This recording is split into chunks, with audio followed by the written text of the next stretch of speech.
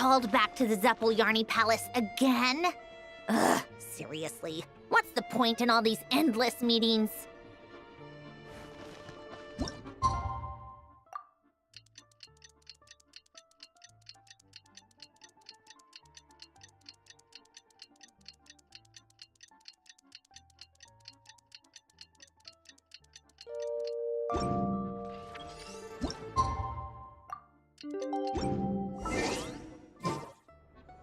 Alosha replied.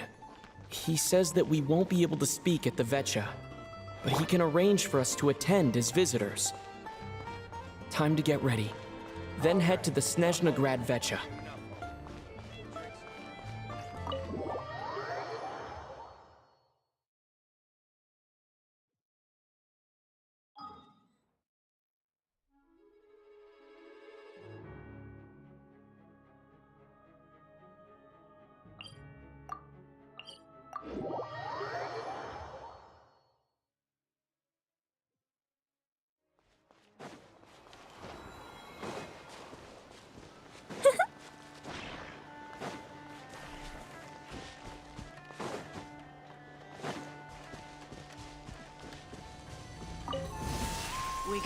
I live within you. The pinnacle of excellence! By royal decree! How tiresome.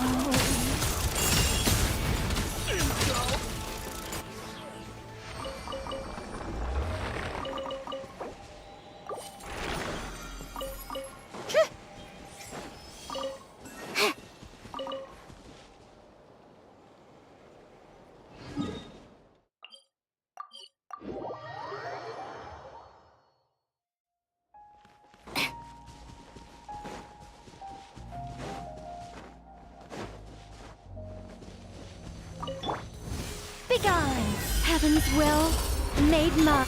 A dash of frost! Oz, Ruby, come on, keep up. Jam. How tiresome.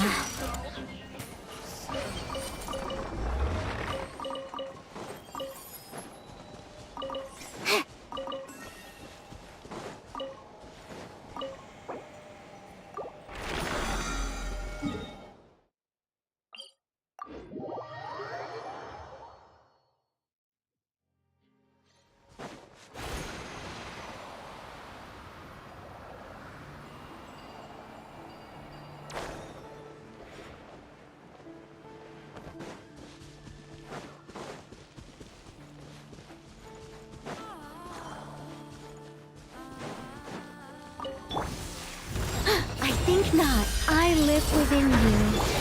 Off to the freezer! Goose on the loose! By royal decree! Take a break.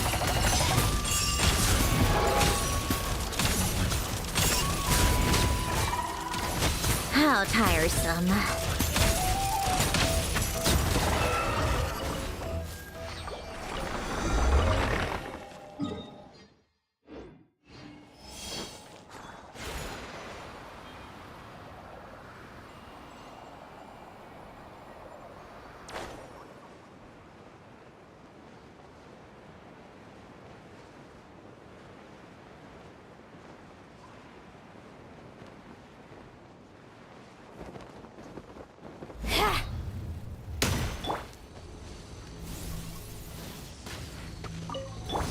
Such defiance. A dash of frost! Oz, reveal thyself! Take a break.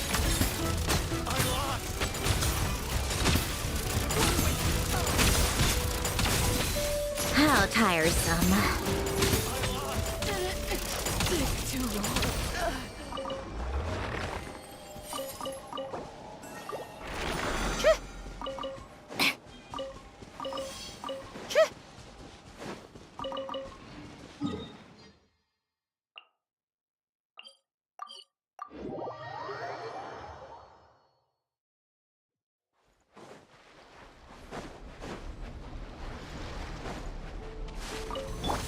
I think not. Our little secret.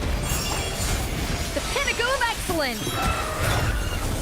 Midnight pin! Take a break.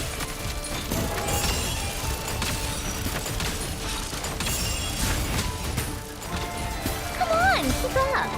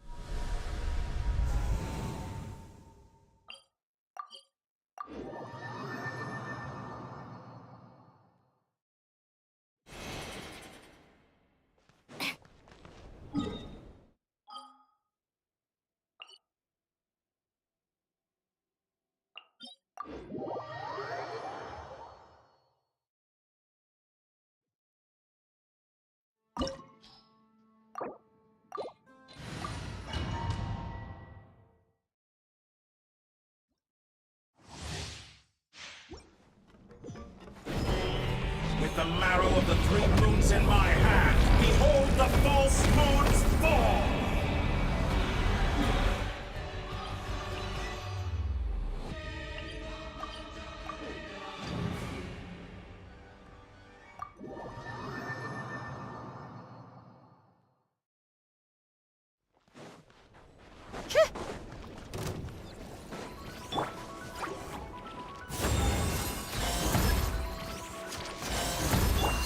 Off to the freezer! Goose on the loose!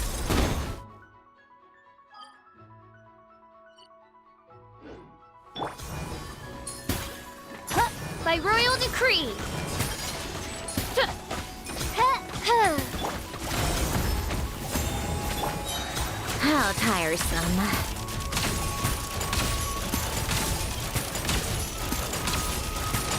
Let's test my hypothesis. I live within you. Adaptive frosting! The pinnacle of excellence! Begone! Odds, reveal thyself! Take a break.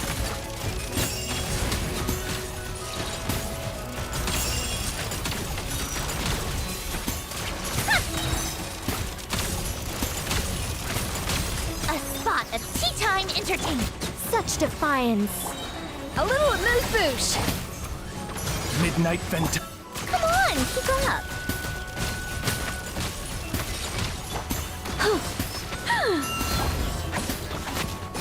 Yeah! Ha! Yeah! Ja! Ra! Ha! I think not. Goose on the loose! Our little secret. Wings of dark! How tiresome.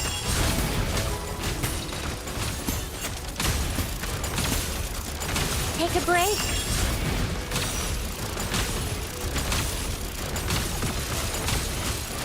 Let's test my hypothesis. A dash of frosting! By royal decree! Come on, keep up.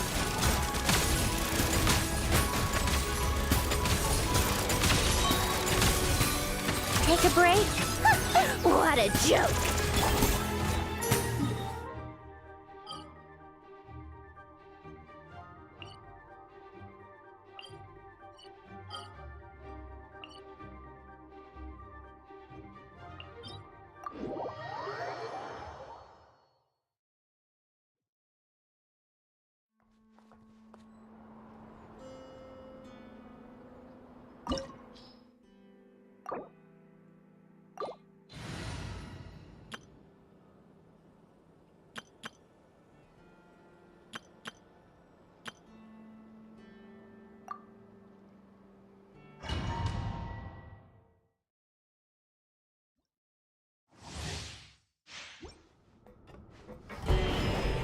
With the marrow of the 3 moons in my hand, behold the false moon's How fall! dare you!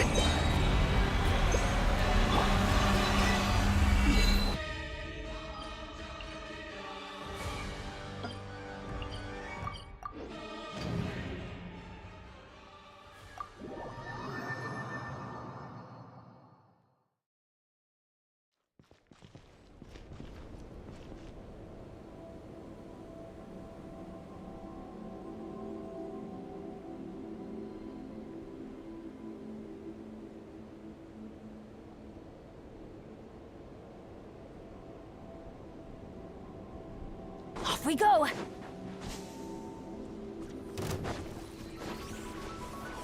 Let's light it up!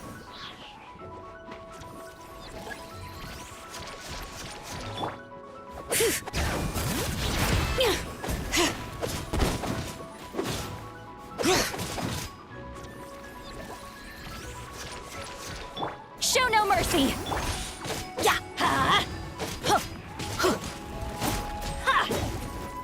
Ha! Let's light it up!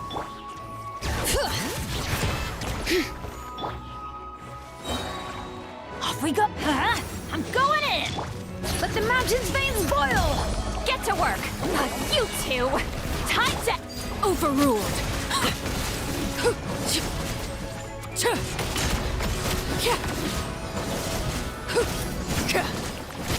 This is where you fall. Let's light it up! Show no mercy! Watch out!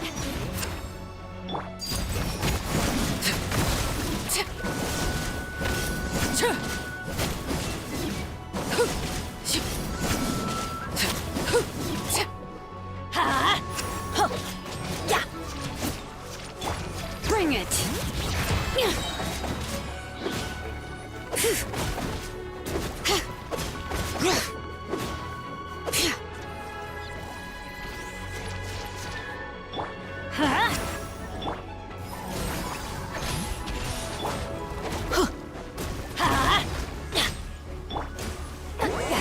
Suffer the wrath of Eastling! Teamwork is dreamwork!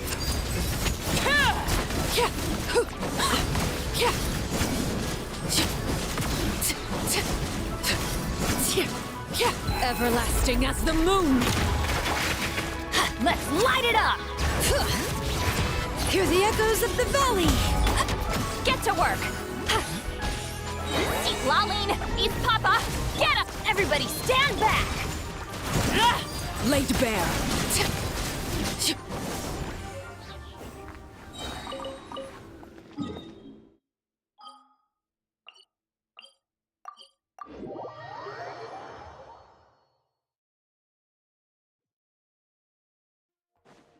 Add as...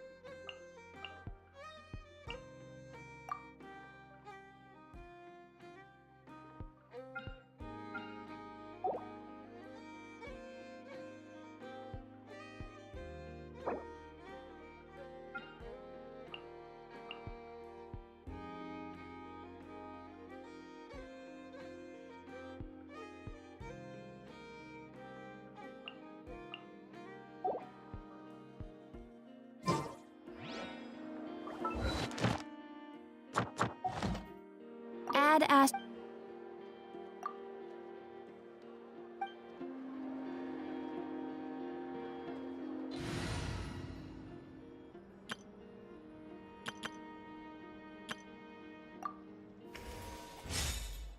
Welcome to the... Thank you for Welcome to the...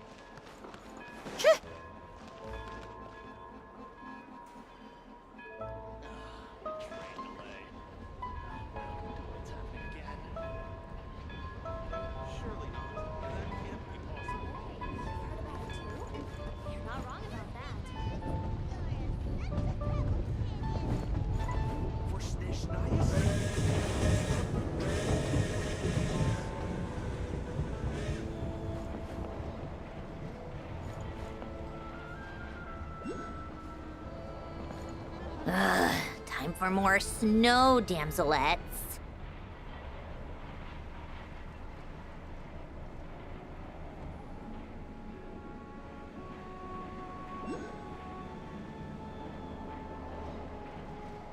I like music. In fact, I've taught myself to play many different instruments. You don't believe me? Find me a piano, and I'll show you a thing or two.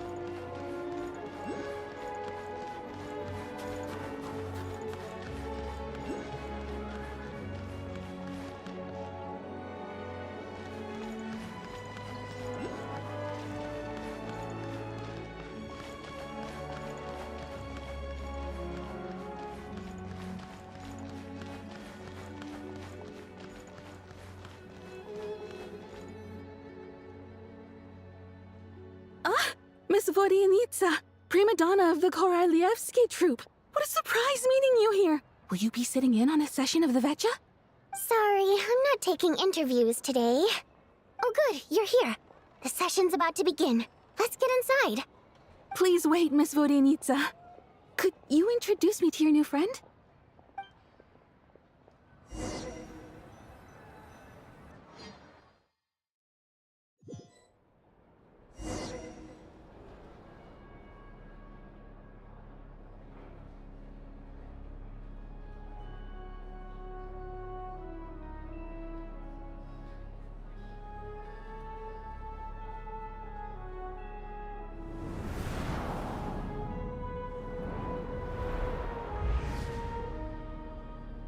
In summary, the energy management commitments made for the outgoing period have been delivered upon. Furthermore, both the production and consumption of Kresnik Crystal show clear signs of stabilizing. The relevant agencies have assessed the present circumstances and determined that the status quo can be sustained until the next period. For detailed statistics, I would refer you to the industry reports that have been distributed to all persons present. It should also be noted that while the recent blizzards have led to a significant increase in people's energy expenses, this is strictly a short-term phenomenon associated with a remotely located monster. Her Majesty the Tsaritsa is giving her full attention to this matter. We should have every confidence that it will be dealt with swiftly and conclusively. A financial report on disaster relief is also present in this report, courtesy of Pantalone. They cover the same old ground every single time. The rooster never seems to mind, but everyone else is getting tired of it. There's a general lack of trust. People aren't seeing any tangible benefits that affect them directly. Of course, none of that will be reflected in any of the reports on the table. Yeah, if it weren't for these hard copy documents, I could have at least made something up.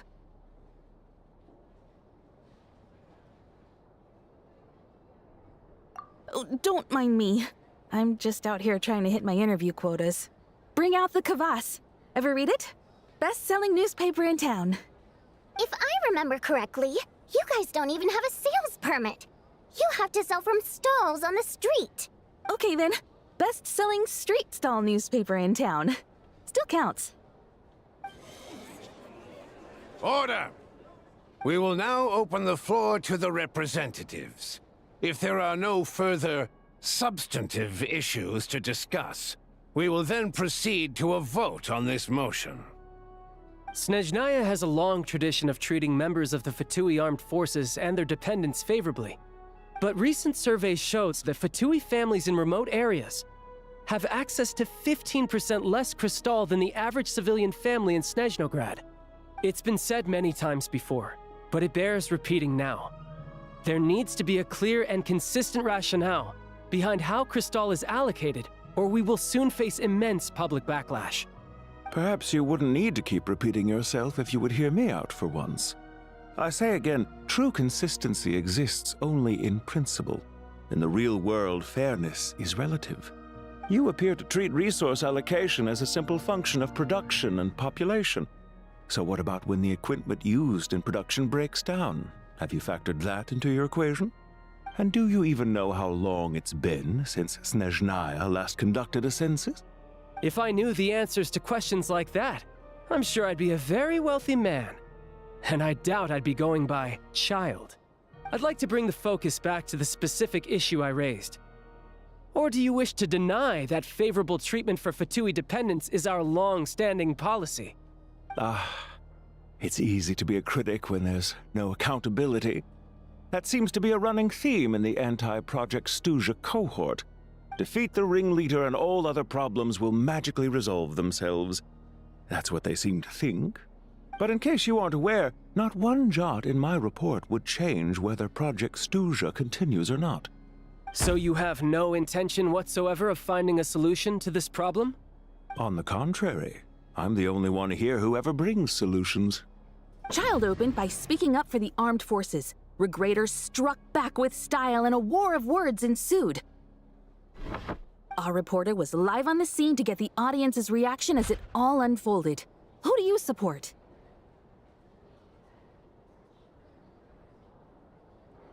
The people have spoken! Child received raucous applause from the crowd as he pushed Regrator onto his back foot with a relentless barrage of questions. It had to be seen to be believed. Now you see why they don't have a sales permit. However this reporter wants to spin things, I haven't forgotten that Tartaglia was representing the Northland Bank when we first met in Liyue. So surely, their relationship can't always have been this strained. You two are getting off topic. Let's focus on what the data is saying. Mr. Pantalone, may I speak on your behalf? Oh, please do. I'm more than happy to save my breath. Crystal distribution policy undergoes modifications with each new period. The ultimate goal being to find the most reasonable method of allocation, which I believe is what Mr. Tartaglia also seeks. But I fear many may have been misled on this topic by extremist activists. To clarify, Project Stuja is not the root cause of the problem. It is merely a framework for resource distribution. The most recent reports all point to Snezhnaya's resilience and adaptability during this period of fine-tuning, and give clear indications that a distribution framework is improving with each iteration. To make drastic adjustments without first considering the risks would likely do more harm than good. It would be a waste of the hard-won experience we've gained to date. Renowned scholar of finance, Arapov spoke up to clarify the fiscal logic, clearly alluding to social organizations like the Rokot in his words. With the notorious Lelex still active to this day, should the Rokot be held responsible? No, there is someone else to blame. She's just rephrasing what Mr. Pantalone said. The Rokot are the critics he accuses of taking no responsibility for their actions. As for Lilik, you won't have heard of him yet. He's currently the most famous member of the Rokot. Well, more like infamous. Ending Project Stuja has become an obsession for him. Unlike the more decent ones among us, he believes that votes in the veche are all that matter. So whether it's threats, coercion, or bribery, he'll use whatever means necessary to get people to change their vote. And since we're already on the subject, what do you think of Lelek's methods? Are you for or against? Despite a handful of detractors among the audience, The people overwhelmingly support Lelik.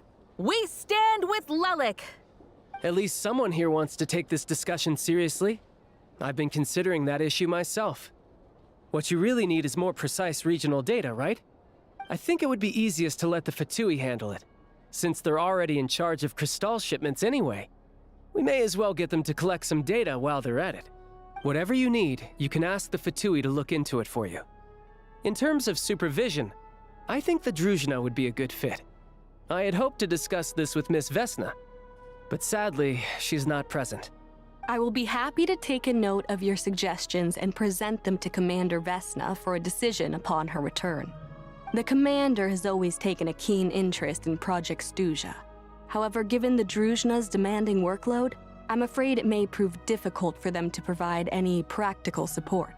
Let us refrain from jumping to conclusions until a concrete and actionable plan is in place. My apologies, Lord Rooster. There are numerous issues to address here, including manpower, time sensitivity, and reporting lines. Nevertheless, I support drafting a proposal. Follow the usual procedure, and it can be raised as a new motion for all parties to evaluate at the appropriate time. In that case, I'd like to share one thought before the proposal is drafted. The issue of time sensitivity was raised just now, which I presume relates to the official reports. In fact, the Energy Commission already collects regular statistics on each urban center and its surrounding area. Would these be of any use? That's a good idea. I read every issue of Sviet-Lolaidovka's report, and although my focus is mostly on the section about equipment operation, the energy consumption statistics also yield a lot of insights. Be that as it may, does no one see an issue with using local data to determine Crystal quotas? In the long term, it seems like a very risky solution. Not if they are used purely for reference. So long as we have the report from the Northland Bank's headquarters to corroborate it, no one will be able to fool me. Very well then. It appears that this arrangement is acceptable to all parties. Yeah, sounds good to me. The members reached a provisional consensus on the issue of improving treatment for Fatui soldiers.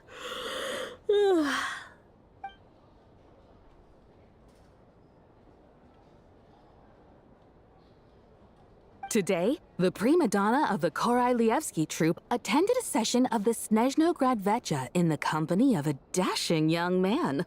The question on all our minds is, what is the true nature of their relationship? Write anything like that again, and I'm revoking your permission to interview the troupe. Got it?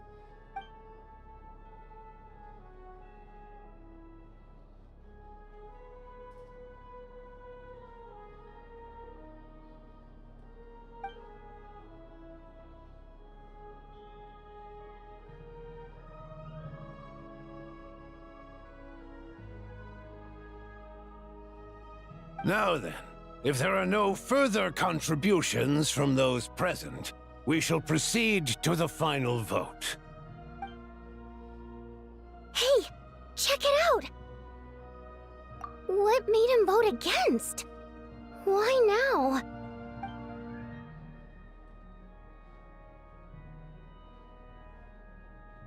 The votes have been tallied. Those in favor of continuing Project Stuzha total 61%, securing a clear majority. That was too close. The margin has shrunk yet again. Chuganov was a huge loss. I'll bet Lelik is behind this. I wonder how Pulcinella will respond this time. Chuganov. I see. Lelik strikes again. Yes, go, Lelik. Once Project Stuzha is defeated, our unwavering support at Bring Out the Kvass will finally pay off when we make our comeback. I can taste our victory already! In accordance with the result of this vote, Project Stuzha will remain in effect until the next veche period. Finally, may I remind us all, we debate only for the greater glory and solidarity of our nation. May the aurora shine ever on, and the tundra always stand firm. The session is concluded.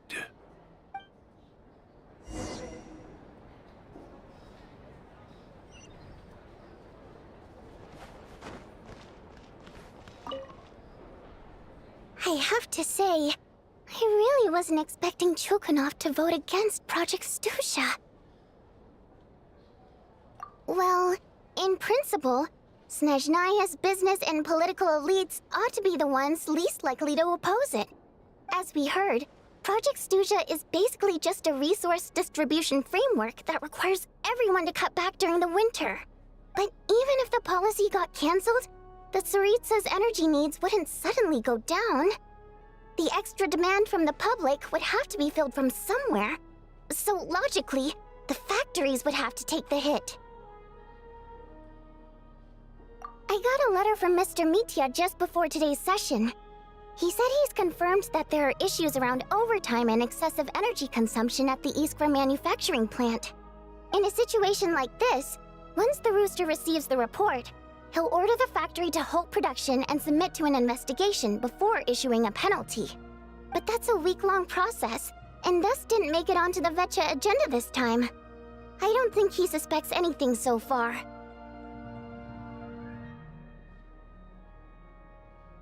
Exactly.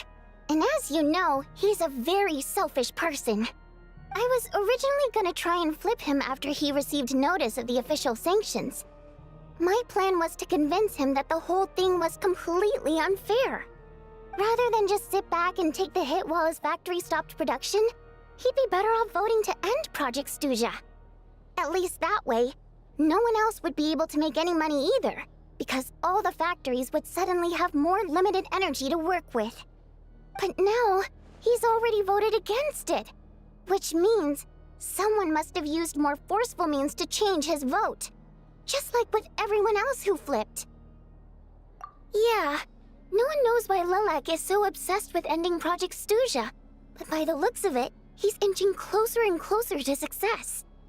Lilac must have strong motivations, given how he'll stop at nothing to achieve his goal. Maybe he knows the full truth of Project Stusha. Maybe my next step should be to focus on him. All right. What are your plans for the rest of the day? Shall we head out? Hey, comrade. I noticed you were here during the debate. I didn't take you for a political enthusiast. Greetings, Harbingers. I just happened to have some free time today, and my new friend here thought it might be fun to check out the veche. Ah, Odette must have introduced you. Looks like you two are getting along pretty well. I'll leave you to catch up. I should head back to the troop. Sure. Break a leg and all that.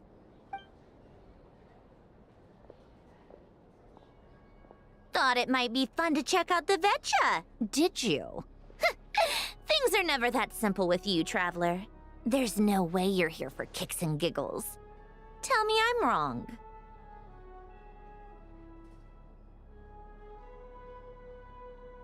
Oh, yeah. To some, he's a captivating enigma. To others, he's the bane of their existence. No one ever thought that some anonymous nobody from the Rokot could cause such a stir. Huh? You want to look into Lelik? Then I'm sure his days of anonymity are numbered.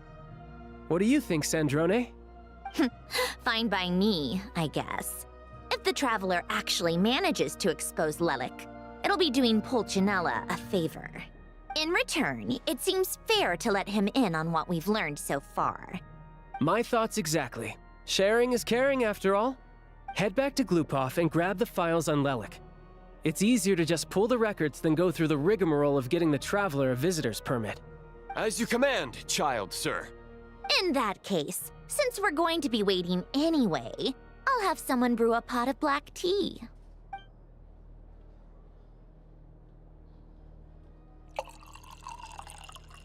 One common thread among the many incidents Lelik has been involved in is that the victims are all too scared to share any real information about him. Clearly, he must have threatened them in some way. His modus operandi is to silently infiltrate the scene and leave a threatening letter behind. But neither the letters nor the crime scenes ever yield any clues to his identity. So all these files have to offer are short statements by the people affected. They don't give us a lot to go on. If nothing else, it shows we're dealing with a trained professional who's versed in counter-surveillance. Yes, and to that point, he often strikes in highly secure locations. The victims are high-ranking and influential people who take their personal security very seriously. Somehow, Lelik slips right into their rooms without making a sound. There's never any eyewitnesses, nor the slightest trace of a break-in. If he can get in and out undetected, it means he can strike without warning. Not that that's ever happened so far, but the thought is enough to scare these people sleepless. It's hard to believe that a human being could pull this off flawlessly every time, so they switched the focus of the investigation to Faye. Unfortunately, no one's found anything yet. Careful, don't underestimate me. Although truth be told, I'd probably find it hard not to blow my cover. Direct confrontation is more my style. We haven't ruled out the possibility of Lelik being human. It's just, there can only be a handful of people in all of Teyvat who'd fit the profile. Faye, on the other hand, plenty would have the ability, but few would have the motive. No, not as strong as me. You'll never find the culprit with criteria like that. Let's go with a little weaker than me.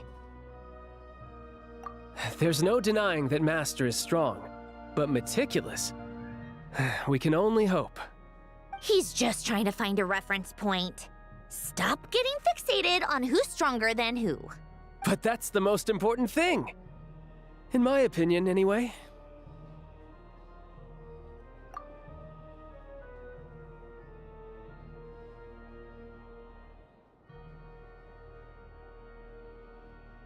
Odette? Yeah, that seems about right. Her skills are solid, and she's always calm under pressure. Except she's Fatui, so the likelihood of her working against us is pretty low. But yeah, much more accurate than your previous example at least. No, wait a moment. Maybe we should interrogate that assumption. What do you mean? Which assumption? Her Fatui identity doesn't necessarily exonerate her.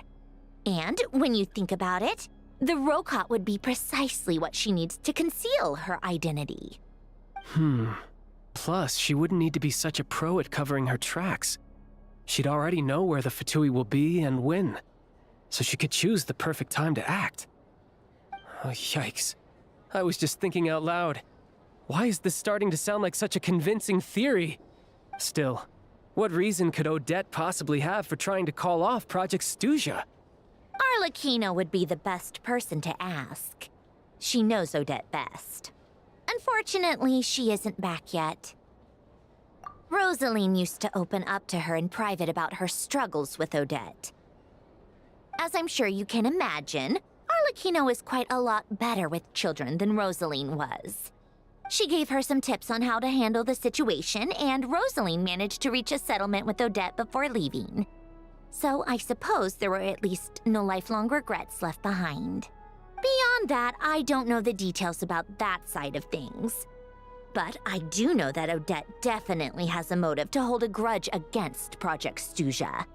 The reason being, her father passed away during the early stages of the project.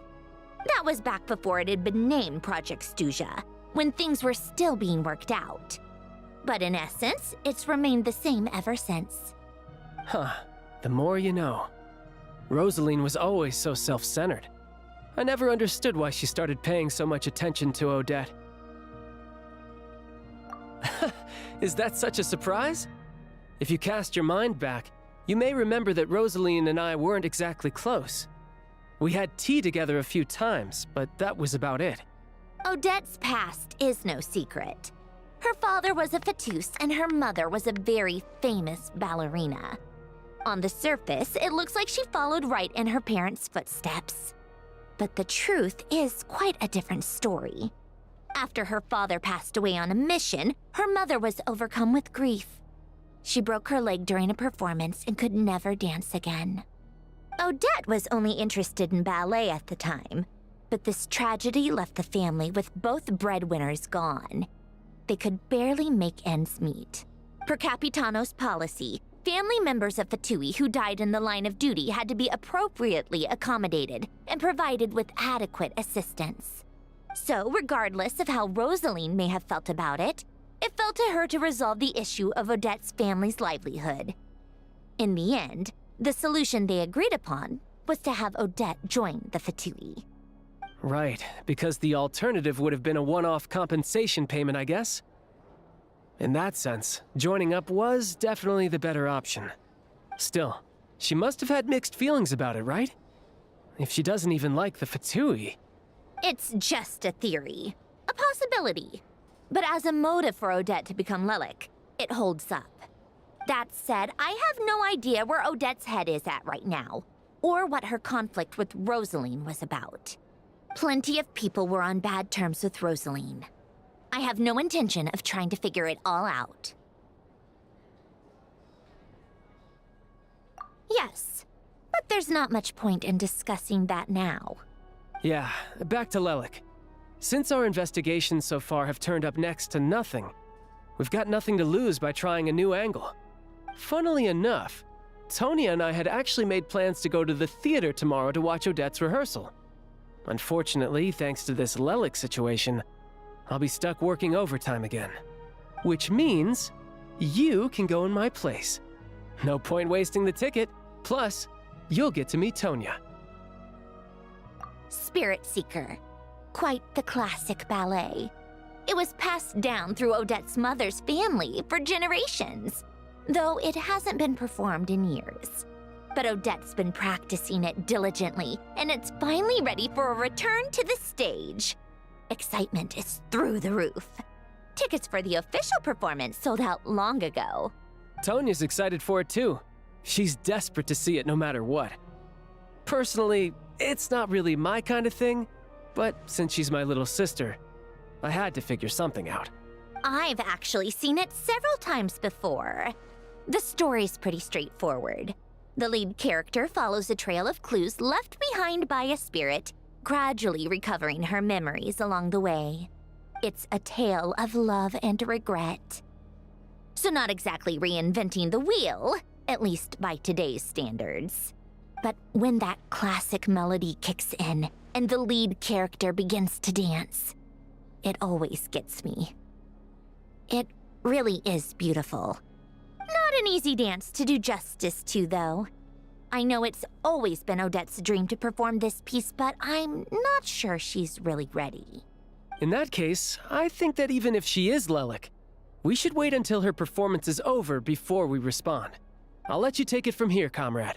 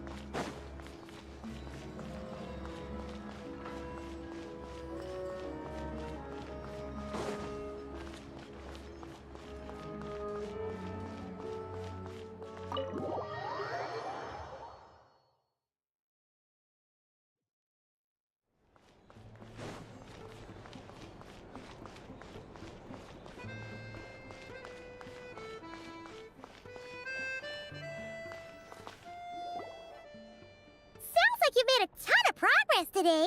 It's good that everything's going so smoothly.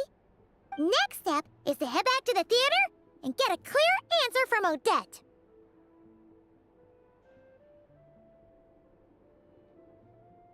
Either way, Paimon doesn't get the sense that she's a bad person.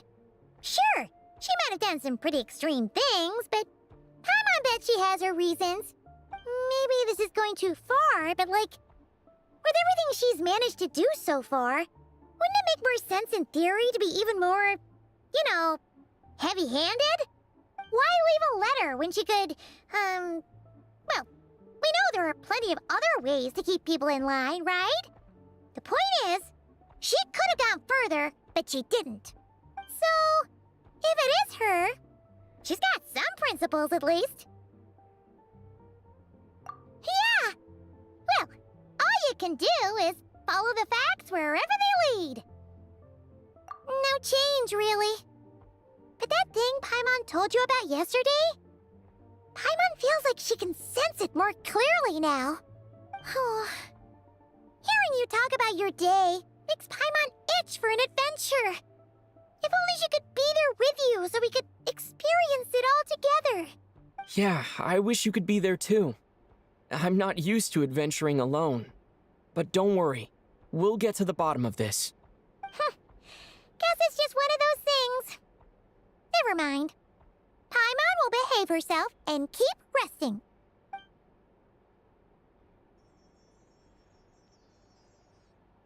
If Odette is Lelik, she may well have inside information on Project Stuja. Her father was involved with the project's early implementation and tragically died in the process. Now, she's dedicated herself to bringing it to an end. It's hard to imagine she could have gotten this far without knowing anything at all about the Tsaritsa's true intentions. When she spoke to us as a member of the Fatui, how much did she let on? And how much was she hiding? Only time will tell. Maybe tomorrow, everything will be answered. Hey look! It's snowing! Could be a tough day ahead. Make sure you wrap up warm tomorrow.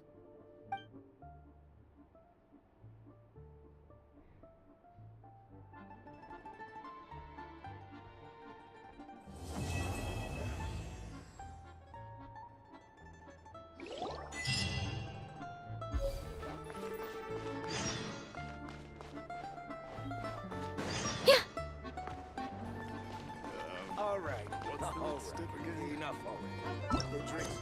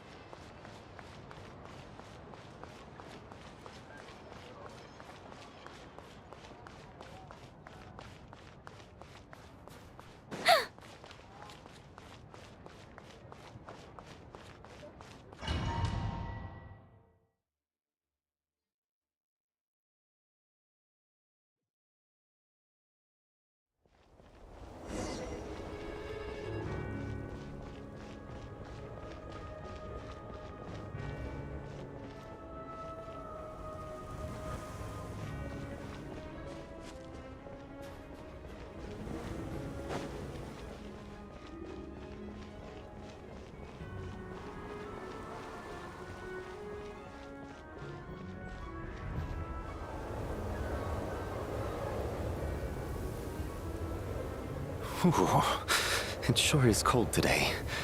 I wonder how much heavier the snow's gonna get. Here to see Odette? I just need to see your tickets for the preview. Perfect. Thank you. I'll hold on to your tickets. Come on in. It's freezing outside.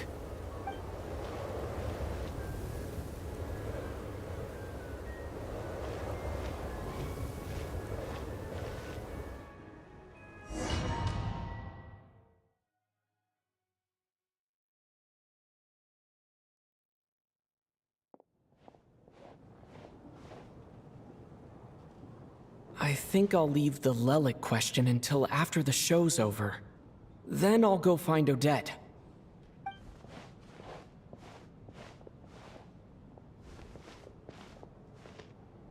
Child said he was originally going to come with Tonya. So I'm guessing Tonya's already here somewhere. Is there anyone here who looks like a Tonya? Let's see. It's a small audience. Makes sense for a preview. But wait, I do see some familiar faces. Mr. Chuganov's back again by the looks of it. Oh, and is that Mitya? And that Fatui officer, Valeri. Guess he must be playing cat and mouse with Mitya again. Oh no, it looks like the show's starting and I still haven't found Tonya. Never mind. I'll just have to take a seat for now and see if I can catch her afterwards.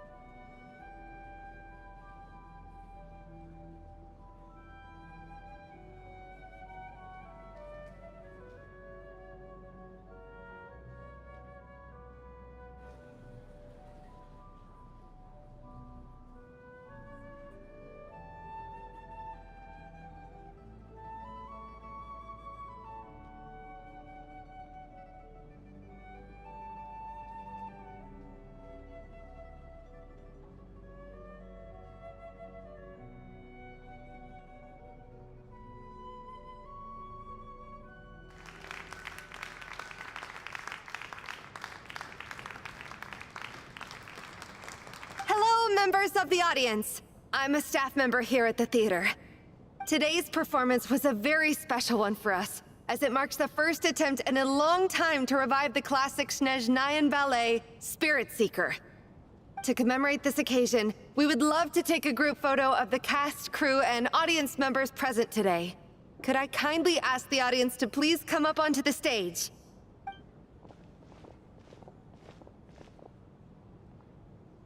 All right, everyone, huddle in a little more. Now, look at the camera. 1, 2, 3.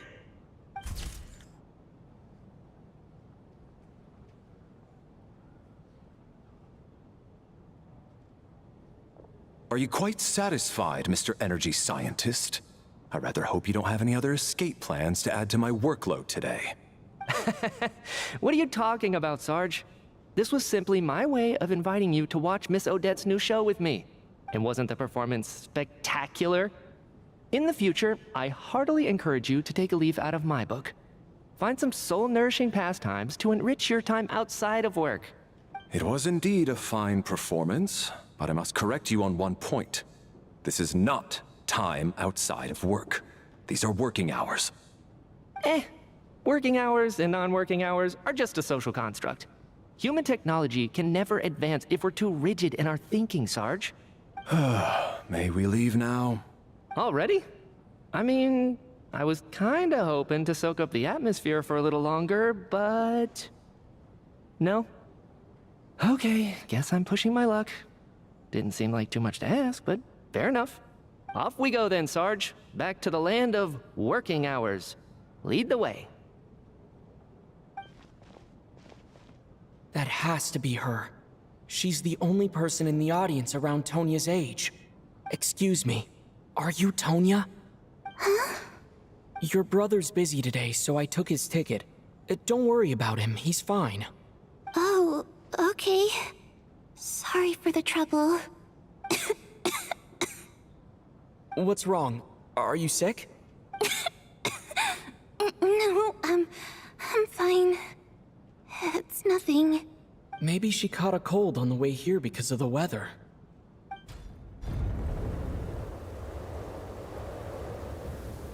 I haven't seen snow like this in a long, long time.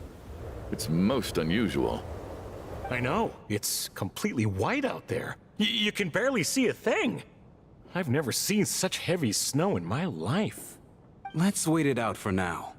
You'd be lucky not to freeze to death in this weather, let alone find your way. Well, look at that.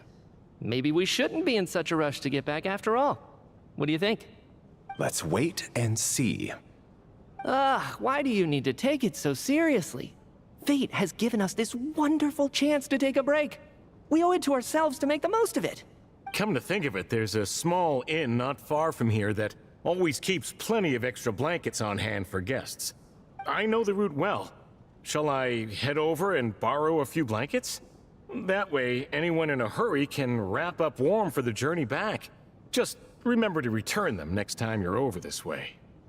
Sir, there's really no need to go to all that trouble. Hey, it's no trouble at all. Wait here, I'll be right back.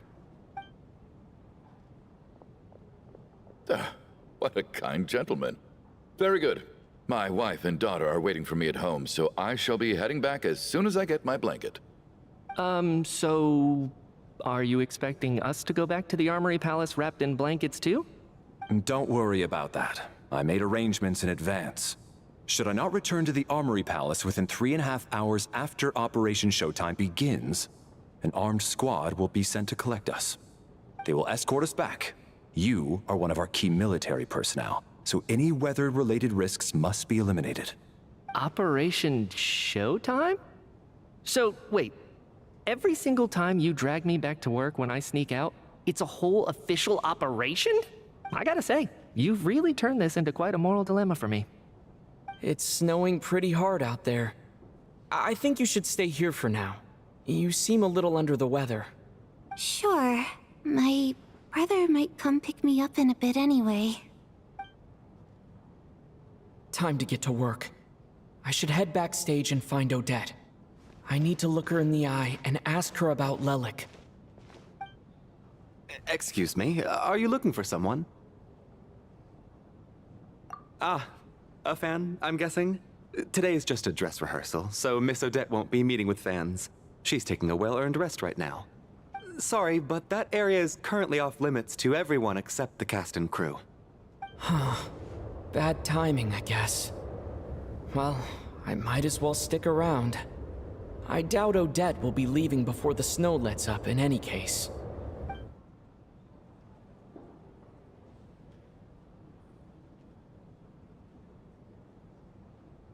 What happened to the gentleman who went to fetch the blankets? How has he still not returned? I was thinking the same thing. It's still snowing very hard. Do you think something might have happened to him? Whatever the reason for his delay, I must say I hate nothing more than people who make empty promises and fail to deliver. Well, I have to treat my employees like that on occasion, but that's different.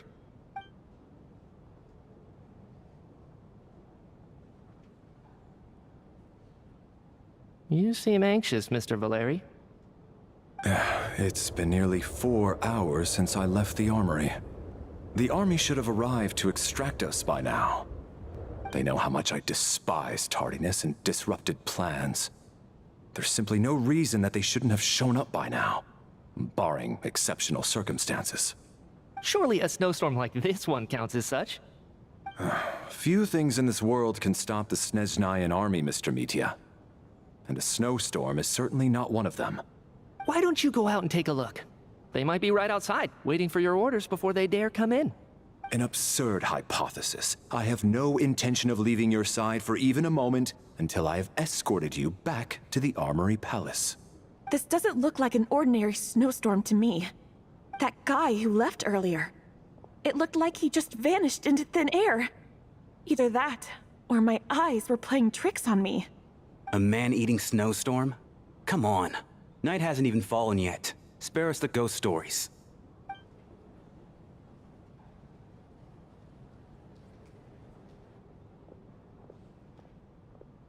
Traveler, didn't know you were coming today. How come you didn't say anything? What is it? Something the matter? Tell me, I can help. Whoa, that's quite a snowstorm out there. I've been working backstage this whole time, so I didn't even notice. No wonder the audience hasn't left yet. Is weather like this rare, even in Snezhnaya? Yeah, snow like this. I'm sure I've seen it out in the wild before, but never in the city. Actually, I take that back. I don't think I've seen snow this bad even in the wild. This is something else. It's not normal. If even Alosha thinks snow like this isn't normal, could it have anything to do with that monster people have been talking about? We can't stay cooped up here forever. Someone needs to go out and take a look. No need. I have plenty of experience with snowstorms. Besides, I work here while you're an audience member. I should be the one to do it.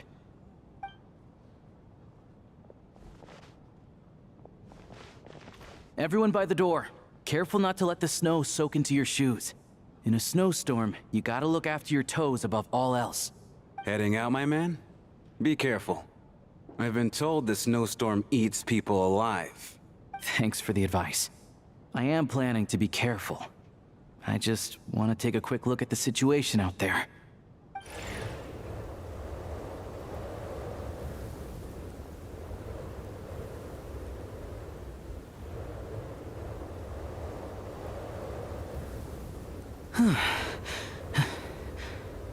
He's back! He's back!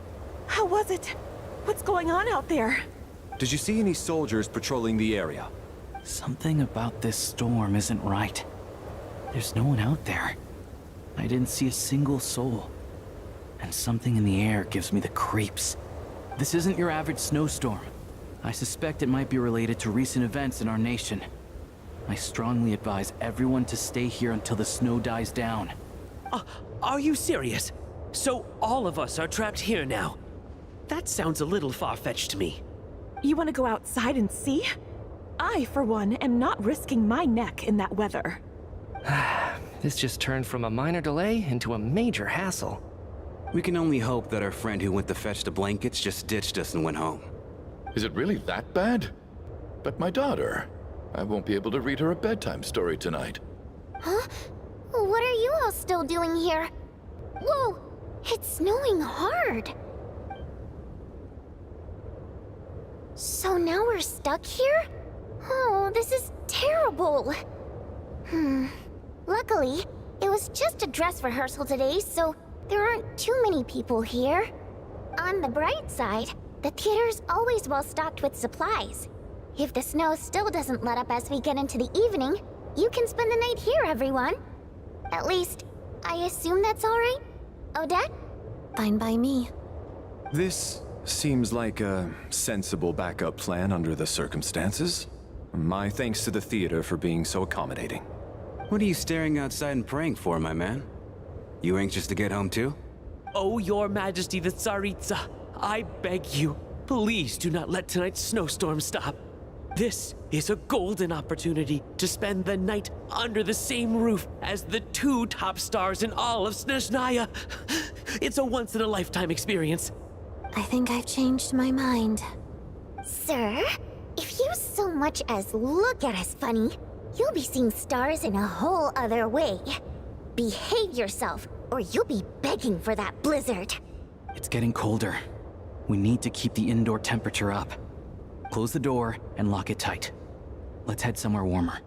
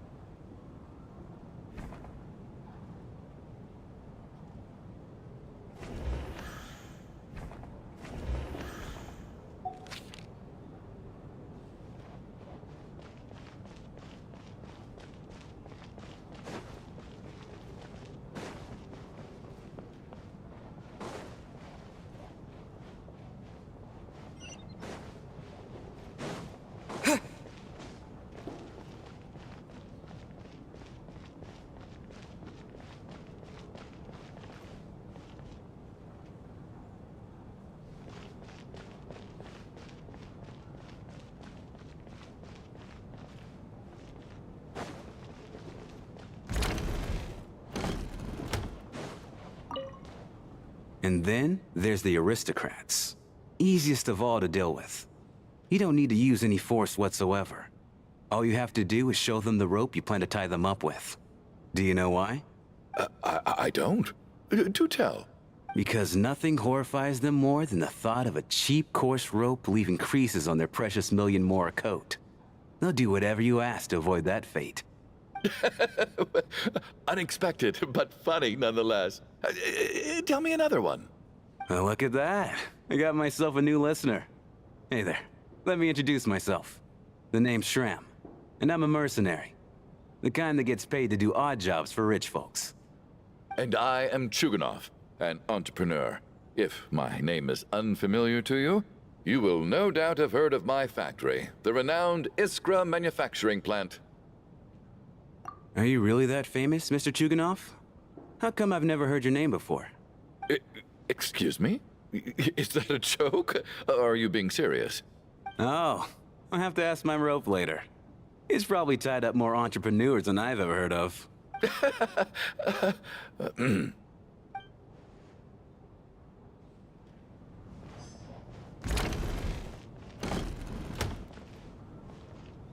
My husband has major trust issues.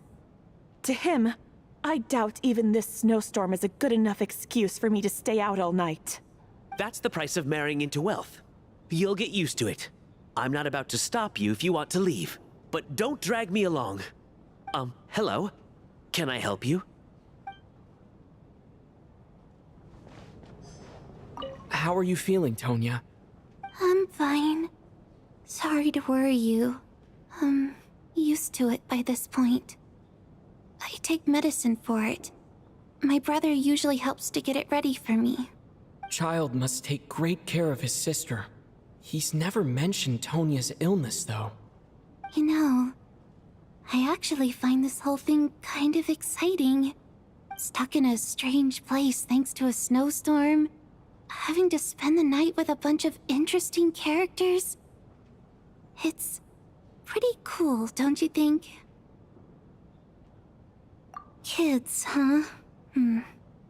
My brother always says I'm not mature enough. Maybe he's right.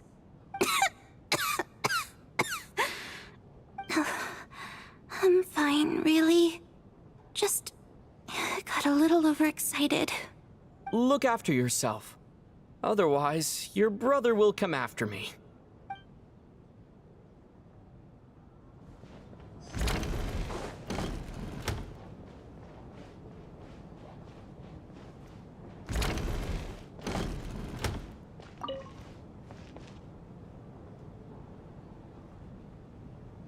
I don't think it's ever been this lively backstage before. I didn't know you were coming today. Hey, have you seen Chuganov? I heard he was coming today. Have you spoken to him at all? I'm with you. This could be just the chance we need. Yeah, I gotta figure out a way to coax some more intel out of him. I want to know why he suddenly changed his stance on Project Stuzha. What exactly happened before the most recent veche vote? For the Rokad, or just out of personal interest? Shh! There are other people around. Don't say the R word.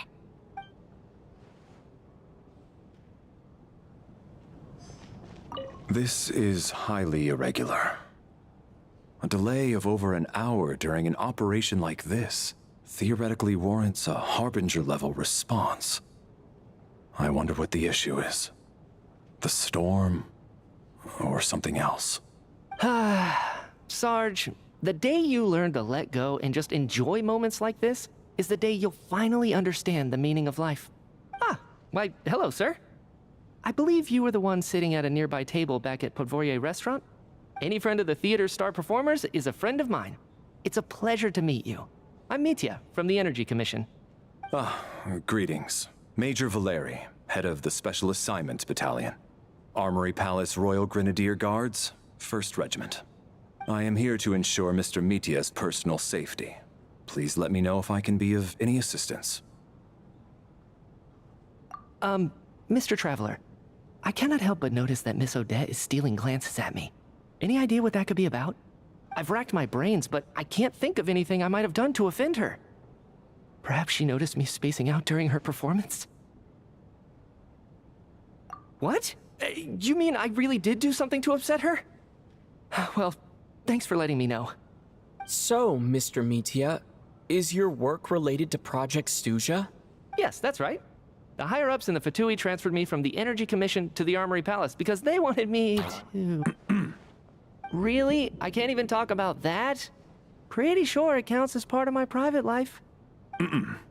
All right, I won't say anything. Sorry, Traveler. As you can see, I'm afraid this pleasant chat will have to end here.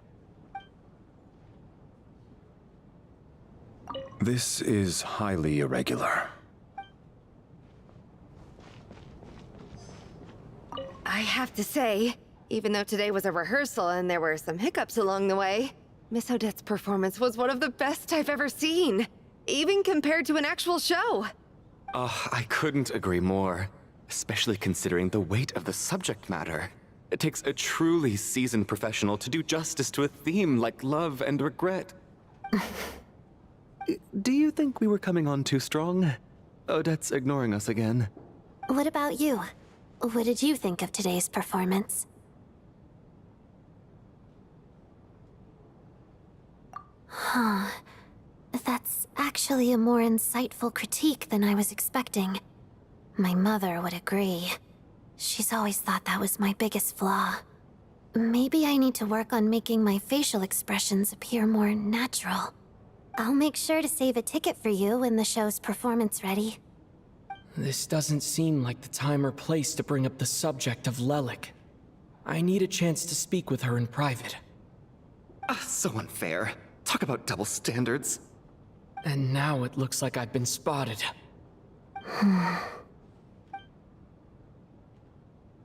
You know Mitya too? No, I don't. I just have a feeling that he might be dangerous.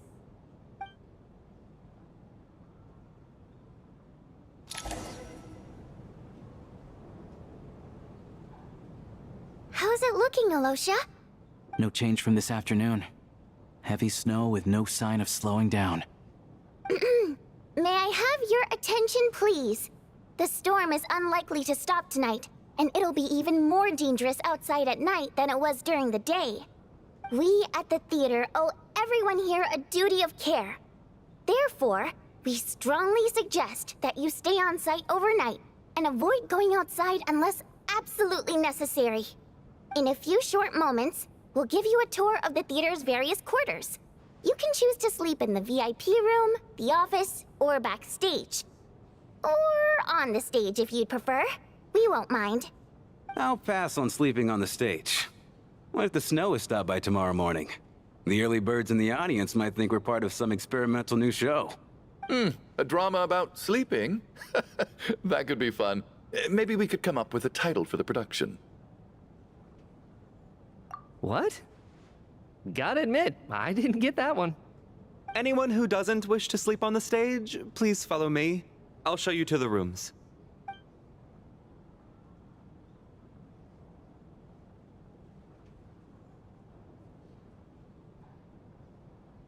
I guess I'll call it a night.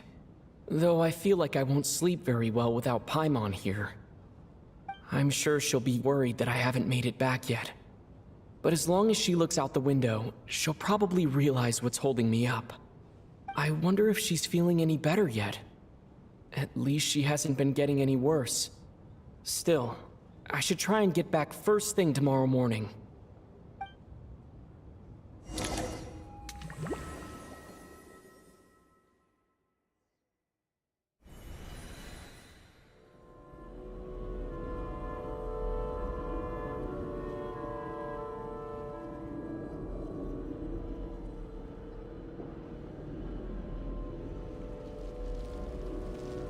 Ah, finally.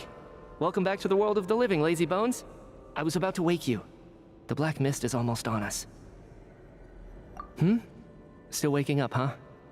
You know, the black mist.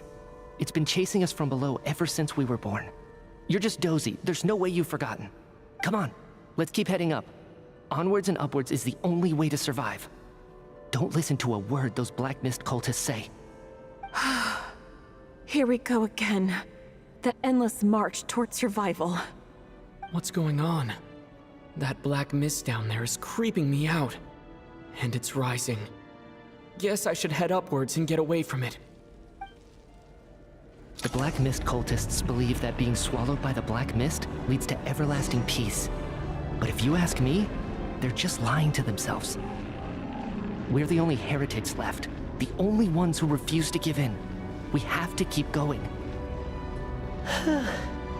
But how do you actually know that they're wrong? Dangerous question there, Torgov.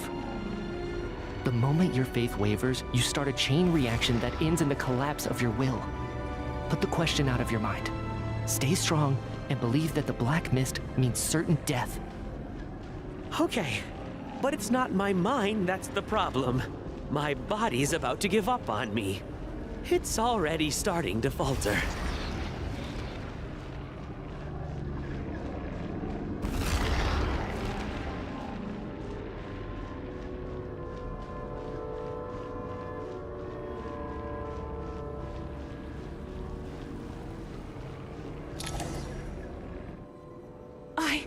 I can't do this anymore. I've had enough of being forever on the run. What's the point of it all? All this will pass eventually, I promise. Keep fighting. It will be worth it. You accuse the Black Mist cultists of being liars. But you're lying too. There is no end to this path. It keeps going up forever. There was never any hope to begin with. The cult of the Black Mist has poisoned your mind, Sobolova. Are you thinking of giving up as well? I am. I think I'll take my chances with the Black Mist over this perpetual torture. As much as I detest the Black Mist cultists, I'm just too weary. Then I bid you both farewell. Let me put my personal opinions aside for a moment and say, I hope that you both find peace within the Black Mist. Fate always appears so impossibly complicated. But at moments like this, its raw simplicity is laid bare. Their fate was sealed from the instant they entertained doubt. From then on, the outcome was both inevitable and irreversible. Let's go.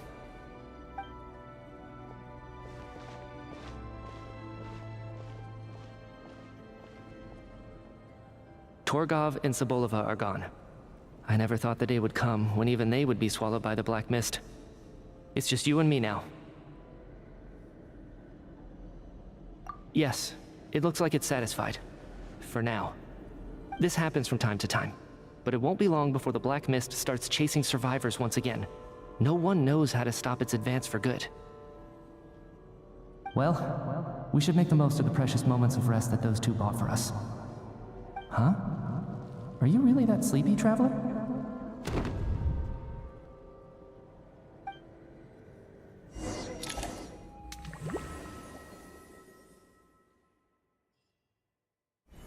Help! Somebody, come quick! What is it, Chuganov? What's wrong? Huh? Is it morning already? What's all the commotion? Sounds like it's coming from next door. I should check and see what's going on.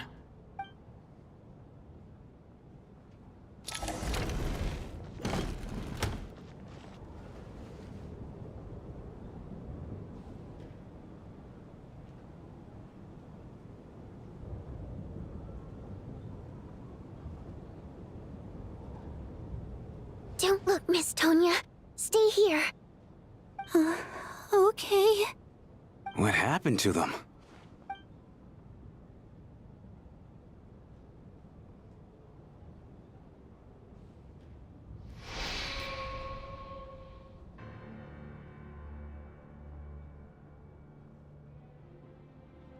These two people have passed away. And the strange thing is that somehow, I knew this was going to happen. I knew that they would be the ones to die.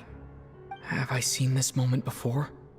Or did I have some kind of premonition? I can't remember what it was. Let me take a look.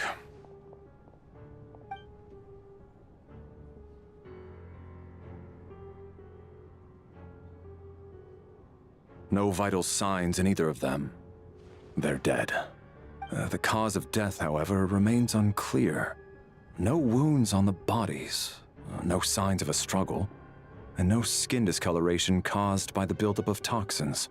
But just last night, they were chatting and joking away. This is so sudden. Could they have had pre-existing medical conditions?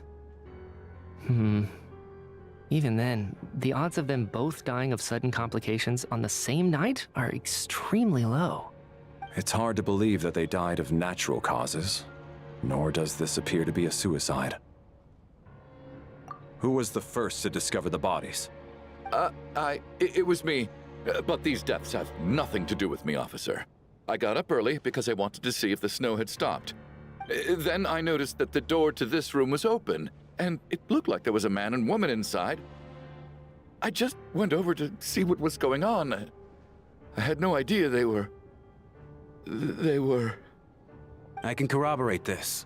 I was doing my morning exercises near the stage. When I saw Mr. Chuganov heading this way, I followed him. I can also confirm that I didn't see a single person approach that room before him. The snowstorm was raging all night, and it's still going now. There's no way someone could have come in from outside, correct? You mean an intruder? No, not possible. I slept by the door last night as a precaution. There's no way I wouldn't have noticed if anyone had tried to open it.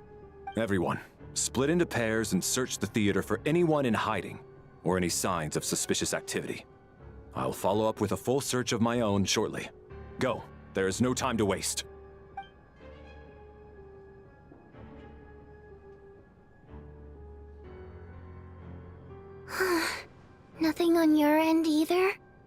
stage is clear. No signs of suspicious activity. We checked the basement. Also clear. I don't think there's anywhere here that a living person could hide. Are we certain that the theater doesn't have a back door? Or any tunnel or passageway wide enough for a person to fit through? No, there's nothing like that. If people were sneaking in through some secret tunnel to avoid buying a ticket, we'd have sealed it off ages ago. I also checked the windows. All of them are locked from the inside, and there's no sign of anyone entering or leaving. It sounds like we can safely rule out the intruder theory. If anyone came in during the night in this weather, there'd be no way for them to avoid leaving footprints or water stains. This can only mean one thing. It's like one of those murder mysteries you see in novels and plays, isn't it? The ones where the killer is one of us. We can't quite jump to that conclusion just yet. Could he be right? It's hard to imagine something like that happening in real life. Set in a theater during a snowstorm, a murder takes place, and the killer is among us. It's such a classic trope that it seems unbelievable. Looking at who the killer targeted, and the clean entry and exit, it all adds up. I know what this is. It's obvious now that I think about it. What is? What have you figured out? Both victims were wealthy, well-known local merchants. And the door was deliberately left open so I would discover the bodies and witness the crime scene first thing in the morning. Such ruthless methods. This was your doing, wasn't it, Lelik? Lelik? You mean Lelik is among us? And he's the killer? Lelik. I know this code name. Member of the Rokot, anti-Project Stuzha. Always works alone. I've read the case files at the Armory Palace. Walk me through your reasoning, Mr. Chuganov. What do you know about Lelik?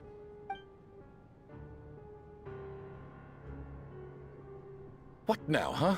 What now, Lelik? What more do you want from me?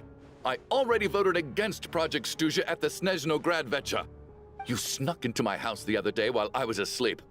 Left a threatening letter. And I did all that you asked.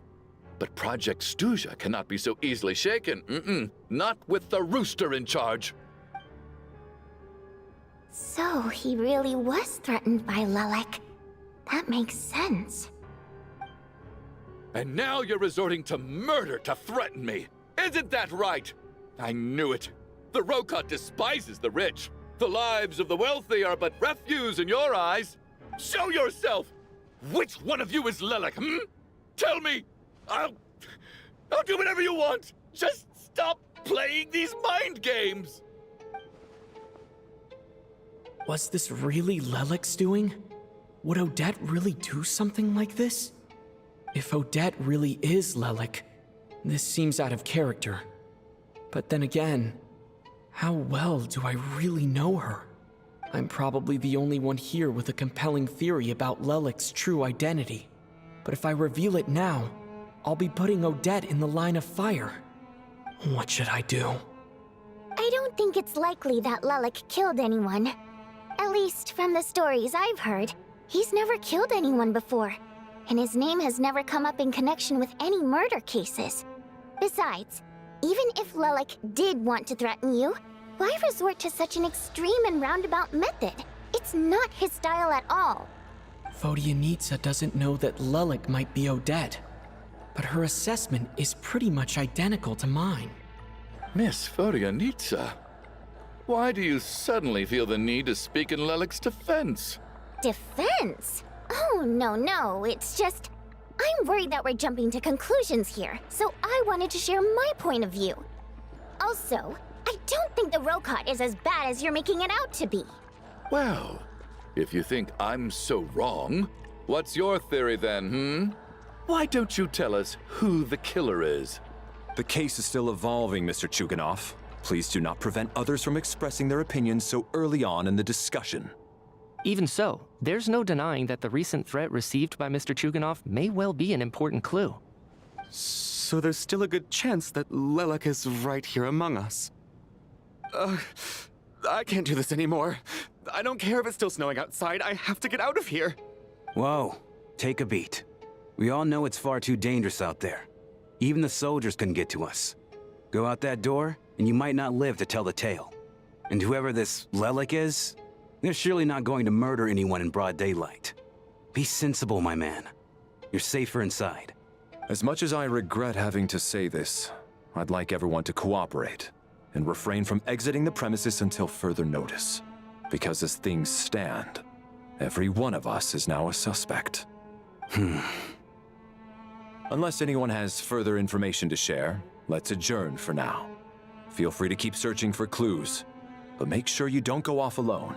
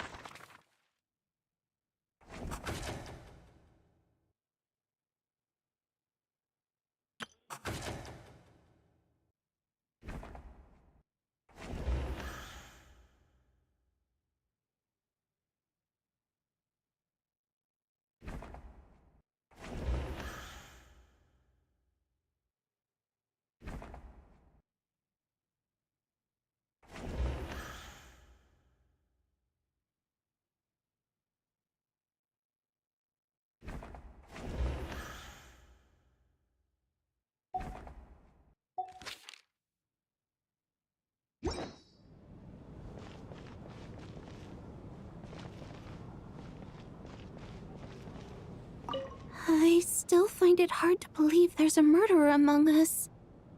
Just last night, I imagined we were like classmates out on a hiking trip. There's no guarantee that you can trust your classmates, especially not when you're locked up together. Why did they do this? Was it for money? Even then, they could have just kidnapped the people. They didn't have to die.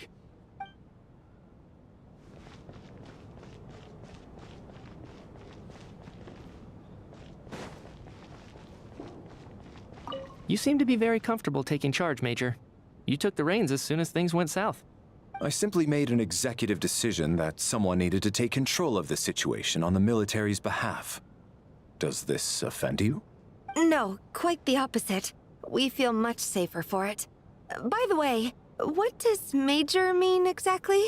Is it a pretty high rank?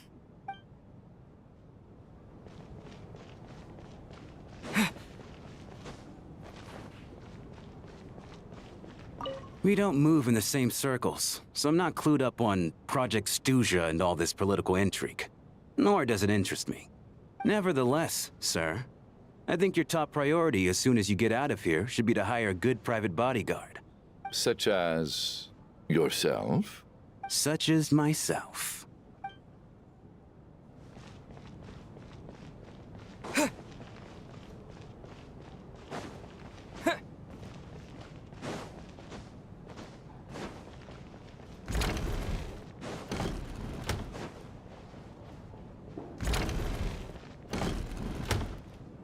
You're right, that was my bad. It was a knee-jerk reaction. I didn't think it through.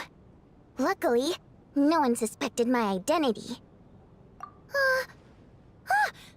Oh, phew. It's just you. I thought someone was eavesdropping.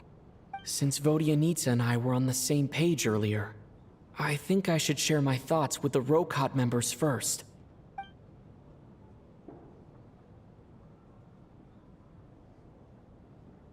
Whoa. Are you serious? I don't know if this counts as gossip, but it's definitely on track to be the juiciest this whole year. Odette? Really? Odette?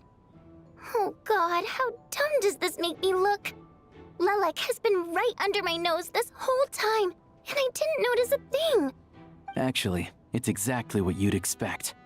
Sometimes, hiding in plain sight is the best strategy. And now that you mention it, the more I think about it, the more sense it seems to make. It all adds up. What are we up to now? 1, 2, 3, 4... Odette's identities. She's my coworker, specifically a ballerina, and also a Fatus, a member of the Rokot. Now, Lelek. must be so exhausting. I just want to give her a hug.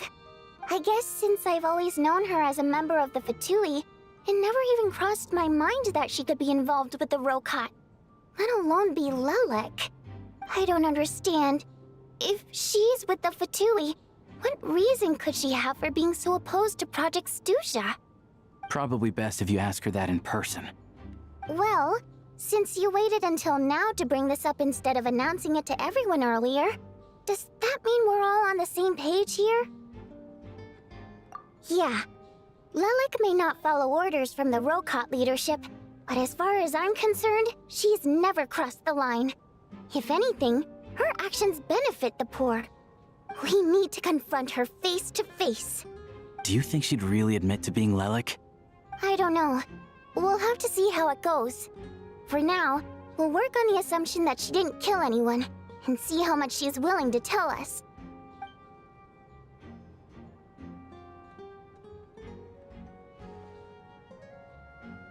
Now's her chance. Odette's alone. Let's go. Hey, Odette. What is it, you guys? Shh. Keep your voice down. We need to talk. So, you're Lelek, aren't you? Alright, fine.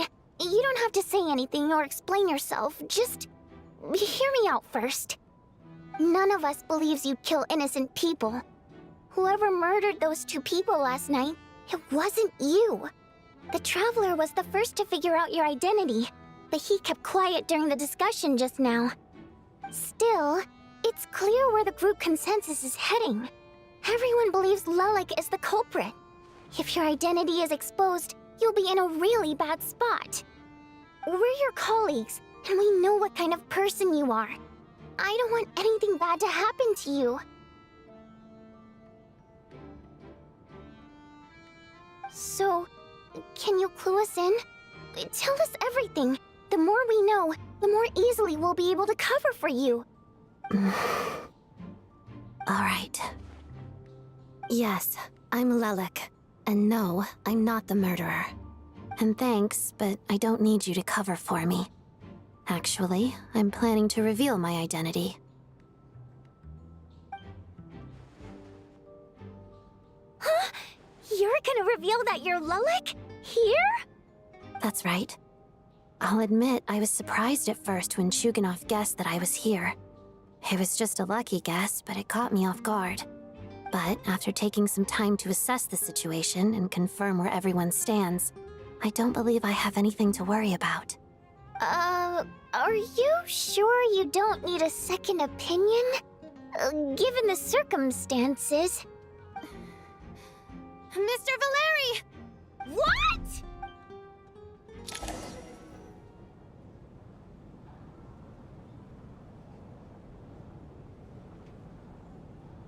So... Odette is Lelek? I don't know what game you're playing, but you've got a lot of nerve. It's just one identity. So what if it's exposed? I can disappear and adopt a new identity anytime I please. I made my peace with this when I chose to become Lelek. But more importantly, I promise I am not the murderer, which means that someone else is. So, if anyone still insists that I did this, you'd best produce the evidence now. Otherwise, I suggest that you bite your tongue. Because if you really believe I killed 2 people without making a sound or leaving a trace, pointing fingers at me would surely only make you my next target. Is this really the truth, Miss Odette? That's confidence, all right. I believe you. A real no-nonsense attitude. I can see why Marionette said that she's on track to inherit the title of the Fair Lady. Are you seriously buying this? Hey, officer! She just admitted to being Lelek. Aren't you going to do something about this? I do have one question, Miss Odette. Why have you chosen this moment to come forward and reveal your identity? If I didn't say anything, everyone would be focusing all their efforts on finding Lelek. And that is exactly what the real culprit wants. I don't want to be the scapegoat who lets the murderer get away with this crime. Despite all the accusations, she made the smart choice. A remarkable display of rational thinking under pressure.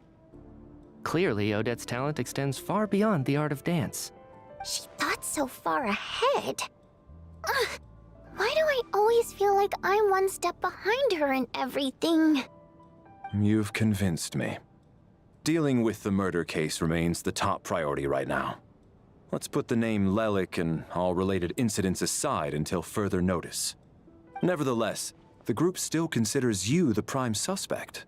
I assume you have no quarrel with that, Miss Odette? I understand. You're welcome to keep an eye on me around the clock. I have no objections. Mr. Chuganov? For my wife and daughter's sake, I'll let you off the hook for now. But don't think you're forgiven for breaking into my house and threatening me. Just wait till we get out of here, Lelik. We'll settle the score then.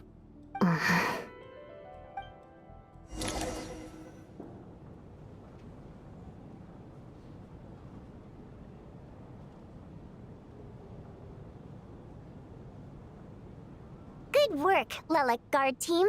And Lelik too. Here, have some hot water.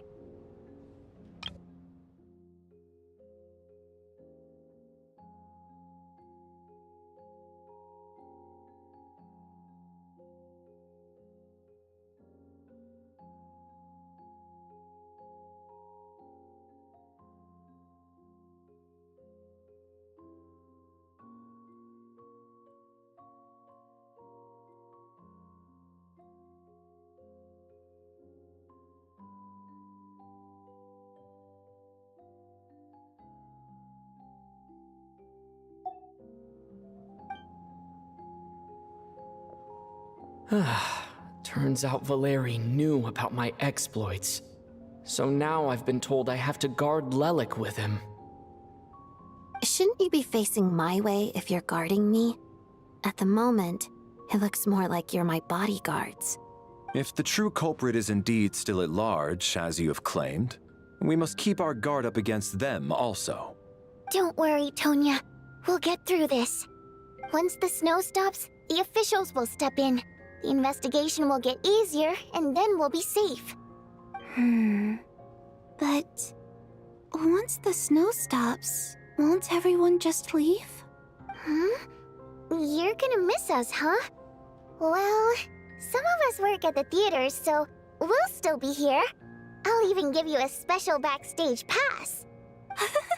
Really, Miss Vodyanitsa? That's awesome! You've made a fan for life. Aw, you're so cute, Tonya. All right, let's swear to it. I promise to give you the pass, and you promise to never change your mind about being my fan. Promise. Don't indulge her, Tonya. You don't have to swear an oath over things like that. You really do get carried away sometimes, don't you, Miss Vodyanitsa? Hey, mind your own business.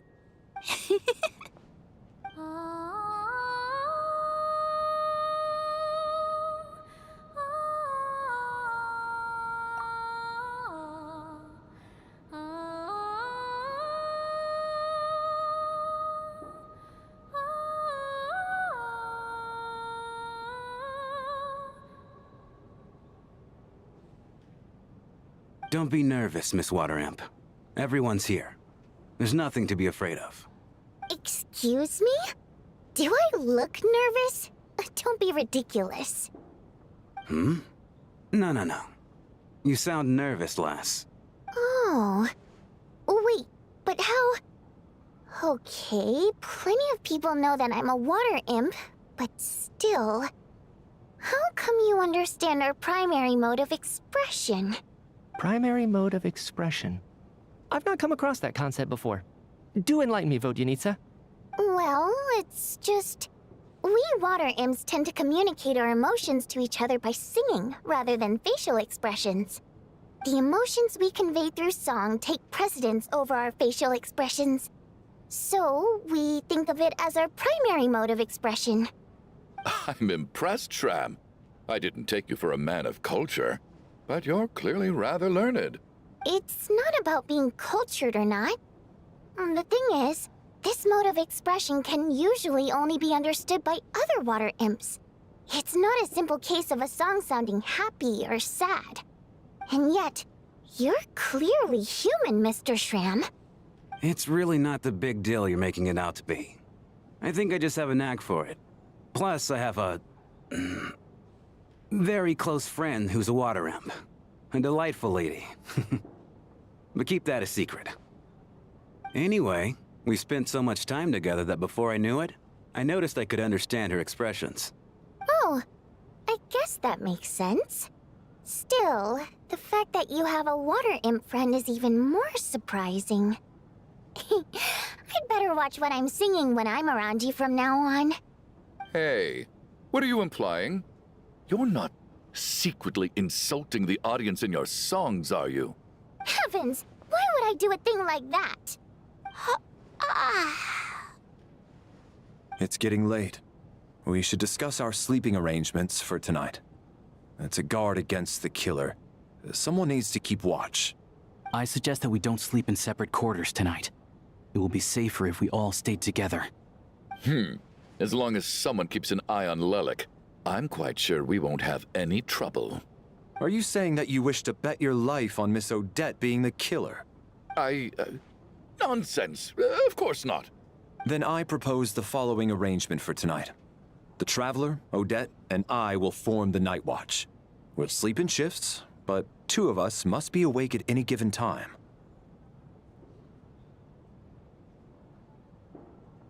An excellent idea. This allows us to handle the Night Watch while also keeping an eye on Lelik. Meanwhile, the rule of taking shifts in pairs resolves the other issue. Namely that we can't necessarily trust the Traveler or Valeri either.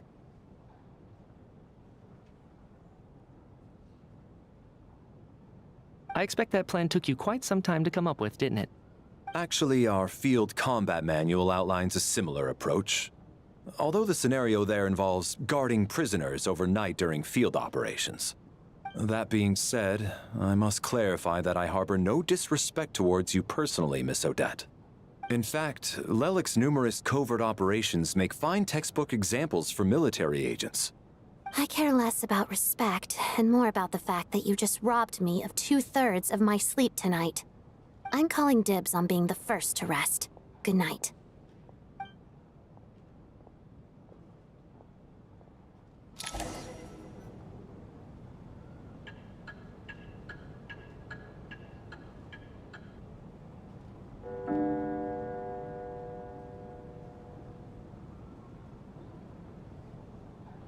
It's almost time.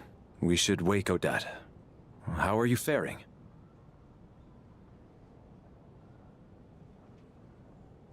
Oh, not going to argue with that. I'll take a quick nap. If you start to feel sleepy, wake me up anytime. It's finally time for Odette and I to share the Night Watch. I should wake her up.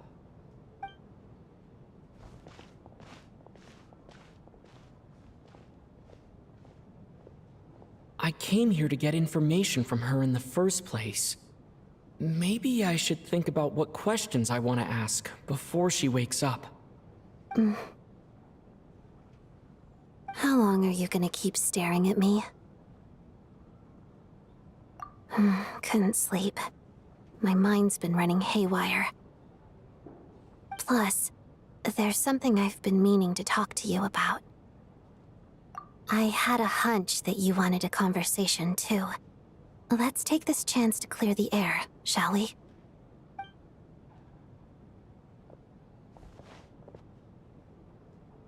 I just had a simple question for you, really. It's, Rosaline. In her final moments, did she have any last words or anything? I see. Well, that was all. I have no other questions. No. She was utterly ruthless in pursuing her goals. That kind of person should be hard to miss. And yet, even though I never approved of her methods, and she was an abrasive person, the fact remains that I am indebted to her. Oh, she told you. I guess that makes sense. I think she and Rosaline were on pretty good terms. Yes, Rosaline wasn't the kind to gossip about this sort of thing. Not that it's any huge secret to me, though. When I was a child, I had to join the Fatui for the sake of my mother and me. I trained under Rosaline. It was extremely grueling, and it didn't exactly come naturally to me. All I could do was try to ignore the biting cold and practice. I was a newcomer who'd managed to make a good first impression on a harbinger. There was pressure to live up to her expectations, to be worthy of the fair lady's reputation. Every day was a struggle against the cold, pain, and fatigue. And most nights, I struggled to fall asleep. After enduring all that, I've become almost immune to the sensation of pain. I suppose that was the cost of survival. Surely, any child who had to experience that would grow to hate her lot in life, don't you think? So, I put an equal amount of effort into my ballet. Because in my young mind, that was the only way to defy my fate. It was my way of telling her, the Fatui's demands and your expectations of me are not what I wish for. One day, I will leave. I think she probably blamed my poor performance and training on my passion for ballet. She knew my heart wasn't in it. One time, when I was secretly practicing a dance at night, she suddenly showed up. I knew she was there to catch me red-handed. I told her, "You don't deserve to watch the dance I learned from my mother." She looked stunned. I guess she was surprised that I lashed out first, before she had the chance. But strangely enough, on that occasion, she wasn't fierce with me like she was during training. Instead, she fell silent for a moment, and then left. After that, she never interfered with my dancing or asked me how it was going. She never came to watch me dance again either. Not even once. She was. But even now, whenever I take out this core Ignis, I can't help but think of that night. Of the look on her face. Sort of. Although gift might be too kind a term. This is her flame sealed within ice. A symbol of her favor, yes, but also her way of keeping an eye on people. She knew the location of every piece of core Ignis. If any recipient started acting suspiciously, she'd be on to them immediately. Trust her to make even a mark of approval feel suffocating. So, when news of Rosaline's death reached Snezhnaya, many people immediately crushed their core Ignis. It gave them a profound sense of relief, like they'd broken free from her shackles. But I kept mine. With my sensitivity to pain being as dull as it is, the warmth from this core Ignis is one of the few things I can still feel clearly. I still wonder, did she really come to stop me that night? I wasn't sure, but I was scared, so I said some really awful things. I guess she didn't leave anything behind. Not that I expected her to. It's fine. It's just a bit of a shame that we couldn't settle our differences before the end.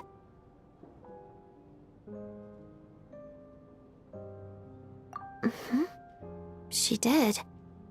Are you sure she was talking about this event?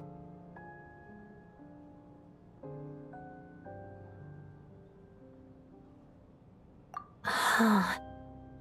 No, she didn't. I didn't even find out that she'd gone to Mondstadt until a while after she'd left. Wait, in that case... Okay, I will. Thanks for letting me know. There's something I'm trying to figure out. I'm beginning to suspect that Paimon's mystery illness is being caused by the energy research behind Project Stuja.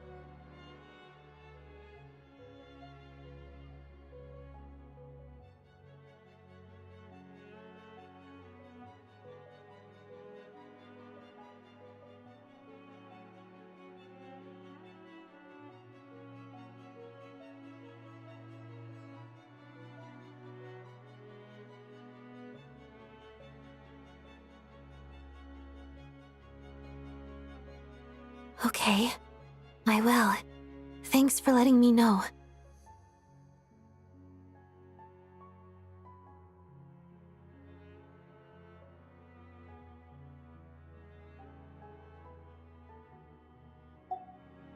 Paimon's very important to me, so I have to get to the bottom of this.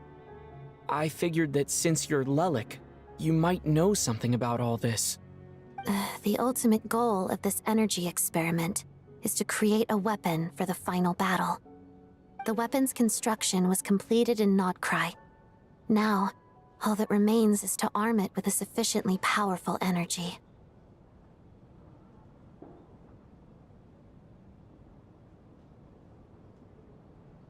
Yes. The weapon's development and all the related experiments are overseen by Lord Piero, the Jester, and the lab is located deep within the Armory Palace. I'm not sure why this experiment would be making Paimon feel unwell, though. The best way to get to the bottom of it would be to go there in person. Once we get out of here, I'll help you apply for an entry permit. And I'm hardly the organization's proudest member, as you know. You answered my question about Rosaline. I want to do you a favor in return. It's that simple.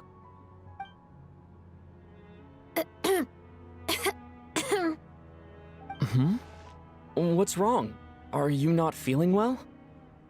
You two seem to be hitting it off.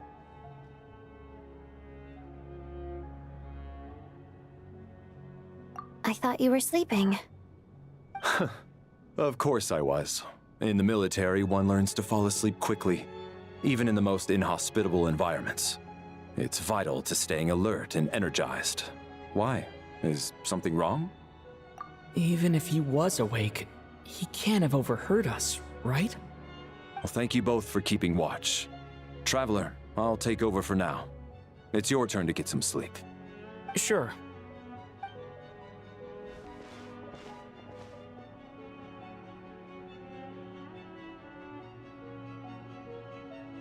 This is our second night here, but at least I've found out a little more about Paimon's condition. I hope she's been sleeping well the past couple of days. Why do I feel like I'm being watched? Seriously? Is this payback for when I stared at her earlier? But I thought she was asleep. Never mind. I'd better try and get some sleep myself.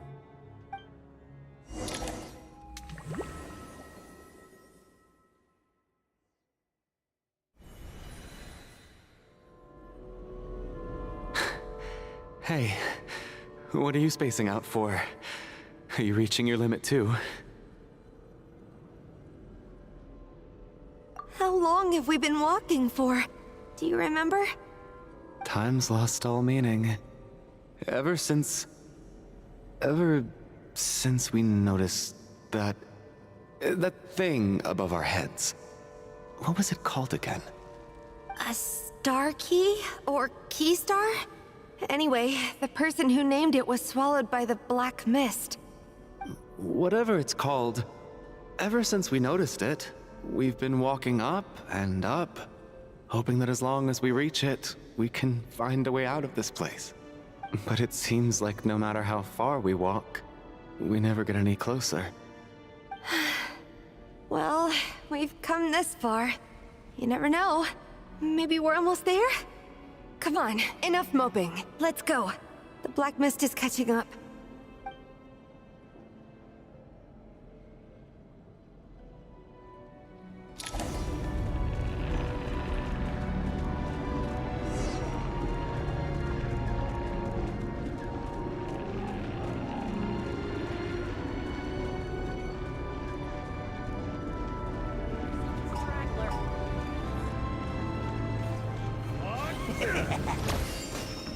Monsters!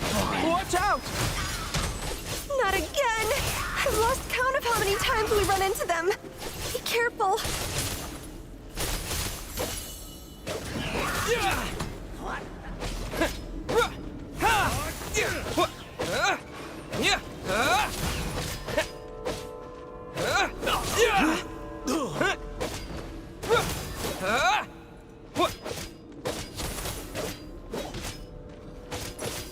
In case!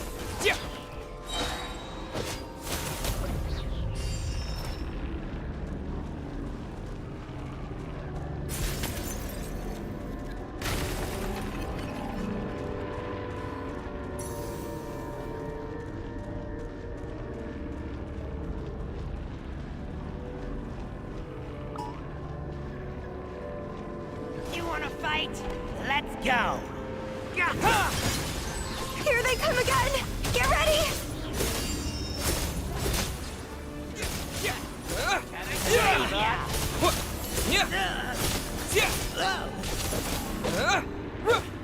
What the?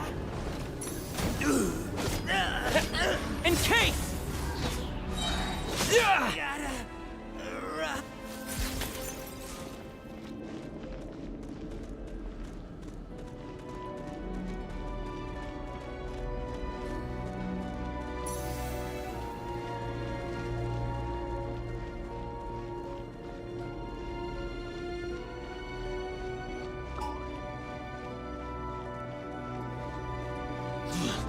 Fine. The monsters ahead of us, the black mist behind us. It feels like there's no escape. Shut up. Run. In case!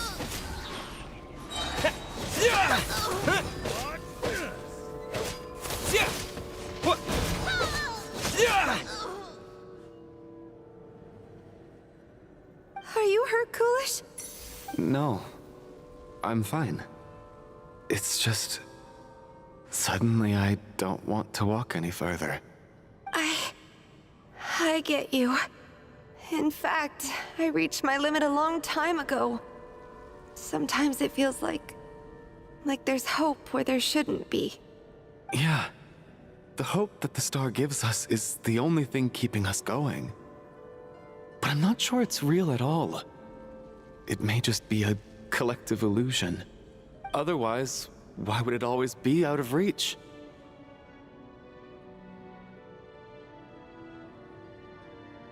We know you mean well, but you're only saying that to try and encourage us to keep going, aren't you?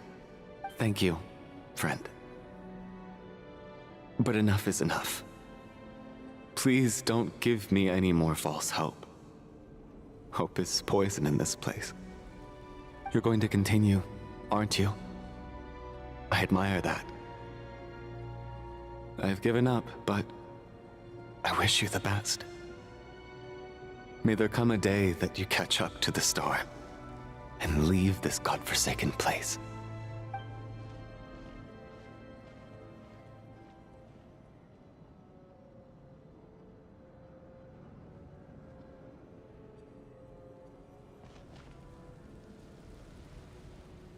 It's not an illusion. We really are getting closer to the star.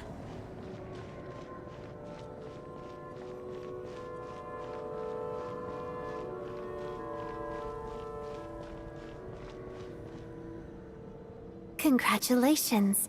You're the first person to make it here.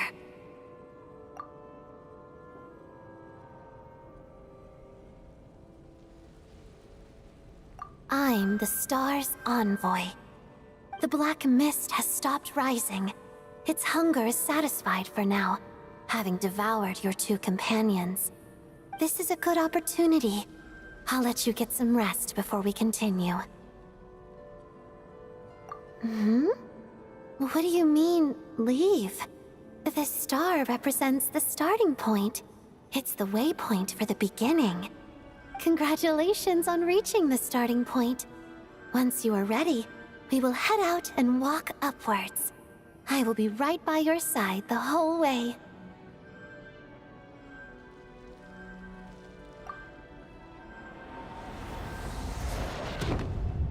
Huh? What's wrong? Hey, don't give up before the journey's even begun.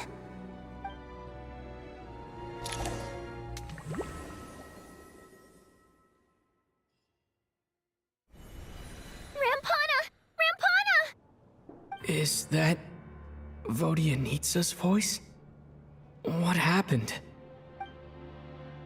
Coolish, wake up! Please wake up!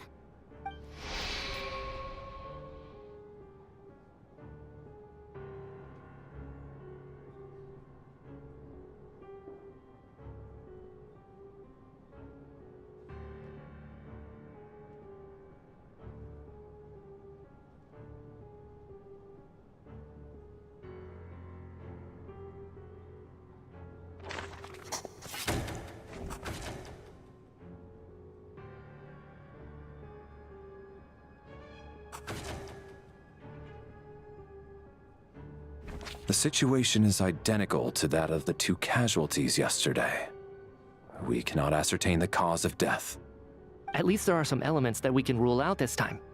They slept on the stage with everyone else, so I suppose the surrounding environment can't be a relevant variable. Rampana. Coolish. Weren't some of us keeping watch last night? 3 of us, in fact. How could you not notice something was wrong? I'm as confused as you are. Certainly nothing unusual happened on my watch. Likewise, and from what I've observed so far, both Miss Odette and the Traveler can be trusted. To be honest, I didn't get a wink of sleep last night. I couldn't help but think I was the target, so I just laid there with my eyes closed. I heard the Traveler and Lelik chatting, but otherwise I don't recall hearing any commotion during the night. Me too. I didn't want to wake everyone up, so I was concentrating hard, trying not to cough. I hardly slept at all. If anything had happened, I'm sure I would have noticed. Then, what could possibly be causing this? Once was bad enough. I can't believe it happened again. I worked closely with Rampana and Coolish for so long. I never imagined that one day they'd... And on the stage of all places... Vodyanitsa...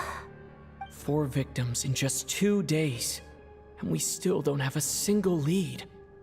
I need to get to the bottom of this as soon as possible. And above all, keep Tonya safe. I'd never be able to look Child in the eye again otherwise. Still snowing? Yes, I just checked. Still no sign of anyone outside either.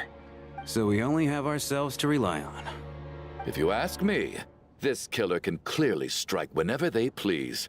The Night Watch was a useless endeavor from the start. Lelik must be an expert in poisoning. Clearly she used some poison that can't be detected on the corpse. Here we go again. Listen, I was already thinking to myself last night, was Lelik's reason for revealing her identity the real story? Well, now I have my answer. It most certainly was not. She's been playing us for fools. You get off on this, don't you? Revealing your identity, only to carry on with your killing spree? That's a hideous thought. One that only a hideous mind like yours could dream up. How dare you? That's enough. Yesterday, you named Lelik as a suspect because the victims were both wealthy merchants. Lelik might have had a motive then, but today's victims were just ordinary people. Not to mention that they were colleagues of Odette and mine. What reason would she have to murder them? Let me guess. Just to scare you? Who knows? Maybe you don't know her as well as you think. I implore you all to ask yourselves, how many people are there really in this world that have what it takes to kill another person? Not many, I'd wager. Lelik is well known to be a ruthless operator, and now she has revealed her identity. How could it be any more obvious? Everything you've said so far is still just conjecture, which doesn't constitute a concrete lead. You need to back up your claims with some evidence. How can you defend her, officer? What did she say to you while you were on night watch? Maybe I shouldn't be so surprised. You military types are always colluding with criminals to target the rich. All so you can get your grubby paws on our hard-earned fortunes, then tell us to fall in line. The Fatui, the Druzhna, and the Rokot. Thugs, the lot of you. Don't you dare. Sir, but you were the one who told us not to stop other people from expressing their opinions yesterday. 4 people have already died. Only yesterday I was chatting with Mr. Coolish. Then we woke up in the morning and he's... Turning against one another is the last thing we should be doing right now. Little girl. Even if Mr. Chuganov is a puffed-up, pig-headed windbag who doesn't have a clue what he's talking about, he's still one of the victims here, isn't he?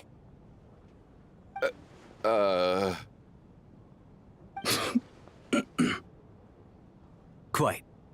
I had no intention of resorting to violence. But you're right, Miss Tonia. I ought not prevent him from speaking his mind. In any case, I believe Mr. Chuganov has calmed down a little now. We may resume our discussion. I don't think there's any need for that. What is there to discuss? Nothing about this situation is normal. Did you have an idea, Mitya? You're the brainiac here, right? Come on, clue us in. I've been mulling something over. All the leads we have so far concern things from outside the theater. Miss Odette's alter ego, the threats Mr. Chuganov received. But then there's the 2 double murder crime scenes themselves, which have given us absolutely nothing to go on whatsoever. That's highly unusual. Even with the most careful killers, there's always some evidence left behind. So what are you suggesting? I think this could be a supernatural event. It isn't characteristic of human-on-human homicide at all. Correct me if I'm wrong, but aren't you supposed to be a scientist? That doesn't sound like a conclusion someone like you is supposed to make. I got into scientific research because of my insatiable curiosity. But if the present situation defies all known scientific explanations, I don't mind shifting my curiosity toward the paranormal instead. Now that you mention it, I remember when I first came to the theater. I heard rumors about this place being haunted. Haunted? Yeah, I think I heard the same thing. But I mean, they're only rumors, right? We've worked here for years. Surely we would have noticed any spooky goings-on by now. Well, this has taken an unexpected turn. A haunted theater? If Paimon were here, she'd probably be hiding behind me in fear right now. Why don't we take this opportunity to look for clues again with a more open mind? Maybe a different perspective will help us see something different. Very well. Whether it's criminals or ghosts we're looking for, the same rules apply. Everyone needs to tread carefully. I'll move the bodies into the same room for now.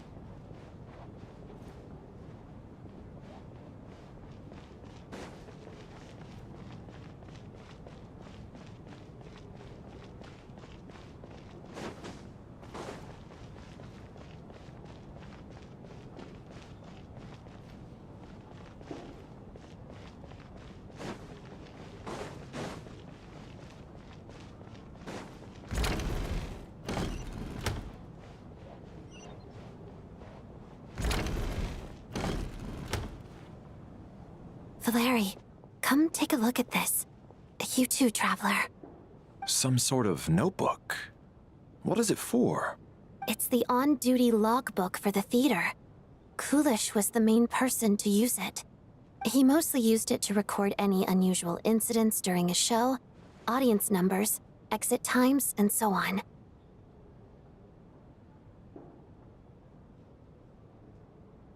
Yes, he'd always have this logbook with him when he checked tickets at the entrance. This should confirm a lot of key details about the recent show. So, you find anything unusual? Yes. The number of people. I've checked and double-checked, but the numbers just don't match what's recorded in the logbook. Apparently, we have an extra person among us. Are we certain that logbook is accurate? Could someone have sneaked in without buying a ticket or something? Unlikely. Coolish took his duties very seriously. I've rarely seen any errors in his work. Not to mention that this was a dress rehearsal, meaning smaller audience numbers and tighter ticket restrictions than usual. Everything would have been well within his control. We no longer have our tickets with us, do we? They got collected on entry. I assume there's no way we can check them again. Unfortunately not. The theater recycles tickets. Once people are in the door, they don't tend to leave until the show ends, so we collect the tickets at the point of entry.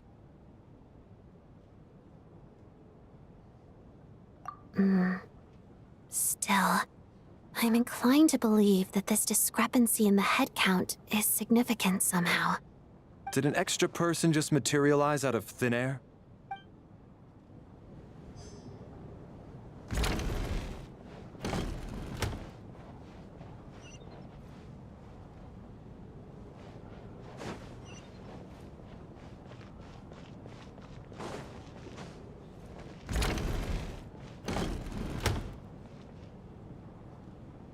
Ah, Traveler. Since you're here, come take a look at this. Alosha found it. We're both curious to hear your perspective.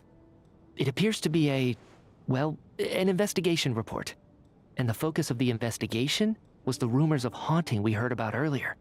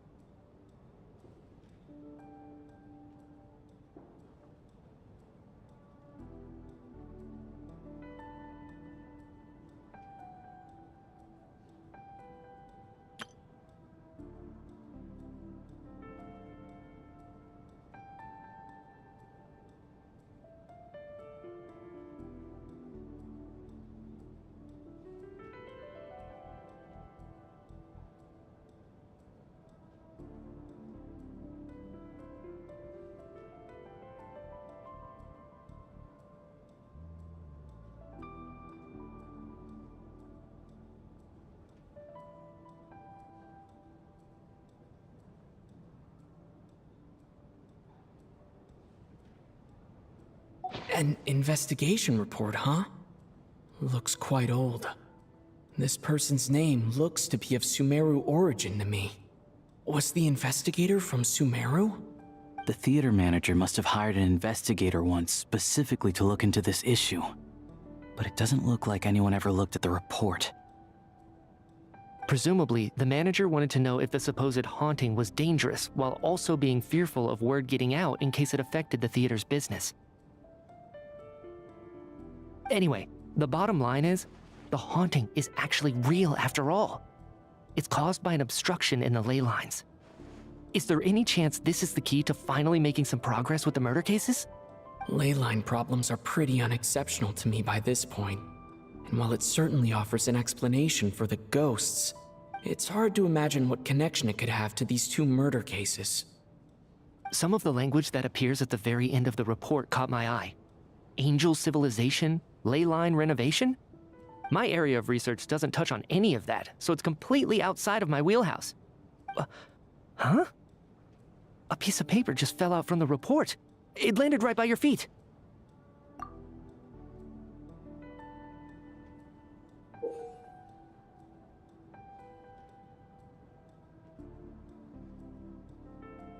How unnerving. It was tucked inside the report, so it must be a note left by the author. Death is near.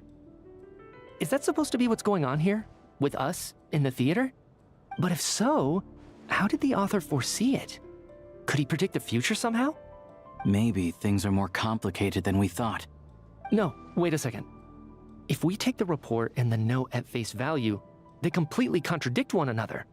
The report definitively concludes that the hauntings in the theater are harmless and cannot affect the real world. But the note seems to be warning of potential danger. The question is, what exactly does the note mean by death?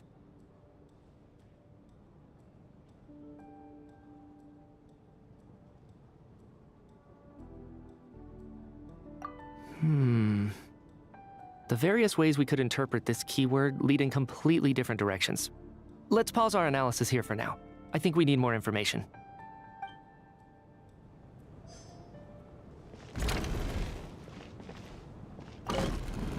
The question is, what exactly does the note mean by death?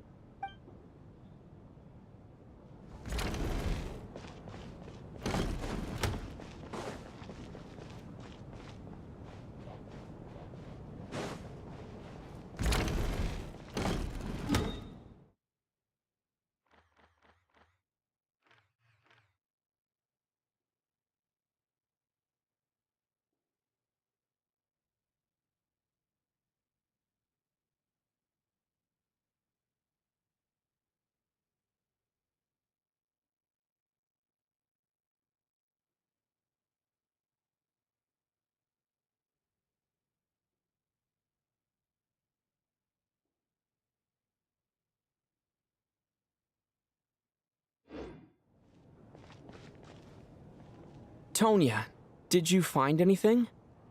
Not yet. Still looking. So... Are we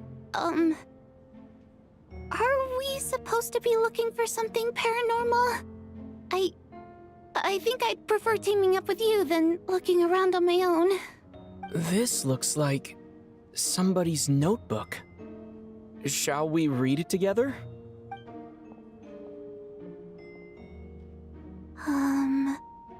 Well, it doesn't look scary or anything, so I guess it should be fine. All right, let's read it together.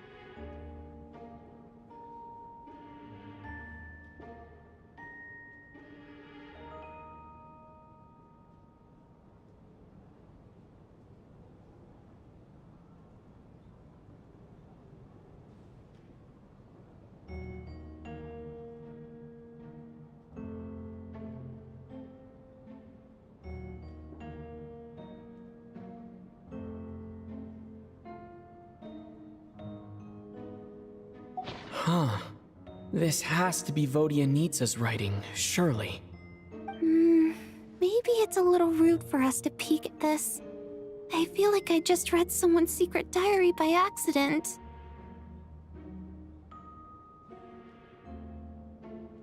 It sounds like she's writing this for her parents, right?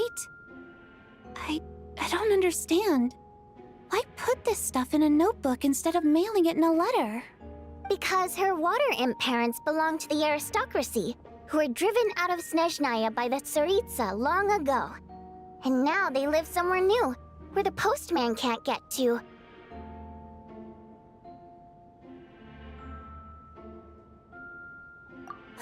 We're sorry!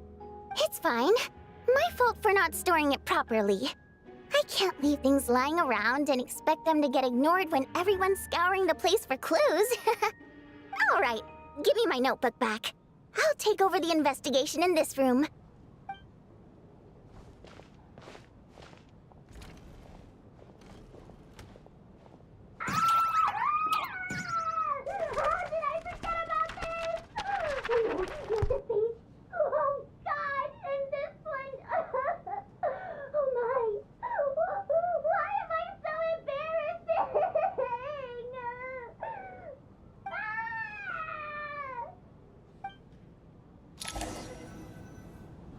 If we take all this together, it's not impossible, is it? If anything, it's the natural conclusion. Oh, I beg to differ. This sounds to me like a product of a researcher's vivid imagination. And perhaps it's because I'm still viewing this through the lens of a typical murder investigation. But still, I'm struggling to be persuaded by your theory. Does it really sound that far-fetched? All right, well, let's treat that as speculation for now. I do agree with what you've said, so let's go with your idea for now. Good. Okay, now that we finally have some meaningful leads, I think it's time to reconvene. Let's get the others.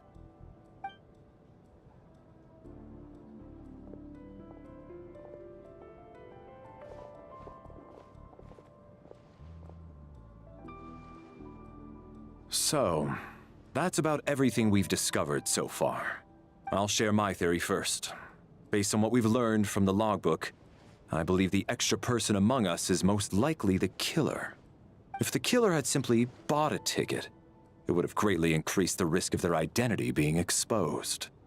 I expect he or she either hid in the theater ahead of time, or found a way to slip past the ticket inspection. They then blended in with the group and waited for an opportunity to strike. What about the note found in the investigation report? Any thoughts on how that fits in? The killer may have simply planted it there as some sort of sick joke. I've seen my fair share of psychopathic killers. They love playing cryptic mind games. So, it has nothing to do with the haunting of the theater after all. This theory makes sense to me. If we have an audience member unaccounted for, chances are they didn't come here to watch the show. Could it really be that simple? So, in other words, all we have to do is find out who got in here without a ticket, and all our problems will be solved? Then let me make one thing clear. All the theater staff should be well aware that I came here for the rehearsal legitimately, yes? There's no way I'm the one who didn't have a ticket. It's true. I hear you used every trick in the book to get a hold of that ticket, too. Everything short of throwing a temper tantrum and rolling around on the floor at the entrance. I most certainly did not degrade myself in such a way. Probably a stupid question, but I might as well ask. Did anyone here get in without having their ticket checked? Guess it was naive of me to expect them to just admit to it.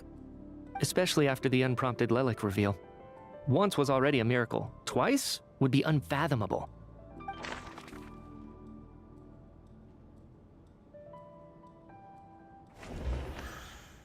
Tonya received her ticket the same way I did.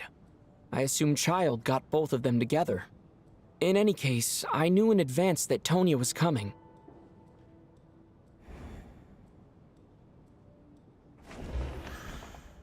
I don't believe any of us here knew Shram before all this.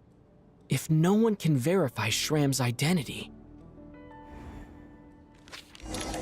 Mr. Shram, Did you really go through the ticket inspection to get in here? Huh? Me?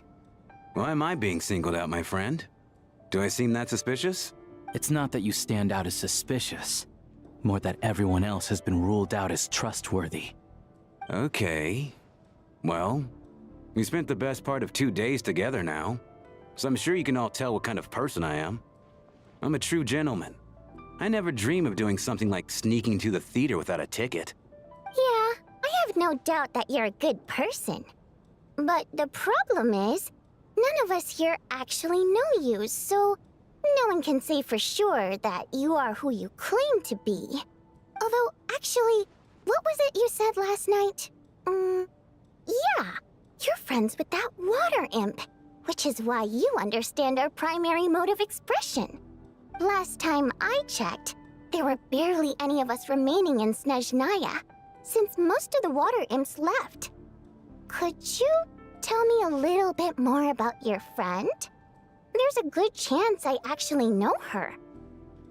And I suppose it's also kind of a way for everyone else to get to know you a little better.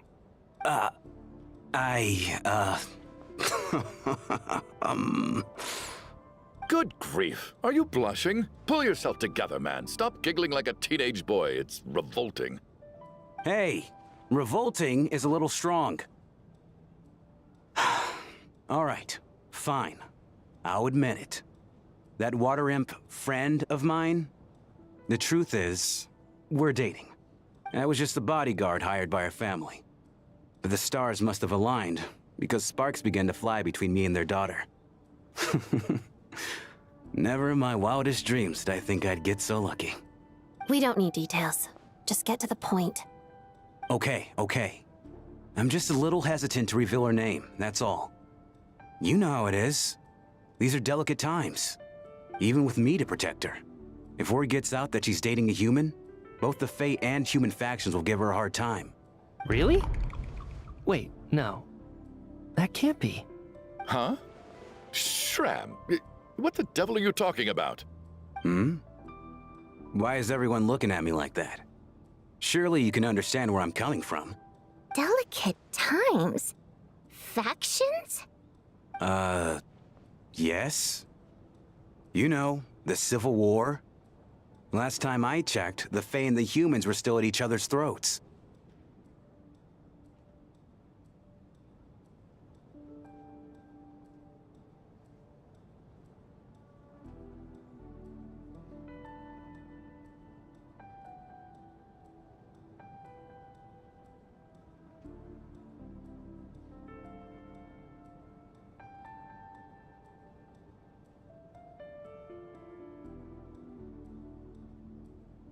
If I'm not mistaken, the last significant civil war in Snezhnayan history was over 400 years ago, when Her Majesty the Tsaritsa had just taken the throne and was consolidating her reign.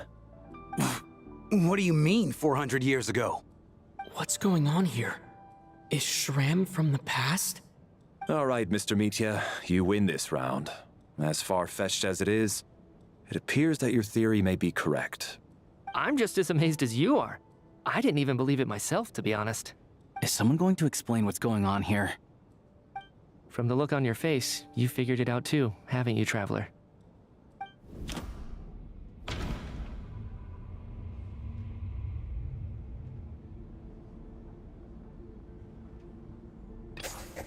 The theater's ley lines have been modified to block souls within its grounds from returning to them. Some souls can even wander this place forever. Mr. Shram's statement proves he is from hundreds of years ago. And according to the investigation report on the theater hauntings, Mr. Shram is very likely a lost soul wandering the theater.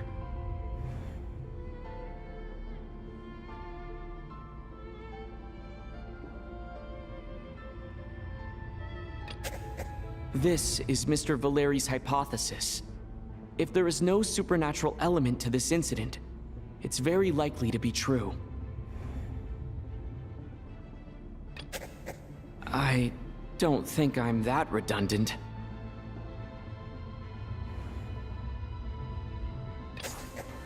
For some unknown reason, The soul that has been wandering the theater due to the ley line issues has joined our group and blended in.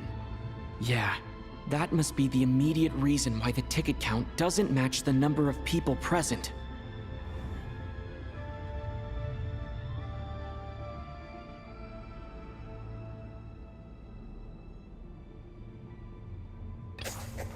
The contents of the investigation report have been verified. There are indeed ley line issues and wandering souls in the theater.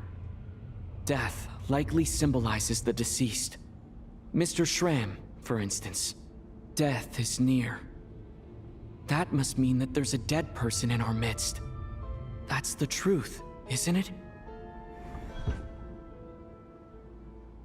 Yeah, the logic is clear now. The investigation report said that there would be souls stuck wandering around the theater because the ley lines were cut off. Mr. Schramm must be one such soul who died in the theater a long time ago. In which case, that also makes him our extra person. So when the note said death is near, it must have been referring to death as in the deceased, people who died a long time ago. Someone who died a long time ago. In short, there's a dead person among us. The extra person we've been searching for is a ghost from the past. You mean I'm a ghost? No. Don't make jokes like that, my man. There must be some mistake. But even if I was dead, I know for a fact I didn't kill anyone these past 2 nights. Yeah, even if all that's true, the report also said the souls inside the theater can't affect reality, right? They're harmless. Then what if the problem isn't the souls at all, but the ley lines themselves? The ley lines have a powerful ability to attract and devour souls. Let's say that the ley lines are like a black hole, constantly seeking to engulf souls. But the souls that don't want to return are trying to avoid being sucked in. Huh. Why does this analogy sound so familiar? What happens when the black hole can't achieve its goal? I'm only speculating here, but what if it ended up swallowing innocent souls by mistake? Or intentionally taking other souls to compensate? That could explain why we weren't able to determine a cause of death.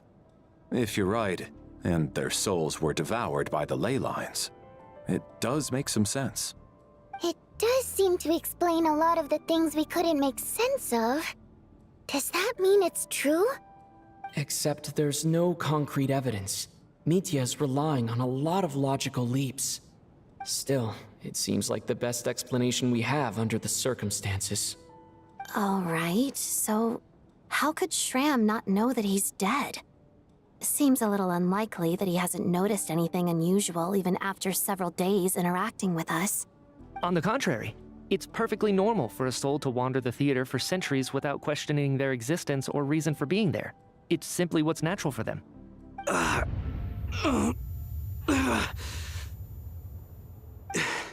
You know what, Mr. Brainiac?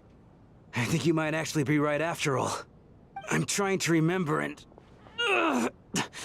even though my head feels like it's going to explode, I think... it's all coming back to me.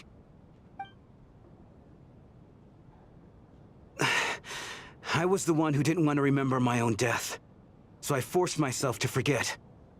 Well, I'm sure those are painful memories. My lady and I snuck out to go on a date one day. We bought tickets for the theater. It wasn't really my thing, but I was just happy to be together. All of a sudden, a group of people burst into the theater, shouting for all the water imps to get out, performers and audience members included. It was clear the conflict between humans and Fae had reached a boiling point. This time, the extremists were even coming after the water imps who had nothing to do with the war. I thought I could pull one over on them. So I took off my jacket, draped it over my lady, and tried to sneak out amid the chaos. But I got caught. They started shouting, calling me a traitor to humanity. But I was going to do whatever it took to buy our chance to escape, no matter how many people stood in my way. I had to, both as their bodyguard and out of love. It's all right, friend. You can stop there if you want. You don't need to dig all that up again. It's just... even now, I'm still struggling to accept the truth. How could I be dead. I'm sorry, everyone. If I'd known I was a dead man walking, I wouldn't have dragged you down with me. If I'm the cause of all this death, then punish me however you see fit. But, Mr. Shram... No. I refuse to be a burden. I know what I have to do. You said I've been wandering the theater for centuries, right? I guess it's high time I got a breath of fresh air. Out there, I mean. I'll leave this place, and take all this death with me. Go out on my own terms. Mr. Shram, I'm sure we can figure out a different course of action. My good sir, we both know I'm not supposed to be here.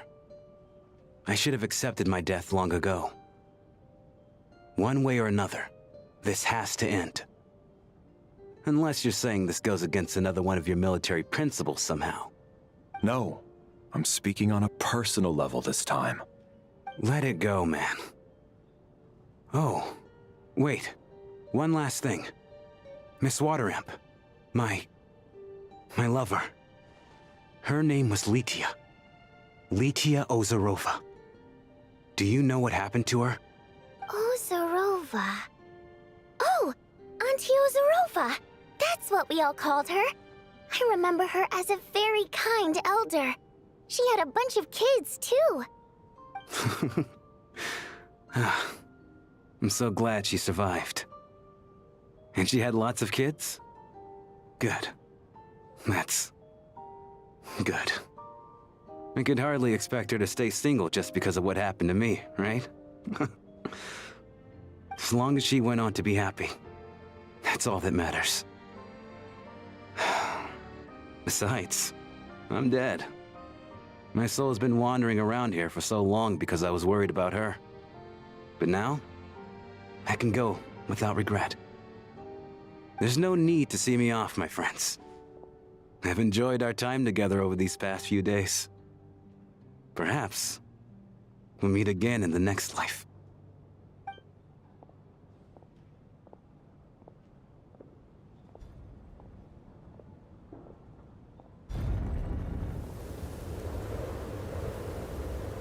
Take care, my man. I know Mr. Shram was already dead, but... I still feel so sad. Death is cruel, no matter how we might try to make sense of it.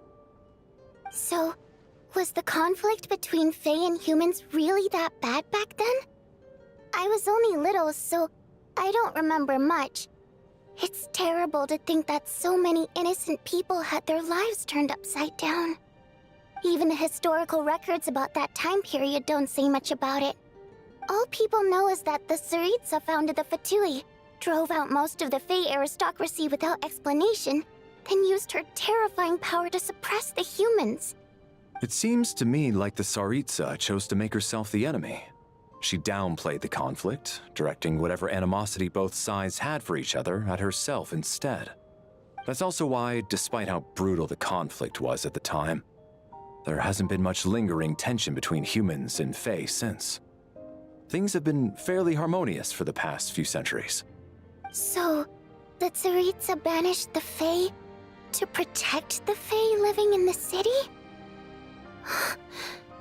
She offered herself up to be hated in exchange for peace.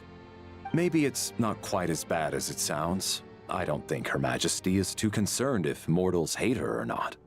And besides, there are very few who truly do. All this time, I had no idea.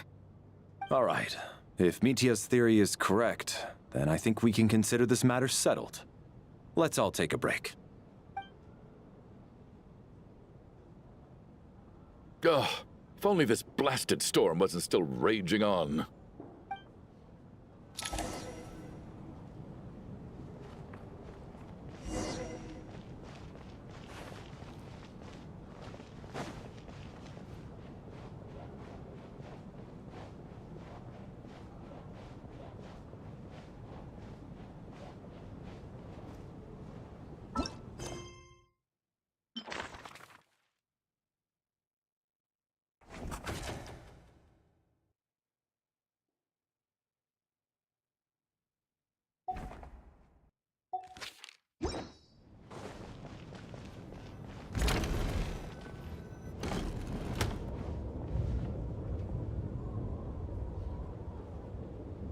Looks like now we can just rest until the snowstorm stops. I still can't believe Shram turned out to be a ghost who'd been in the theater for hundreds of years. To think he was dead this whole time. What a strange turn of events. Knock knock. Huh? Knock knock. You know the door isn't closed, right? You don't have to knock. Think of it as a signal then. When I'm entering someone else's room and I knock, I'm here as Odette. If I don't knock, it's Lelik. Thanks. So, why did you come to find me? Is there something I can help with? Vodyanitsa said you knew about my secret identity from the start. But when everyone was discussing who Lelik could be, you were worried that revealing what you knew would be unfair to me, so you kept it to yourself, right?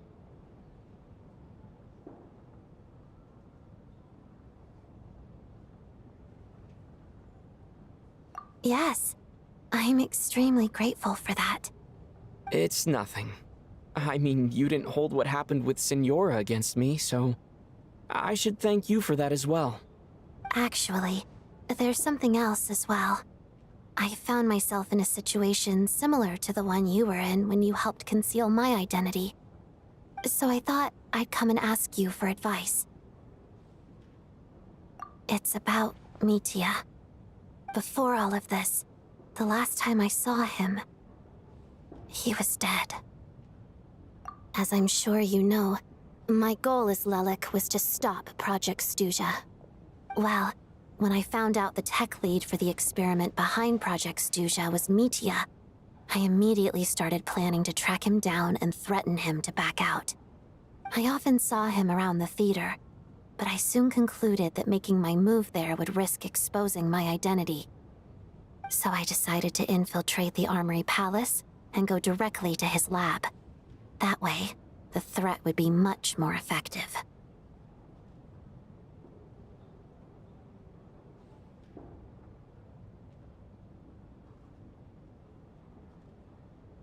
Well, I suppose there was a bit of luck involved. But I am a Fatus, so I already had some familiarity with the building's layout. But when I finally made it to his lab, Mitya seemed to be dead.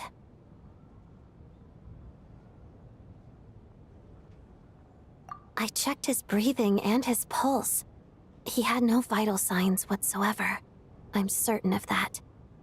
I thought maybe another anti-Project Stuja activist had beaten me to it, and chosen a much more brutal method, so I made myself scarce.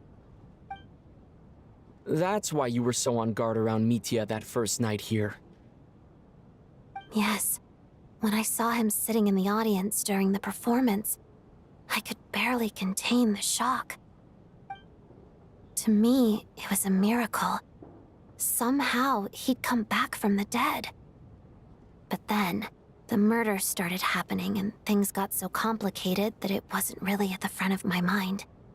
That is, until Mitya himself said there must be a dead person among us. Then I couldn't ignore it any longer. And yet, you thought that bringing it up right away would single Mitya out. Just like when everyone was suspecting Lelik. Exactly. I thought there could be something I was missing. Besides, we soon figured out that Mr. Shram was a ghost. And we knew there was only one extra person. So we thought he had to be the one. But now, it seems like there's another candidate. I understand why you kept it to yourself. There was so much information being thrown around during that discussion. Bringing up Mitya would have just introduced more confusion. So, what do you think we should do? Let me confirm one thing first. When was it that you found Mitya dead? Around a week ago. Sometime in the afternoon. A week ago? That's earlier than I thought. I saw him just a few days ago at a restaurant. That definitely would have been after you found him dead. He seemed completely normal to me. Chatting with Vodyanitsa, trying to avoid Valeri. So he was definitely alive on that day. Huh. Well, all I can say is I know what I saw. Here's a thought. The reason we even suspected a dead person could be among us was because of the problem with the theater's ley lines. But Mitia's death happened inside the Armory Palace. The ley lines affecting the theater shouldn't reach that far. You're right. I guess he doesn't fit the profile of the person we were searching for. I think the chances of it being him are very low. Surely he can't have died for real in the Armory Palace. Unless... Unless what? Unless he really did come back from the dead. You're right. Do you think we need to disclose this to the others? Huh, what's this? A private meet and greet? Where do I line up? That's not what's going on here. Well, I was just making the rounds. Thought I'd try to lighten the mood a bit. Vodyanitsa's handing out food if you're hungry.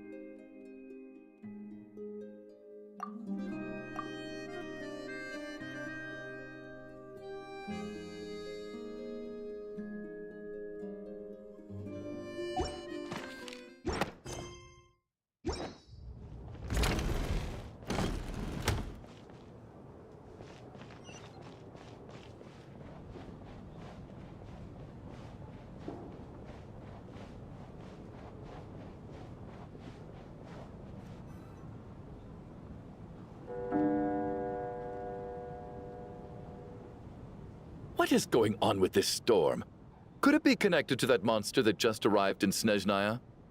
I almost hope it is. Her Majesty the Tsaritsa left to vanquish that beast herself. We just need to wait for her triumphant return. Do you think people still feel the cold after they die? I'm wondering about Shram. Oh, maybe we should have given him a coat before he went out there. Death itself is cold, isn't it? I'm sure the storm will embrace him.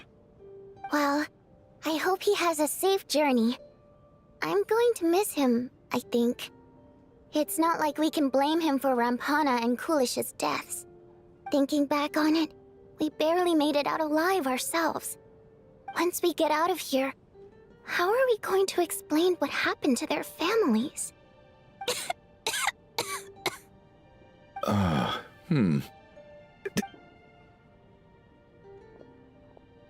Are you okay? Here, take this. I've never used it. Thanks. Look who's Mr. Nice Guy all of a sudden. Is it because Tonya stood up for you this morning? At least you know how to return a favor. Yeah, without Tonya, who knows how badly he would have been hurt. I told you already, I never intended to resort to violence. Duh. Bunch of rascals.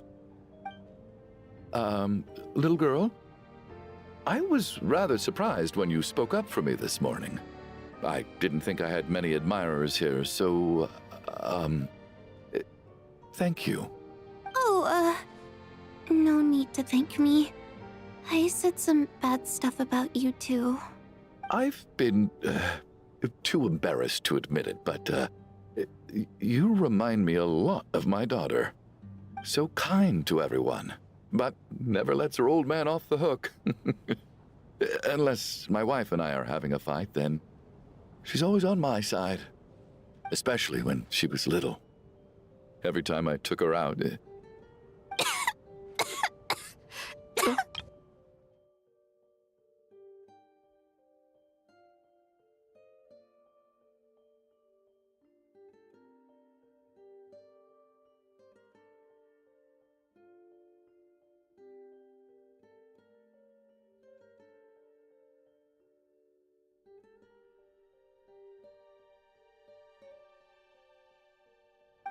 All right, easy now. How long have you had that cough, Tonya? I don't know. It's probably been a while. fine. Are you taking anything for it? Yeah. I'll be fine once I see my brother. He's gonna pick some frost fairy flower leaves and brew a tonic for me. I'll feel much better once I drink that. I see. That's good to hear then. We should probably discuss arrangements for tonight. Now that the deceased has left our midst, there shouldn't be any more incidents. However, out of an abundance of caution, I'll keep watch. Shouldn't we take shifts? I can take one if needed. No need. I managed to get a nap in earlier, so I have plenty of energy right now. After all the tension of the past few days, everyone else should just focus on getting a good night's sleep.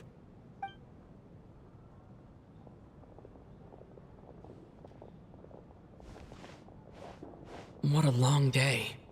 This whole situation turned out to be way more complicated than I expected. But Valeri's right. I should just try to calm down and get some rest. The last thing I want is to give myself nightmares.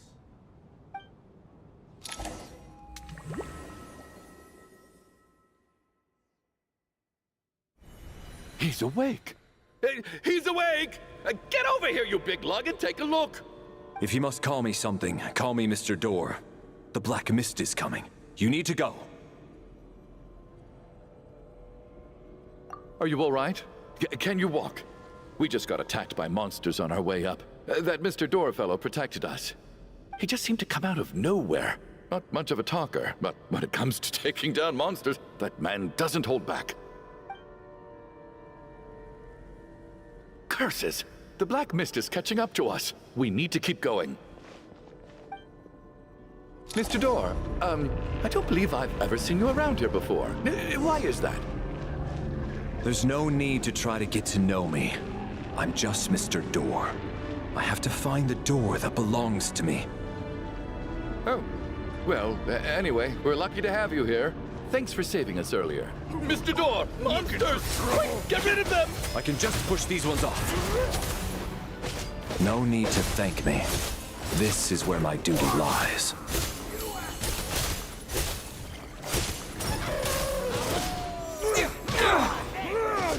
Cryo Storm!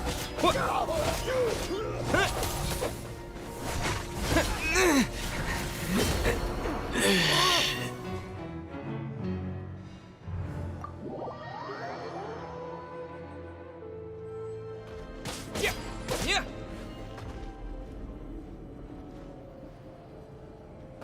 Encase! Looking for trouble?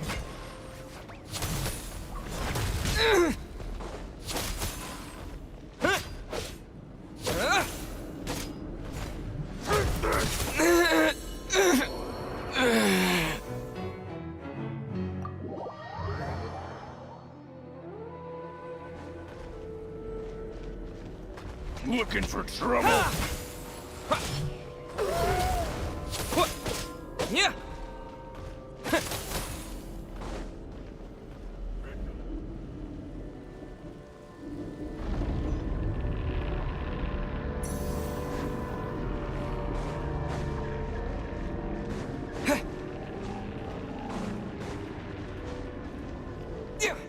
Cryo Storm! Looking for trouble?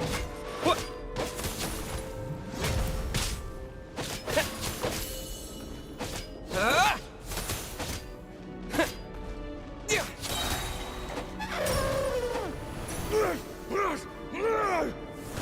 Maybe I wasn't meant for this world.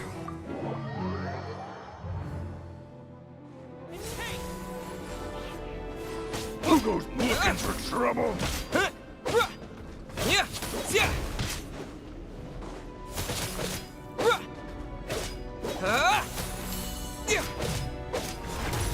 Yeah.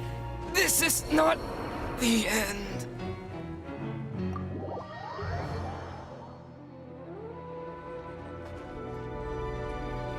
Who goes looking for trouble? Yeah.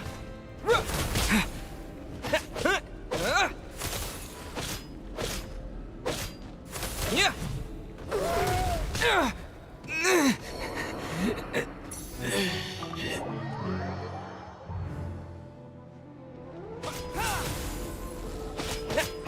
Looking for trouble? Yeah. Yeah. On the ground. Yeah. Yeah. Yeah. What?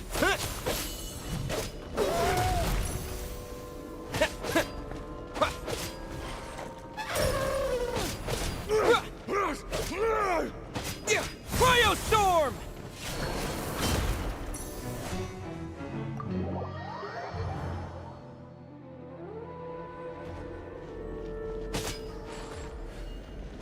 Looking for trouble? Yeah. Yeah. What? Yeah.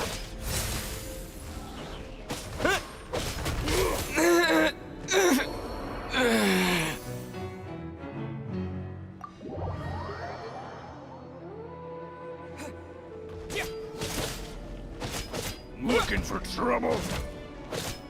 Yeah. Yeah. Yeah. Encase. Yeah.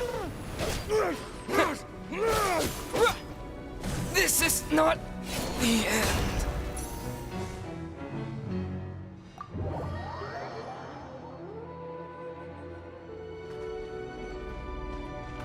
Looking for trouble? Cryostorm! Yeah. What? Yeah.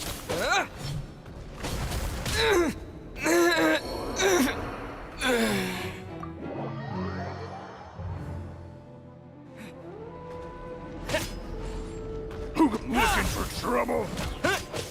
Yeah. Yeah. Yeah. Yeah. What? Yeah. Cryostorm!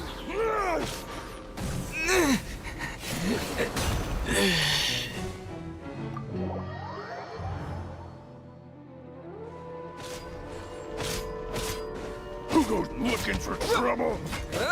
Yeah. Yeah. Ha! What? Yeah. Yeah. This is not the end.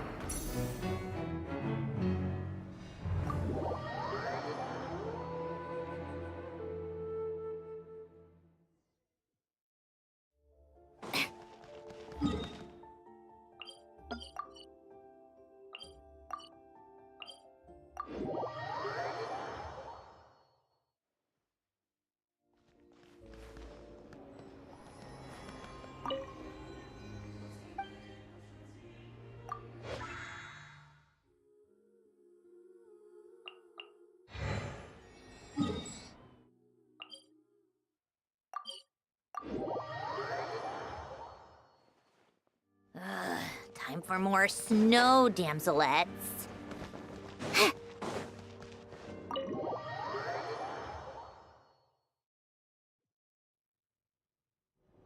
He's awake. If you must call me something. Are you all right? He just seemed to come... Curses. Mr. Door, I don't believe I've ever seen you around here before. Why is that? There's no need to try to... Mr. Door! Monsters! Quick, get rid of them! I can just push these ones off. Oh, well, anyway, we're lucky to have you here. Thanks for saving us earlier. No need to thank me. This is where my duty lies.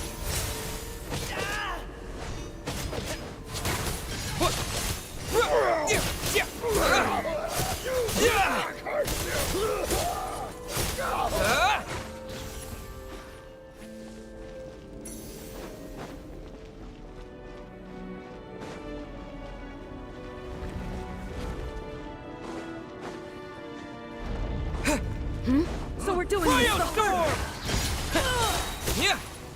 Condense.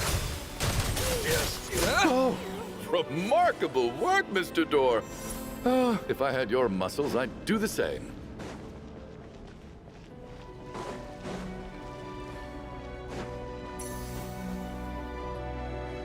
Are none of these doors the one you're looking for? No.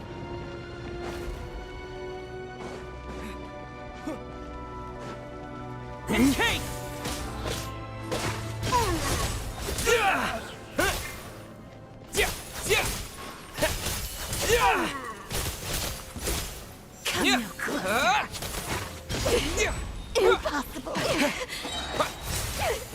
fighting frog! Crystallize. Yeah. What could this be? Yeah. Yeah. Impossible.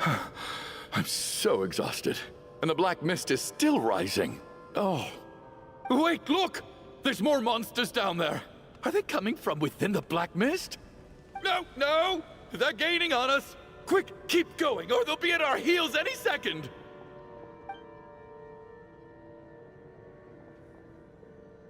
Mr. Door, what are you doing? We need to get out of here. They're coming! Found it. This is my door. What? You mean you're going to stay here? I am a door. This is where my duty lies. No! You saved us. We can't leave you behind. You must keep going. A door can only keep things out for so long. You must make haste. But... Oh, you're right. Let's go. We can't let Mr. Door's sacrifice be in vain.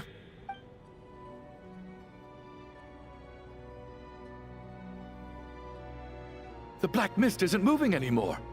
Looks like both the monsters and Mr. Door are gone.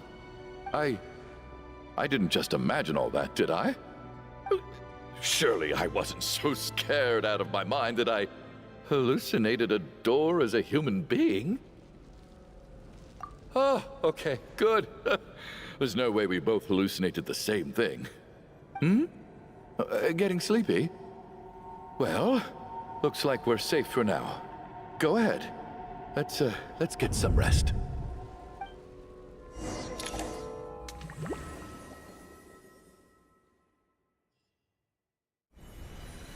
What time is it?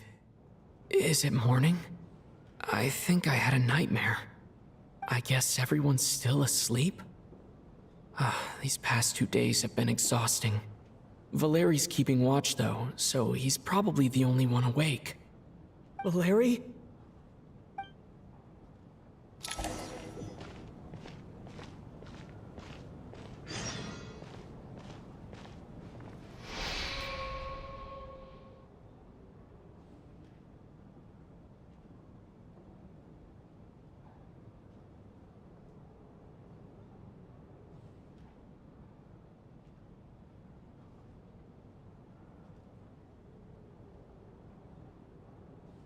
Wake up! Everyone needs to wake up!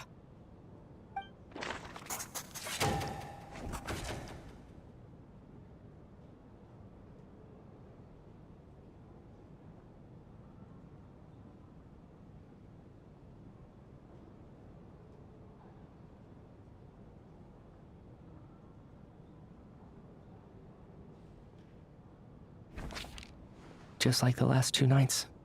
No clear cause of death. I've been a real thorn in your side, haven't I, Mr. Valeri? Now you can rest in peace. But for me, life will be all the duller for not having to run away from you, my friend. How's Tonya? Is she okay? I just checked on her, and it doesn't seem like anything serious. She's just exhausted from the past couple of days, and she's still recovering from her illness. We should let her sleep a bit longer. That means Valeri was the only one who died last night. If Valeri was awake and keeping watch, it would have been impossible to kill him without waking everyone else up. That much is certain. This is so frustrating.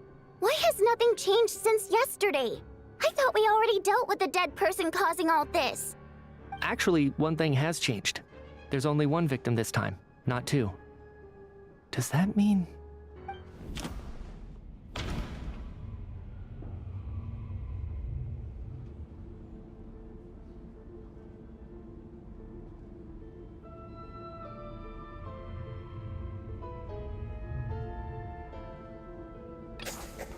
After the deceased Shram left, there was 1 less victim last night.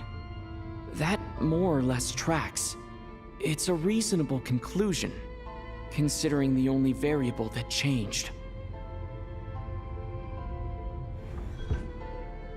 The number of people who die each night is equivalent to the number of dead among us. That's your theory, right? Exactly. We identified Mr. Schramm, and the night after he left, the death toll dropped from 2 to 1. By that logic, there must be one more dead person left among us. Another one? But there was only one person unaccounted for in the ticket checks, right? The head count should match up now. Having an extra person was definitely a cause for alarm, but being one person short isn't nearly as unusual. Someone could have left in the middle of the show, or made it out before the storm hit. One more dead person among us. If Mitya's theory is right, then what Odette told me seems a lot more relevant. It's just, at the time, we had no reason to think there was more than one dead person. If only we'd taken it more seriously as a possibility. Maybe this could have been avoided. I'm sorry. This is my fault. I had information that could have been helpful, but I held back. I should have brought it up right away. I'm partly to blame as well. I was too quick to dismiss Odette's concerns. What is this about? What have you two been getting up to behind my back? Sounds like there's some big news you've been keeping from the rest of us. Well, we're all ears.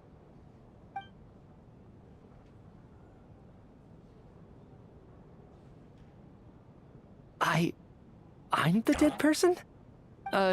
Wow, that's certainly news to me. Odette and I talked about it yesterday, but we thought it just wasn't possible, so we left it at that. Yeah, I don't blame you. If I'd been there, I probably would have reached the same conclusion. It just sounds too unbelievable. Let me just try and verify this. I just scoured my memories trying to think back to the afternoon Miss Odette mentioned. But I honestly have no recollection of dying. That's where I'm different than Mr. Schramm. Having seen Mr. Mitya a few days ago myself, I also find it hard to believe he could be the other dead person among us. Well, if it isn't Mitya, then who? Do we vote on it? If you don't mind me asking, Traveler, I believe you mentioned that you know Tonya's brother. Had you ever met her before all this? No, never. Wait, are you saying... Now just 1 minute. I know where this is going. You can't just randomly point a finger at anyone you want. You're in the hot seat, and all of a sudden you want to divert our suspicions onto somebody else? Trying to pick a fight, Mr. Chuganov? Whenever you open your mouth, all you do is attack people, and I've had enough of it. If you don't want to engage in a civil discussion, you can shut up. You little brat! Did Mitya ask about Tonya because he suspects her? I suppose I only identified her by age, and nothing else. Could that mean... I'm just saying, you're going around casting suspicion on people for no reason. How could Tonya be dead? I can vouch for her if nothing else. I've seen her before. She's the sister of that Harbinger, isn't she? The one called Child. Oh, really? You're telling the truth? Since being here, I don't think I ever mentioned she was Child's sister specifically. Does Chuganov actually know her? If Chuganov can vouch for her, then it can't be Tonya either. In which case, it seems unlikely that there's another dead person among us at all. Miss Odette, could you go over that afternoon with me one more time, when you found me dead? No problem.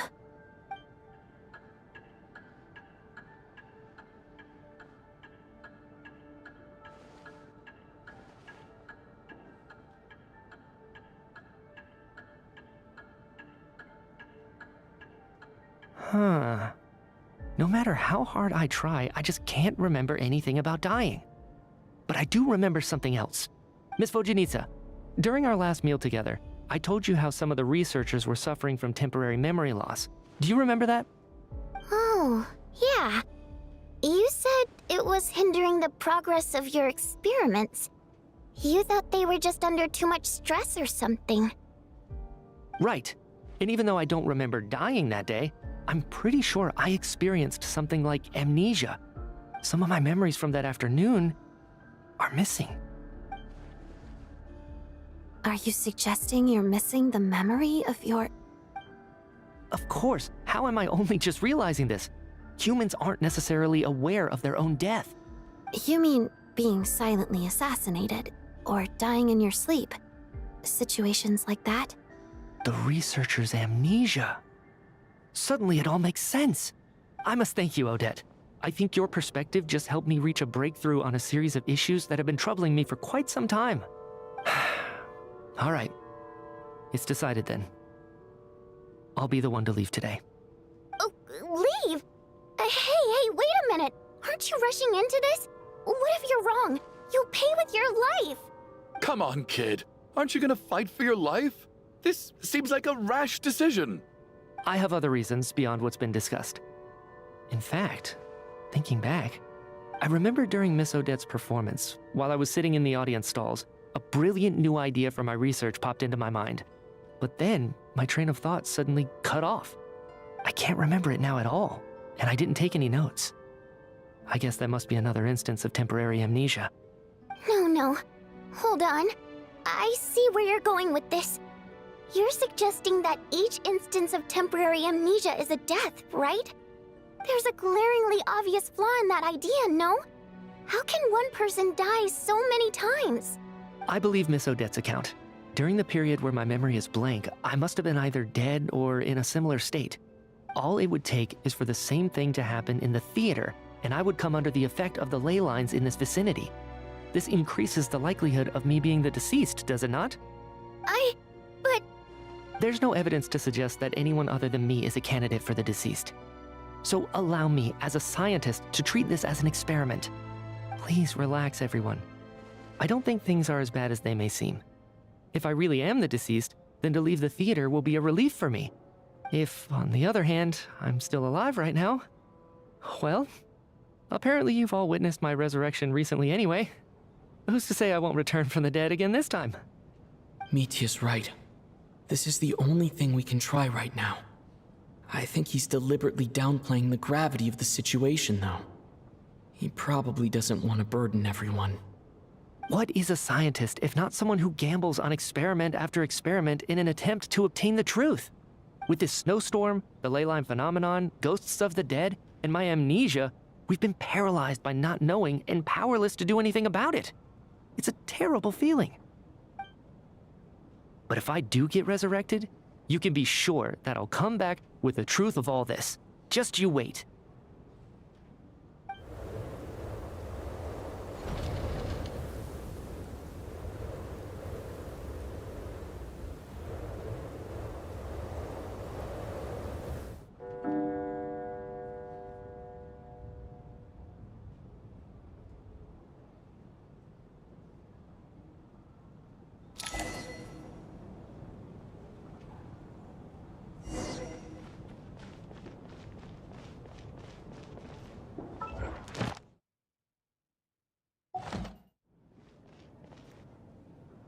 Poor Mr. Mitya. I didn't even get to see him one last time. Maybe it's a good thing that you weren't there to see it. It was a hard thing to watch. I hate goodbyes. Why does it feel like everyone around me is slowly disappearing? Not just in here, I mean. In the outside world, too. Maybe it's the realization that, at the end of life, everyone has to face it alone. Come to think of it, the main reason we're still alive right now is pure luck. Each morning here, for every one of us, there's the chance that we might not wake up. You could take it a step further and say that the same is true outside, too. Who can never be 100% sure when they drift off to sleep that they'll open their eyes again in the morning? If I make it out of here, I'm going to cherish every moment that I'm awake and live without any regrets. Without regrets. I feel like a strange sense of anxiety has been quietly growing inside me over the last 2 days.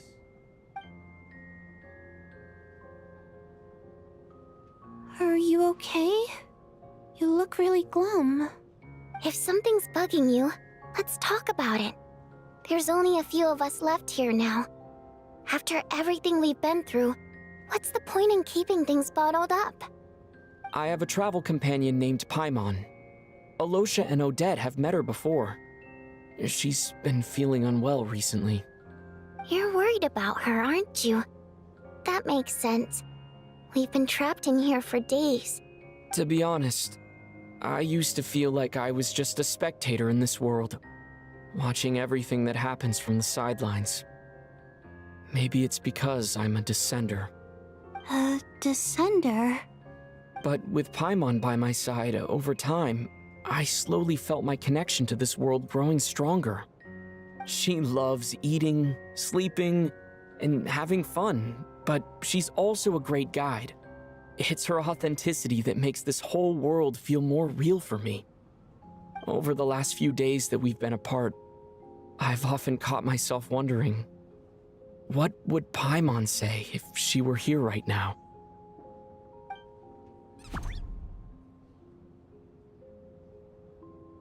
But by the time I snap out of it, the conversation has already moved on, and I'm still in my own little world. I'm trying to overcome this sense of detachment, but I really miss Paimon. I guess, in a way, she means the whole world to me. I bet she misses you when you're not there as well. Maybe you're her entire world too.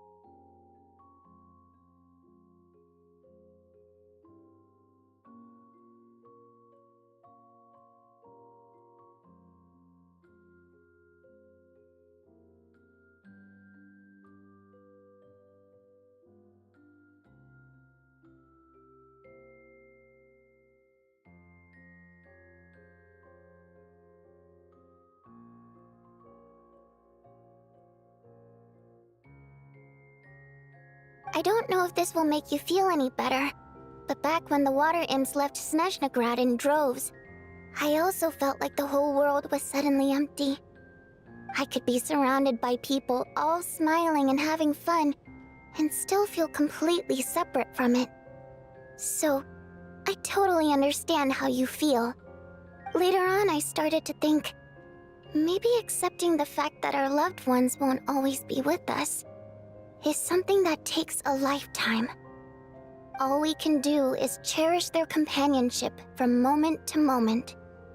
So, once we get out of here, you better hurry back to our side as fast as you can. You can't let your story end in regret. That's the trope I hate the most. Thank you. That's exactly what I needed to hear. But Vodyanitsa, if you hate goodbyes too, why didn't you leave with your people? That's just the choice I made. I used to regret it, but I don't anymore. Like I said before, singing is a water imp's primary mode of expression. It's how we convey our emotions. Our songs have echoed through this theater for hundreds of years, each one a story pieced together through moments of joy and sorrow. But does a story exist without someone to read it? To me, the answer is no. So I made the choice to stay. That way, there would still be someone left to sing these songs and listen to their stories. Otherwise, they could have been lost forever. Could you teach me how to understand your people's songs sometime? I want to be able to truly hear them, like Mr. Shram. A fan after my own heart. Thank you, Tonya. How about I sing something for you, and you tell me what you hear? Okay, I'll do my best.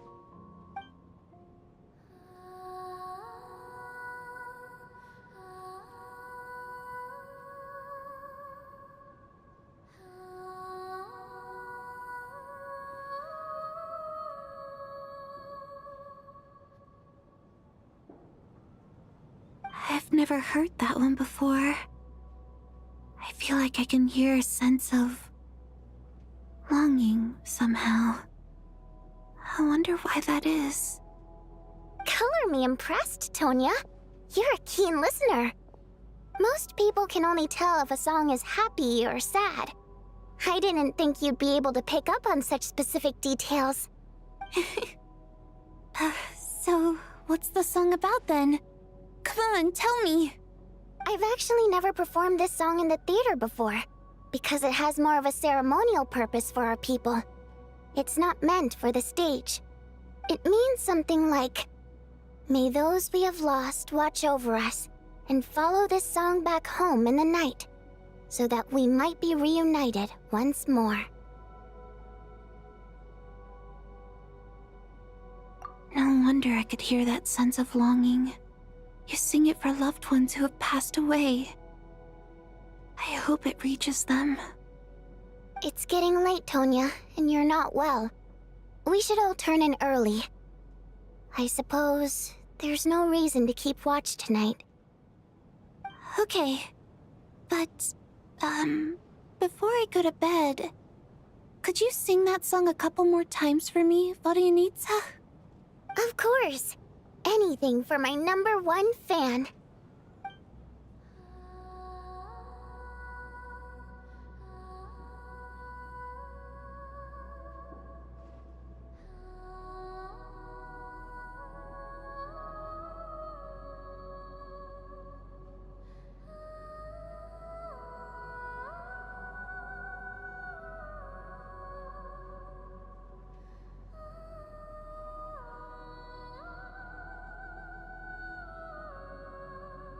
Once I get out of here, I definitely don't plan on ever coming back.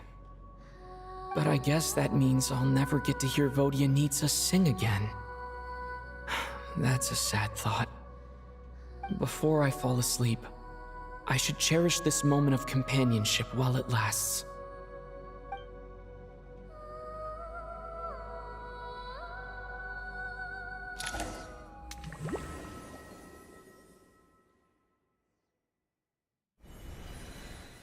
Where am I? It's so dark in here, and I feel kind of dizzy. Am I alone? Huh? What was that noise?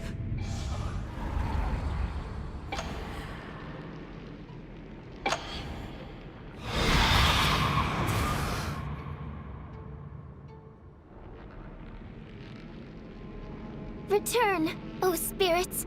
Fulfill your oath of protection.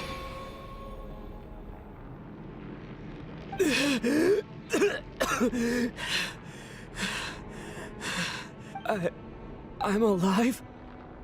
What just happened? No time for questions. Quick, over here. Turn on the switch. We need to bring back the light.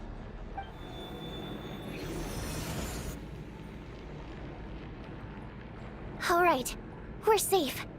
The spirit just now is called Night Prayer. The light subdues her, but she'll attack without a second thought in the dark. Sort of. I know it's hard, but you can't let this place go dark, or she'll kill you again. Yep. Luckily, I was here to resurrect you. Otherwise, that'd have been a real bummer. A bit more than a bummer, I'd say. Wait, so you have the ability to resurrect people? Sure I do. I'm your guardian spirit after all. I specialize in soul recall. Oh, it's nice to meet you, by the way. Thanks. It's nice to meet you too. All right, there's no time to waste. The black mist is already catching up. We need to avoid it at Night Prayer at all costs. Come on, let's go. We need to reach the next switch before the place gets too dark. If we bring the light back, Night Prayer won't be able to get to us. Sweet, sweet light! It's back! Now that's a sight for sore eyes. Shh! It's Night Prayer. We need to move quick, but don't let her notice you. Look out!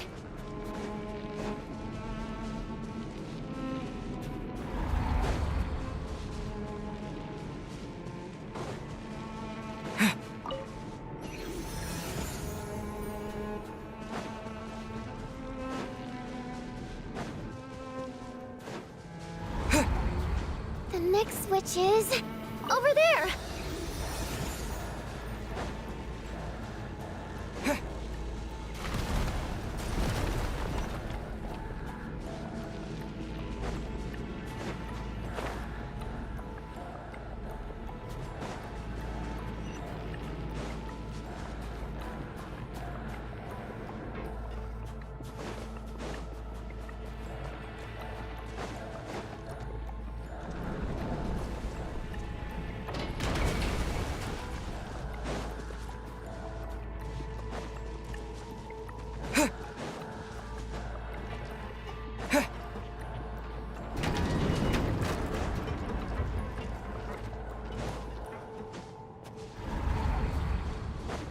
No!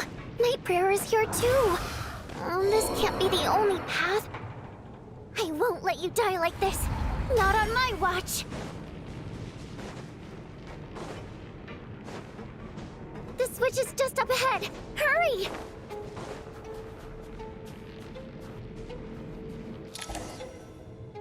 It's too dark. We're not gonna make it. Come on, faster!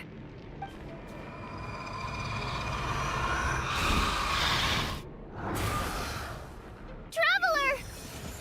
I won't let you die like this. Not on my watch.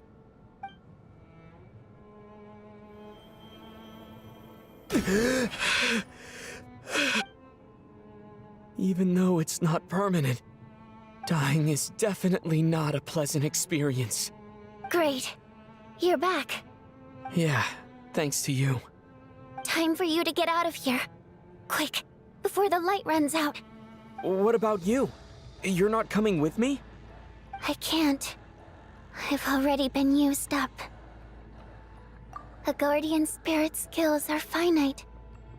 I can only resurrect someone so many times. I might not look any different, but my essence has been exhausted. Now, I will slowly start to fade away. I can go no further. The black mist is where I belong. It's okay. Why didn't you tell me sooner? Because it wouldn't have changed anything. That knowledge would have just burdened you. And a guardian spirit's role is to protect. But... Go. Now, before it's too late. I already hear Night Prayer approaching.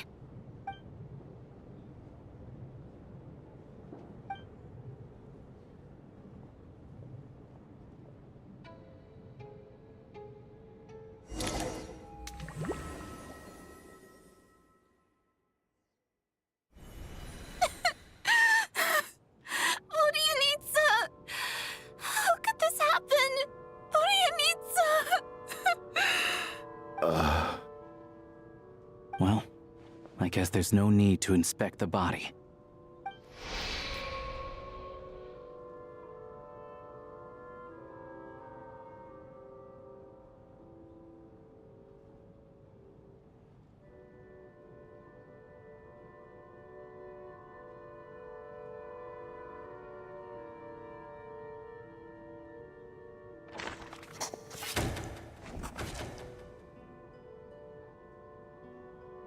This wasn't supposed to happen.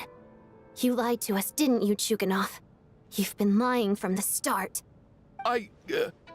Take a long, hard look at yourself before you go around accusing other people. I suspected you on day one, Lelik, and now look where we are. By some strange coincidence, you've never been targeted. You just happen to have survived this long? No, you should be the prime suspect.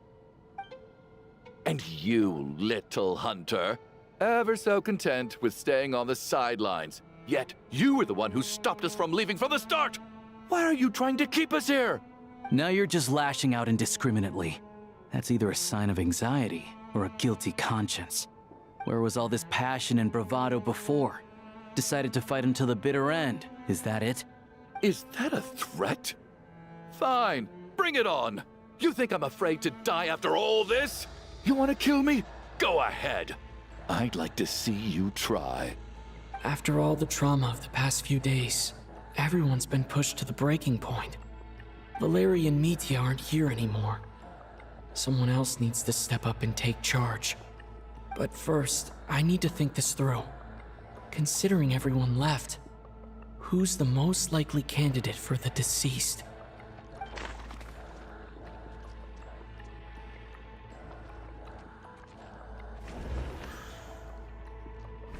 My memories are perfectly coherent. Even after racking my brain, I can't recall any scenes of my own death.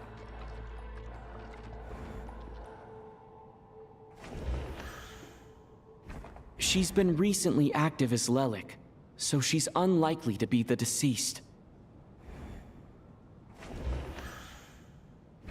He's arguably the first friend we made after arriving in Snezhnaya. While he works at the theater, we've also met him outside of it, so he can't be the deceased. I clearly remember Mr. Chuganov from the first time I visited the theater. He made quite an impression. That was just a few days ago, so he's unlikely to be the deceased.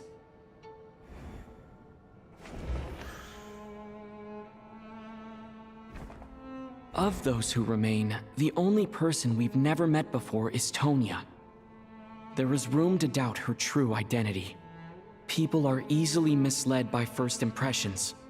Now that I think about it, Child's sister was in fact a label I imposed on her due to my own assumptions. But Mr. Chuganov vouched for Tonya's identity yesterday.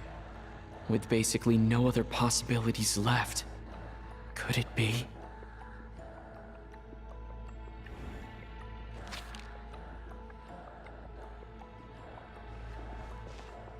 Tonya, how's Tusser been lately? Tusser?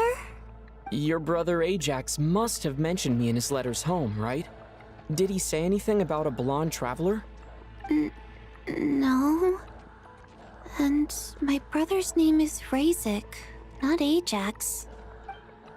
Oh. Chuganov, looks like it's your turn to do some explaining. Yesterday, you said you could vouch for Tonya. Why did you give us a false testimony? I knew you were behind this, Chuganov. You've been lying through your teeth from the start. Everything about you is fake, down to the wife and daughter you're always talking about. Your entire family man persona is a charade, isn't it? That night, when I infiltrated your place as Lelik, I noticed you were home alone. Didn't think much of it at the time, just thought everyone else was out. But thinking back on it now, that doesn't seem very likely. My guess is, you live alone, don't you? Even that was a lie? But why would he lie about having a family? Oh, curses! Oh, why is there no end to this blasted snowstorm? If it would just stop! I think I remember now. I know how I ended up here. It feels like a distant memory. But at the same time, it's just like it was yesterday.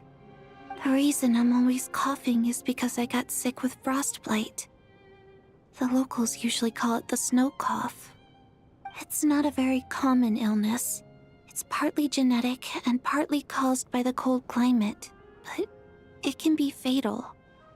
They sent me to the hospital as soon as they found out I had it, and I spent so long lying there in that hospital bed. After a while, I felt myself growing weaker and weaker. Nothing seemed to be working anymore. Neither the treatment that the doctors were giving me, nor the medicine my brother was brewing from frost fairy flower leaves. So one day, I told my brother that I wanted him to take me outside for once, so things could be like they used to, just for one day. I wanted to meet loads of friends, experience new things. He agreed. He snuck me out of the hospital, and we escaped. We got to the theater, bought tickets, and went inside. It was all so exciting. I remember the show very clearly. It was amazing. But I found myself getting sleepier and sleepier. Oh, Tonya. When I woke up, I couldn't find my brother anywhere, so I guessed he'd already left. But there's no way he'd leave me behind. So I decided to stay here and wait for him. At the time, I figured he'd probably gone to brew some more medicine for me. I was planning to chew him out for abandoning me when he got back. Tonya, it sounds like by then you'd already... Yeah, I know. I understand now. Dead, aren't I?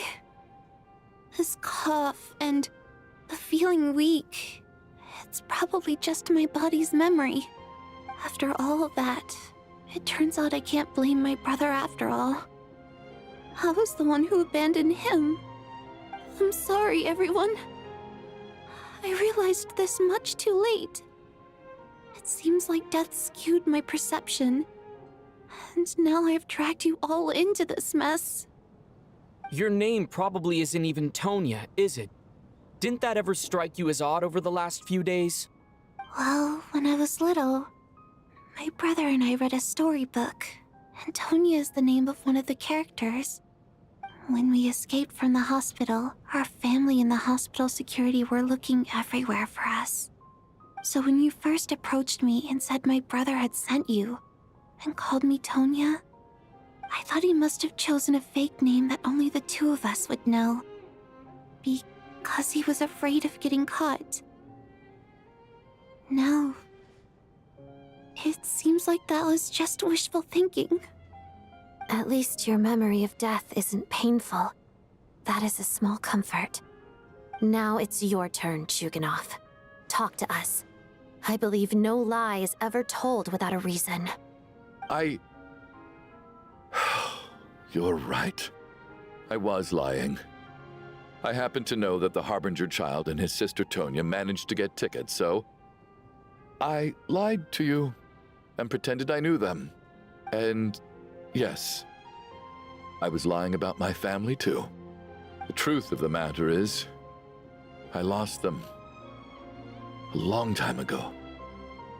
I just refused to accept reality. And now I've spent the second half of my life living a lie. I'm a joke. My daughter's name was Iskra. And before you ask, yes, Iskra, as in Iskra Manufacturing Plant. She also died from the snow cough. She was just 6 years old. If she were still alive today, she'd be around the same age as little Tonya here. After Iskra passed, my wife couldn't bear to face those memories either. So she chose to start a new life without me. One day when I came home from work and saw the empty room, I felt like I couldn't breathe. Subconsciously, I started to imagine that they were still there. I soon discovered that this was the only thing that made me feel any better, so I just embraced the delusion. Nothing more than a pathetic means of escapism, I know. But at least it's not a crime. So explain your false testimony then. The night before last, when I was chatting with Tonya, she mentioned that her brother would brew medicine for her from frost fairy flower leaves. Combined with her various symptoms, I suddenly understood everything, including the fact that she was deceased. The snow cough used to be an incurable illness. I would pick frost fairy flower leaves to brew medicine for Iskra too. It took hours and hours on the stove. But the year after my daughter passed away, the jester of the Fatui announced that a cure for frost blight, also known as the snow cough, had finally been developed. It turned out that all previous treatments were completely ineffective. No better than random concoctions. That was the final straw for me. I just couldn't take it anymore. Just one more year. One more year, and everything would have been okay. So, more than anyone, I know full well that in this day and age, No one in their right mind would still be using frostflower leaves to brew medicine for the snow cough. Poor Miss Tonya, therefore, had to have been from an era when snow cough was still a terminal illness. So, you projected your daughter onto her? Even though you knew she was one of the dead? That doesn't make any sense. You knew she was already dead. What did you hope to achieve by protecting her? I just don't believe in your crackpot theories, nor do I approve of your actions. How can you just declare a living person dead and throw them out into that snowstorm? Nitia's gone. My good buddy Shram's gone. And now it's Tonya's turn, isn't it? The others I can make my peace with, but little Miss Tonya, here she is, standing right in front of us, alive and breathing, and fighting her own battles. Yet you're quite happy to say she's dead? I just want her to live. Once this snowstorm is over, the very moment it stops, I'm going to march out that door and find someone who can fetch the very best medicine for her snow cough. I'll be damned if I'm gonna let you cast her out into the snowstorm before I have the chance to cure her. Not again! Not this time! Not when the cure is right within our grasp! I'd never be able to forgive myself. Mr. Chuganov, stop. I can't let you do this. Tonya. By the sounds of it, you've known I was dead since the night before last, right?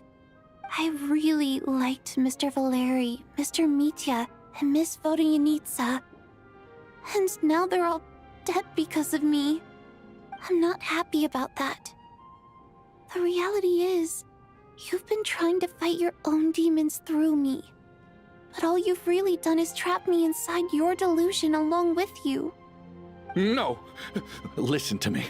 I want to save you. I do! Well, at this point, I'm quite sure that I'm dead. I don't need to be saved. The time I got to spend with all of you is more than enough for me. Despite all the bad things that kept happening, I got to meet so many interesting people and spend so many days and nights by your side. Since the day I escaped that hospital until now, this has been an adventure I never even dared to dream of. I'm very fond of you all. If it were only possible, I'd trade my soul to bring back the ones who died. If it meant things didn't have to end like this. And that's why I'm not fond of you at all, Mr. Chuganov. I'm sorry. It's them that you owe an apology to, sir. Not me. Well then, I suppose this is it. It's time for my adventure to end. I've caused enough trouble. You're leaving already? It's still early. Don't you want to stay a little longer? No thank you. Oh, and by the way, my name is Patashka. It was nice meeting you all.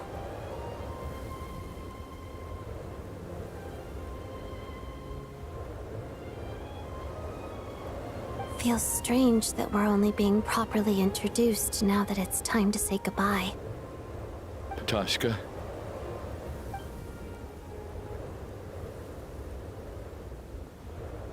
What are you doing, Chuganov? Are you crazy? Let me leave.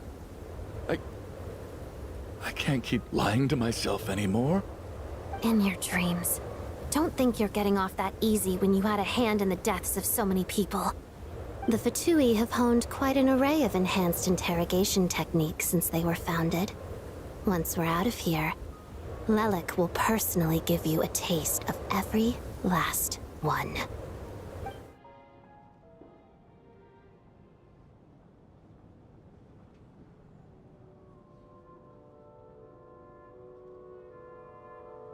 I think we should leave.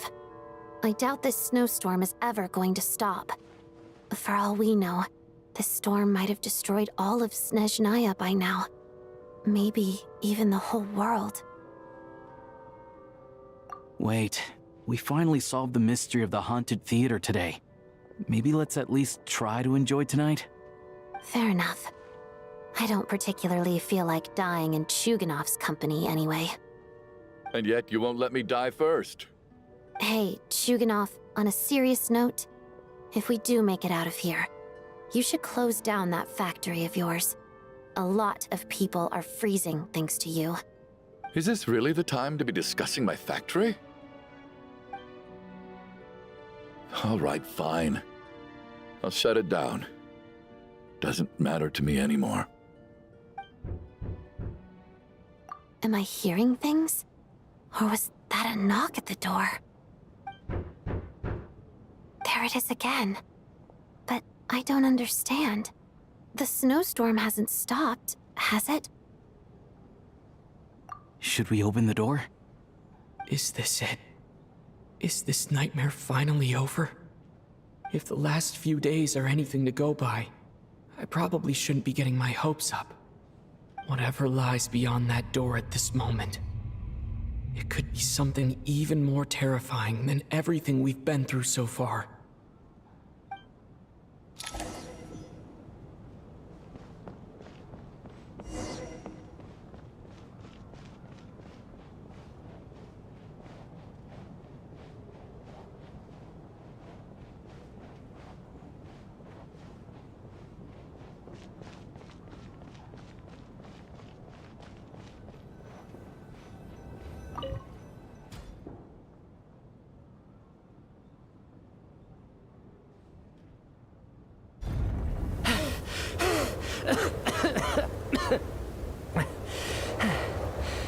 Hey everyone, I'm back.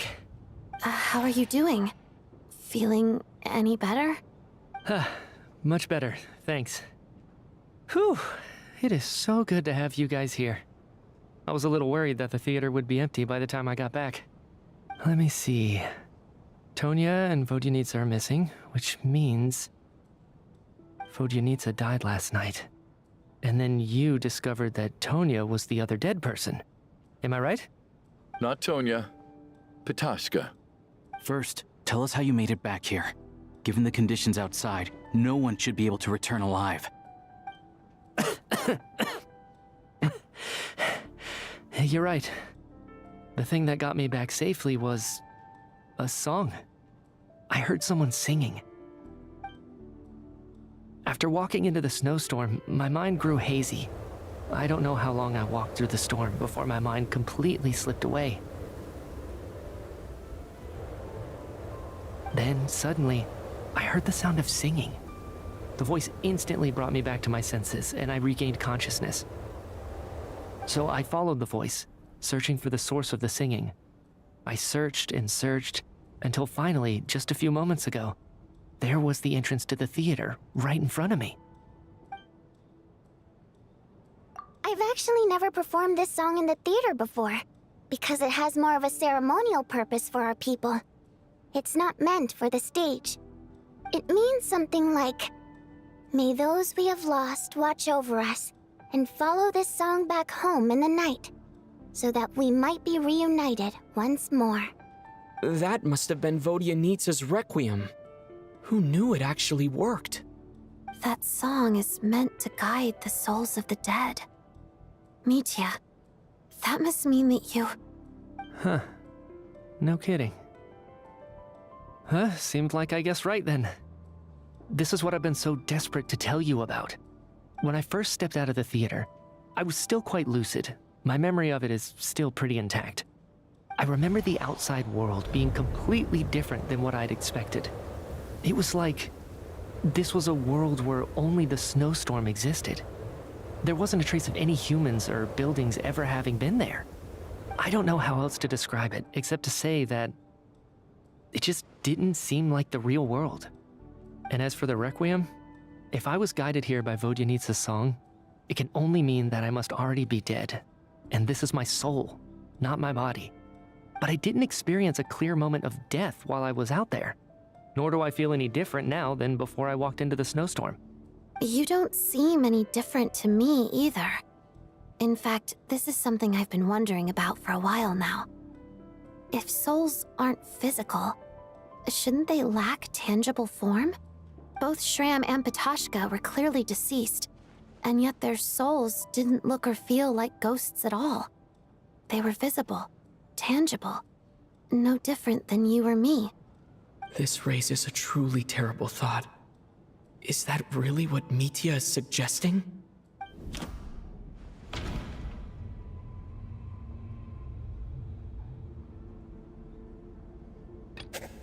Dreams can't explain everything. And this isn't the Sub-Zeru's festival. Mitya's soul was summoned back by the Requiem, confirming that he is indeed already dead. And yet, he looks no different from us. Of course, if even the long-deceased like Mr. Shram can blend in with us undetected, then maybe we've all been dead from the very start. And all of us are now souls wandering the theater.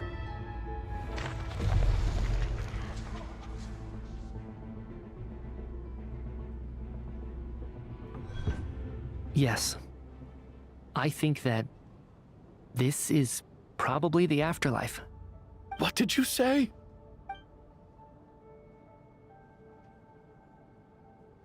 You heard me.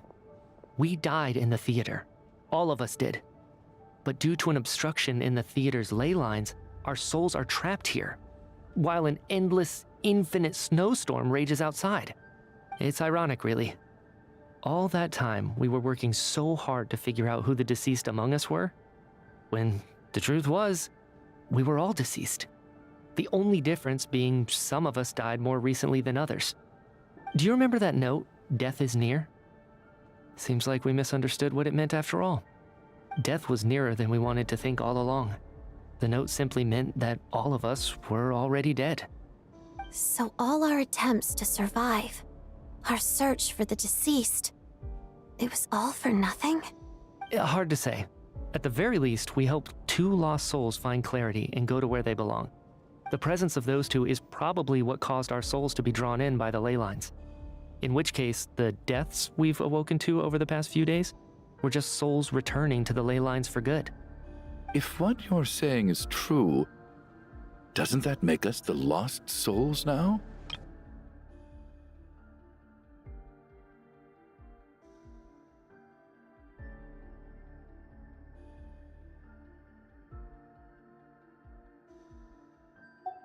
Huh, no wonder.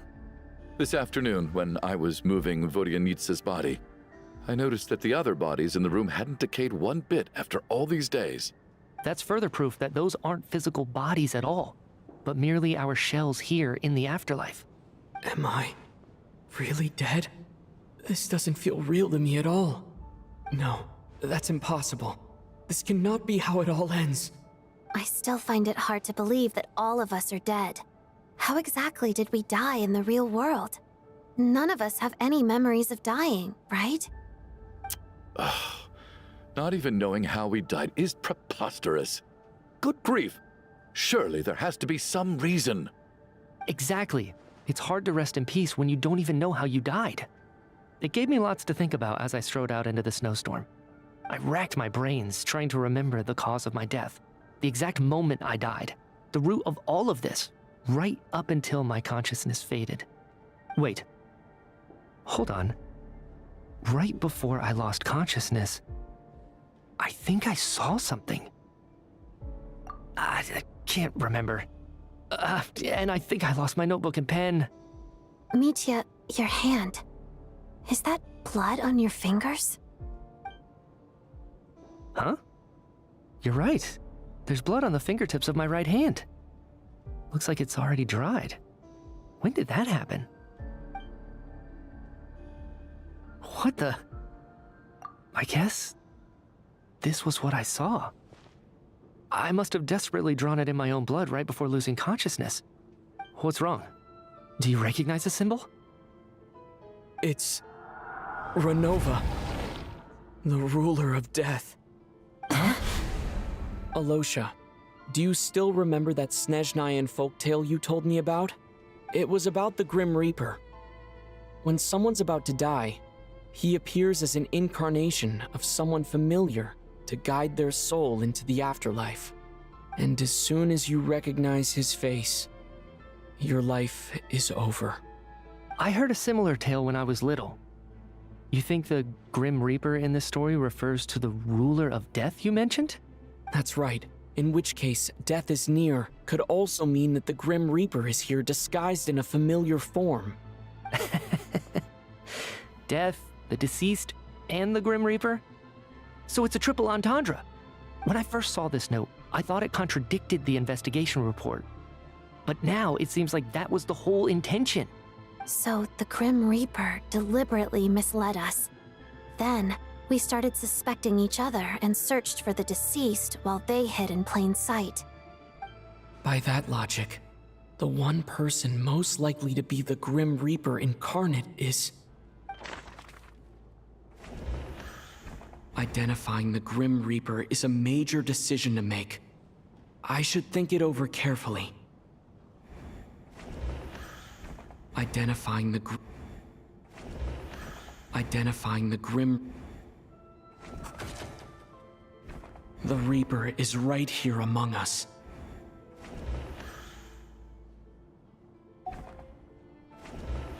Identifying the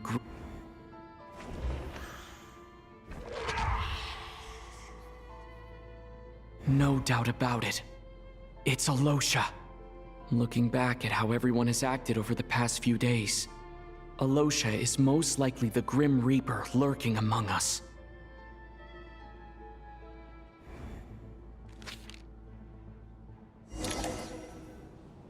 Is it you, Alosha? You were the first to discover the investigation report, and you had plenty of time to slip the note inside to mislead us. So? Surely you can't suspect me based on that alone. What if someone else found the investigation report first, slipped the note inside, and then put it back without telling anyone? There's no denying it. The note could easily have been slipped in much earlier than it was discovered. That's not all. I've also noticed that although on the surface, Valeri, Mitya, and sometimes I were the ones taking charge of the situation, looking back now, even though you didn't say much, you were always subtly guiding everyone from the sidelines. What do you mean? You were the one who emphasized how dangerous it was outside and insisted we all stay here. It was also you who suggested that we all sleep in the same place. And earlier today, you tried to convince Patashka to stay. I don't understand why, but it was out of character. So, you didn't understand my intentions, and now you're assuming the worst. Seems pretty unreasonable if you ask me. He still won't admit it. Fine. Let's see how he responds to the most damning evidence of all. The biggest question I have right now is, if the Grim Reaper is impersonating Alosha, then where's the real Alosha? When did they switch?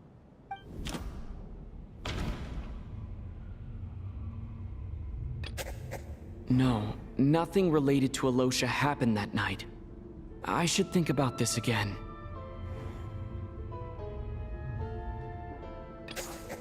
That's right. This was the moment. Right at the start, before any victims had even emerged, Alosha was switched with the Ruler of Death while everyone's guard was still down.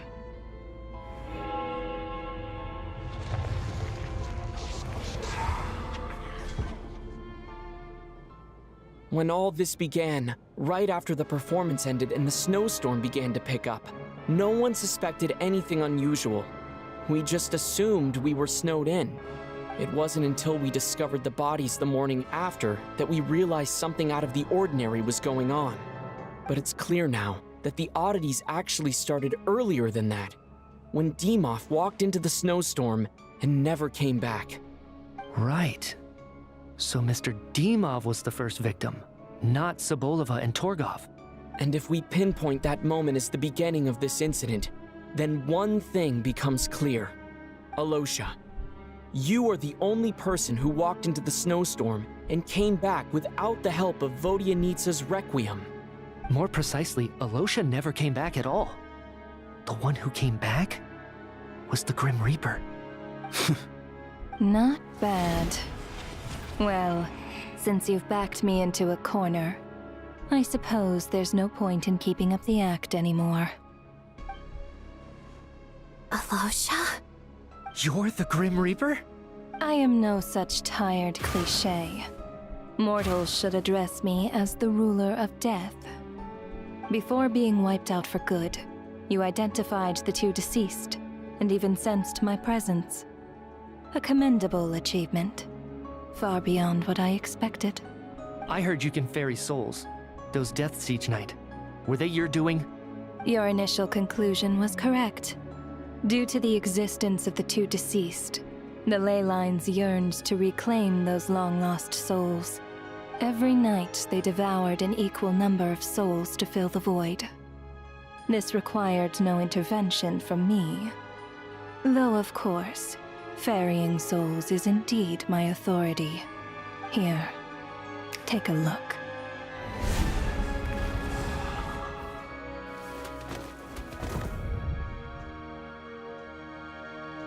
What are you doing? That takes care of today's two. Don't get so worked up. You are already dead, and your souls must return to the ley lines. I know we're already dead. You murdered us, didn't you? Murdered? No. Murder is when mortals usurp my authority. Death is my jurisdiction.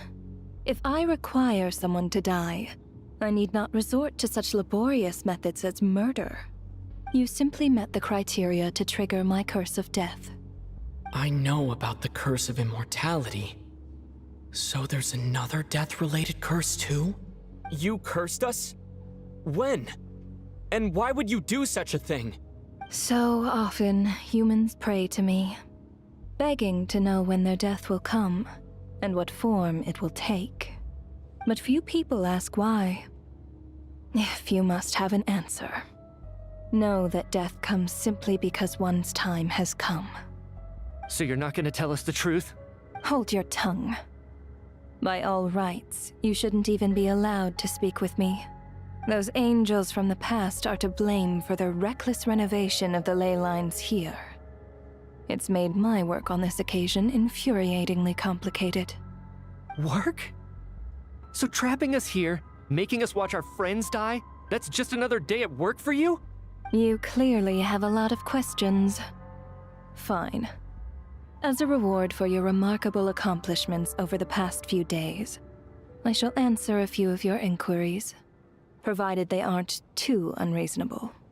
After the physical body dies, the soul must return to the ley lines for that person's death to be considered complete. My work encompasses the entire process of death, including, naturally, the guiding of souls into the ley lines, with which you are now so familiar. You must also be rather familiar with Natlan's Night Kingdom, I presume? It was I who supported the creation of the Night Kingdom. It provided a convenient means of guiding the souls of Natlan. Here, too, the ley lines connected to the theater underwent some modifications. The angels hoped to make them capable of accommodating the souls of some special creations. But this actually hindered their ability to accept ordinary souls to some degree. This effect manifested itself after you died from the curse in the theater, leaving you stranded in the afterlife, unable to achieve a complete death. But if souls who die from the curse of death fail to return to the ley lines within a short window of time, they will miss their chance for good. Then, they will remain forever suspended between life and death, no longer subject to the authorities of either. So if you don't resolve this matter soon, and see all our souls return to the ley lines before long, we'll escape your control. Mitya is sharp. This must be what Renova was worried might happen, and the reason she got involved to begin with. But if you have the authority to guide souls, why didn't you just show yourself and get it over with? Why hide among us in the form of Alosha? You seek to understand the mind of a god. Very well. I'll tell you. This is a theater, and I decided I wanted to watch a show about death. That's why I encouraged you to take the events to the stage. I found myself getting quite immersed. I suppose the entertainment you provided makes up for all the trouble you've caused me by being so defiant in the face of death. There. Are you happy with my answer? Can't say I am. Really? But it fits the stereotypes you humans have about gods. Just moments ago, you were complaining about how infuriatingly complicated your work here has been. Work is work, I get it. There are times when it's a huge pain, but you just have to get it done, right? That's a rather unique perspective for a human. You are in fact correct. There is a pain point in this case. Due to the obstruction in the theater's ley lines, there is a hard limit on the number of souls they can receive each day, making it impossible for me to ferry all your souls at once. Revealing my identity too soon would inevitably have led to futile resistance, and there was a risk that any souls who chose to run would disappear. Then there was the issue of the 2 lost souls you called the deceased. The way you resolved that quandary was all part of my design. That's what I don't understand. If all of us were souls of the dead, what made their presence among us special? For centuries, they have refused to return to the ley lines, exploiting the issues created by the angel civilization to resist being drawn in. Centuries of obsession accumulated during this process. You may think of this obsession as the resentment of the dead, and in this quantity, it was a bomb that could have detonated at any moment. It reached the point where I could not afford to leave it unchecked. But the only way to fix it was to help them acknowledge their own deaths, make peace with their regrets, and willingly walk into the snowstorm. Only then, with my guidance, could they finally return to the ley lines. Otherwise, you would not like to know what the consequences would have been. I vaguely remember seeing Batashka, but in the most terrifying form. Was that in a dream? Is that what would have become of her if she hadn't returned to the ley lines?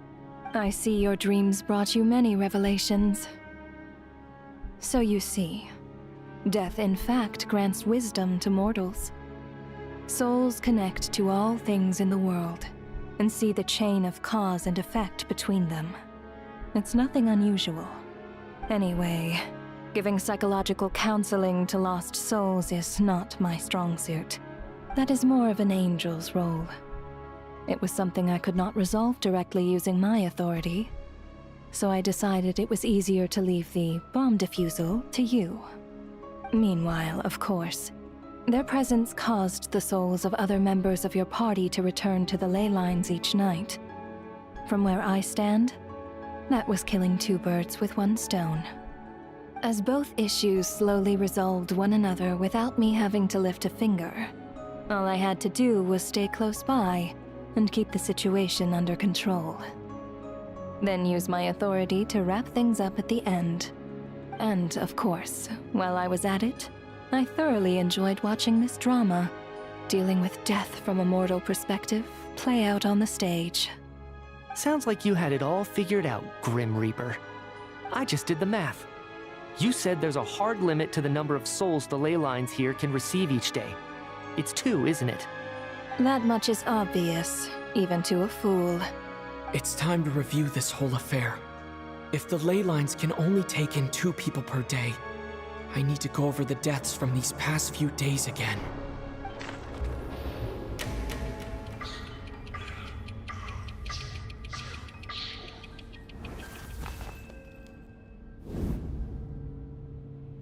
Looking back now, none of us had the faintest idea at the time. From the moment that staff member named Demoff walked into the snowstorm, the incident had already begun.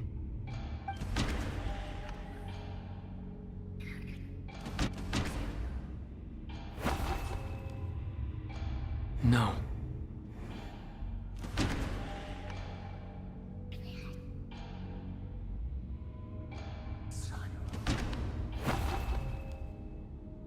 No.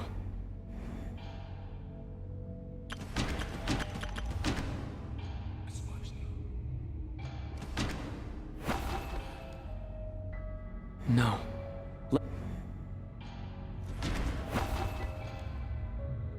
No.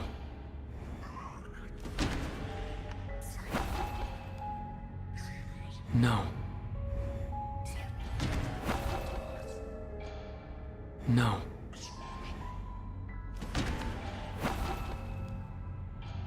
No. No.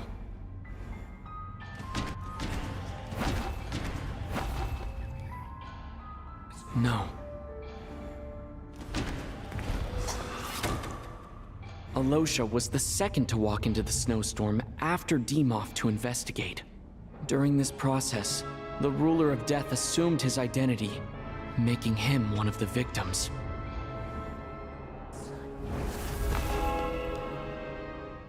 During our first night in the theater, everyone was caught up in the novelty of it all.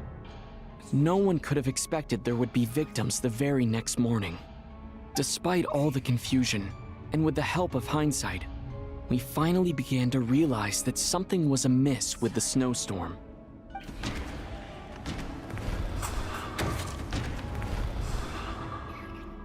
The ley lines devoured Torgov and Sobolova on the first night.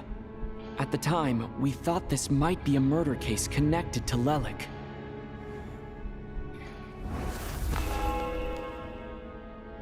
Odette and I spoke a lot that night. 3 people were on watch, but in the morning, we discovered that someone had fallen victim all the same.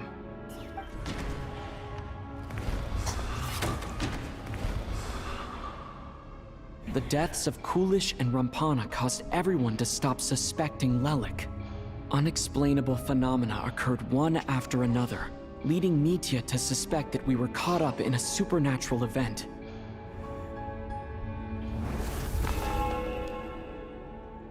Later, we discovered that there seemed to be an extra person among us, and subsequently discovered the existence of the deceased.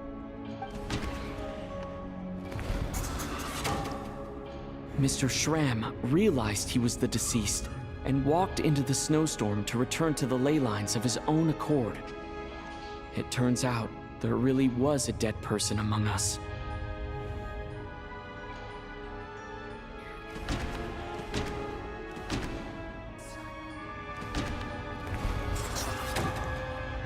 We thought it was all over, but Mr. Valeri's death was a rude awakening for everyone. The ley lines consumed him during the night regardless. A lot happened today. Mr. Valeri's death led us to discover the connection between the number of deceased and the number of victims during the night.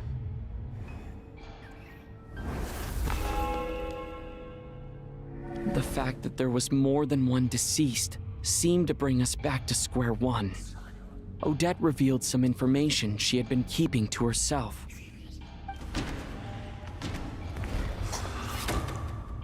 As it happened, Patashka filled the void left by Mitya's return from the ley lines by walking into the snowstorm this morning.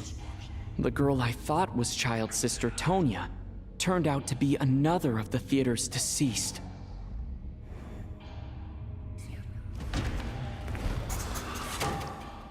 Vodyanitsa was swallowed by the ley lines in her sleep, but the requiem she sang before falling asleep was quite a game changer.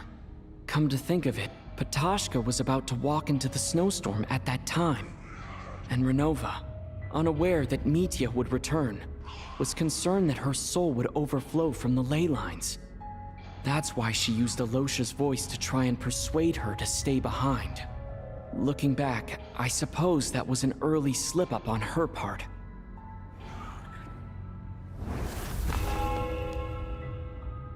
No one could have expected anyone who walked into the snowstorm to return. But just after nightfall, Mitya returned, bringing crucial information with him. Various truths began to surface, including that all of us were already dead, and that the ruler of death was here among us.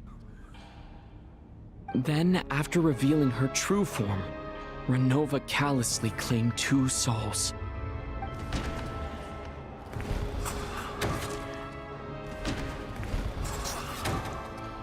In fact, everyone was already dead by the time we took the photo. And in the days since, we've experienced many more partings in the afterlife.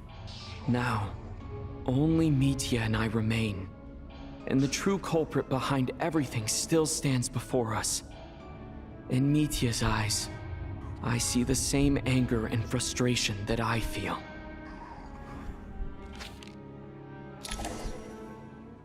That covers everything. It's all clear now. Your work isn't finished here yet, is it? The Traveler and I are still standing here, safe and sound. The Water Imp's song threw things off a little, but it is of no consequence. The ley lines have already anchored your soul, and the first ray of light tomorrow morning will take you back. I, meanwhile, need to review my attitude towards the Water Imp race. So the reunion in the night that Vodyanitsa mentioned, I suppose that was never meant to be a permanent reunion. That just leaves you, Traveler. My power only allows me to temporarily separate your soul from your body. The ley lines of Tevat would not accept you, and your soul is firmly anchored to your body by your will. For a descender like you, who is not bound by Tevat's rules, your death can only be brought through the most violent of means, such as directly destroying either your body or soul. I have no interest in involving myself with Descenders, for now. Although, this may change if Asmodee remains missing, or you insist on interfering with our affairs. One last question then. All our struggles and sacrifices here, they were meaningless from the very beginning, weren't they? Death abides no reason. Besides, what you call sacrifice is merely a concept created by humanity. To me, it is nothing more than a self-indulgent charade in the face of death. Mere mortals fantasizing that their actions could reclaim something from my grasp. A truly laughable idea.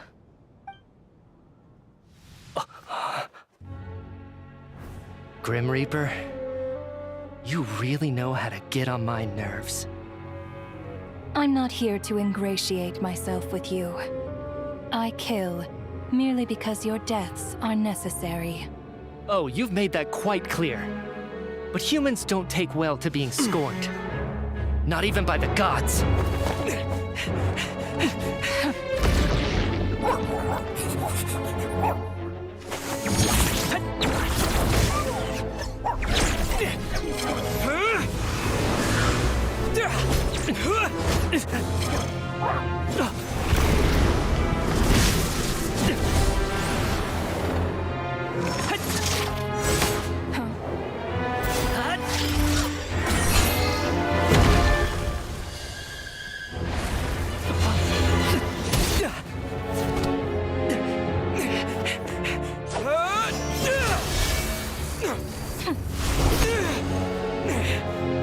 This is futile. You must know that you are powerless against me in my own domain. I suggest that you save your strength. For what? Maybe we can't change it. But if nothing else, we can at least teach you to have some respect for the dead. Audacious.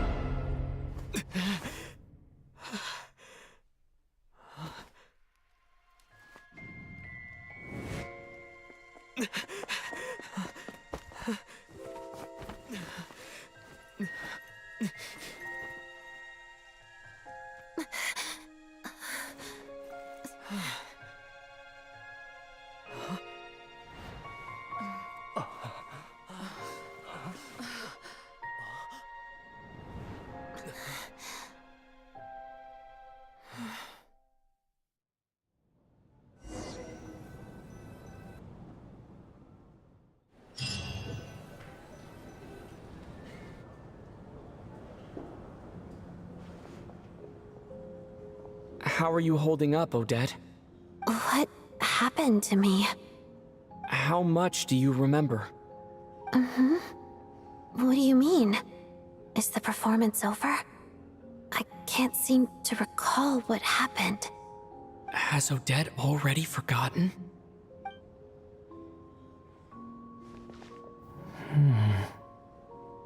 Mitya? Oh, I'm sorry. I guess I spaced out there for a second. Remind me who you are? Don't you remember anything? Yeah, I remember now, comrade. Looks like we guessed right. Just like me when Odette found me at the Armory Palace. For some reason, everyone killed by the Ruler of Death eventually came back to life. Just with one catch. They forgot what happened while they were dead. Odette and the others have already forgotten everything. Why were you able to remember this time? Could this be the reason? You said this is the Ruler of Death's symbol, right? I don't see anything there. You don't? Huh. Okay, I guess that makes sense. I carved this into my hand in the afterlife, so it's not visible in the physical world. Does that mean I carved this symbol into my soul? What an unsettling thought. Still, at least I get to remember what happened. I suppose it's a blessing in disguise. What about you, though? The Ruler of Death mentioned that you're a descender? Is that why you can remember? A full explanation would get complicated very quickly. But that's essentially it. Well then, now that it's all over, let's figure out what we've learned. The first thing I notice is that everything here is precisely as we left it, right before our deaths. This confirms that time passes differently in the afterlife than in the real world. They say that right before death, time slows down, and your whole life flashes before your eyes. That must be how you know you have one foot in the afterlife by that point. Anyway, clearly the few days we spend in the afterlife probably only amounted to a few short minutes in the real world.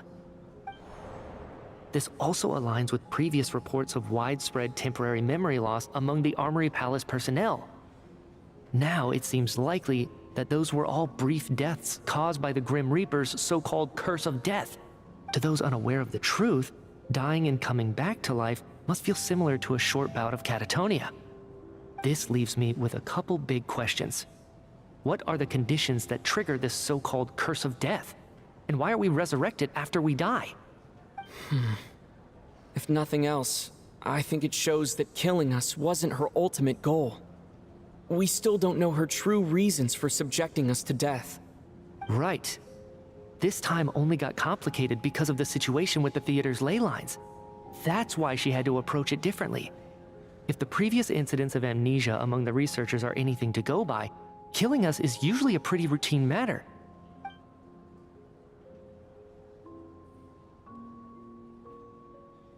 Come to think of it, wasn't I about to note something down before I died?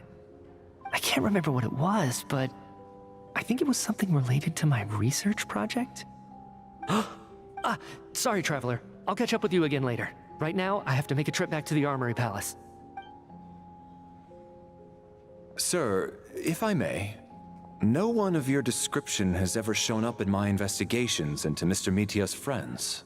Yet, you two seem very familiar with each other. Could you perhaps tell me where he was in such a rush to get to? And, by the way, have we ever crossed paths?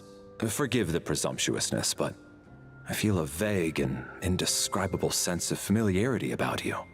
I can explain everything. Could you help me gather everyone in the theater in one place?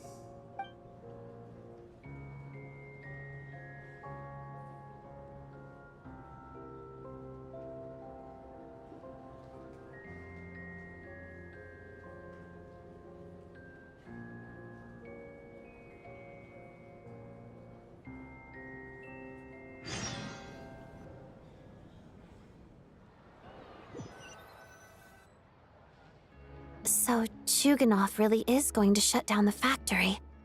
I guess this theater incident actually did us some good after all. So, you said I promised to take you to the Armory Palace while we were in the afterlife, yes? I believe you. I think I even have a vague memory of it. Agreed. Let's check in on her first. The whole reason for our trip to the Armory Palace anyway is to figure out what's going on with her health.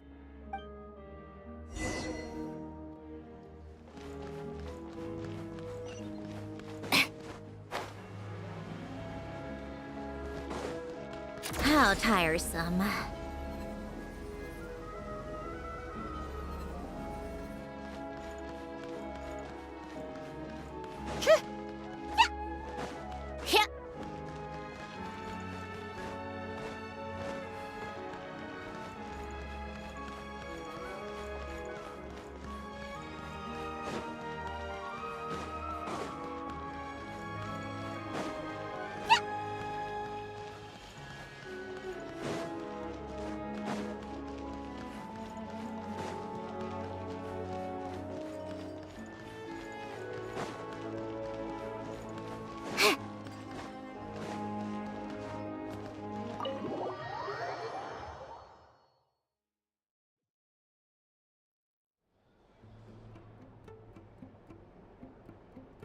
I'm finally back, even though a long time has passed from my perspective.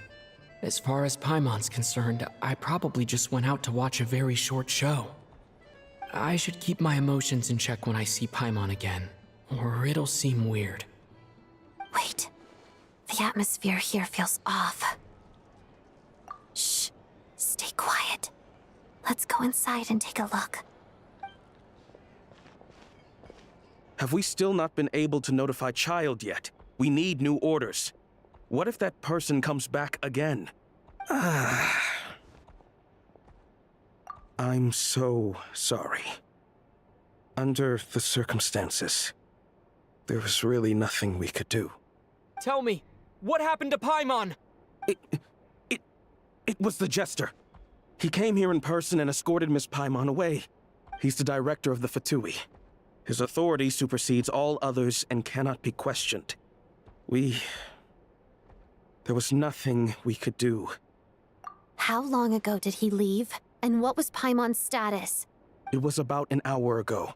Miss Paimon was fast asleep at the time. The Jester simply walked off with her as if it was only natural. I assure you, he absolutely did not use any force. Do you know where they went? The Armory Palace, most likely. Lord Piero, the Jester, has been overseeing the experiments there lately, keeping a close eye on their progress. Everyone in the Fatui has heard about it by now. I'm surprised he came in person. Whatever his reason for taking Paimon, he'll most likely return to the Armory Palace first, which is exactly where we were headed anyway. Then lead the way, Odette. Okay, let's go.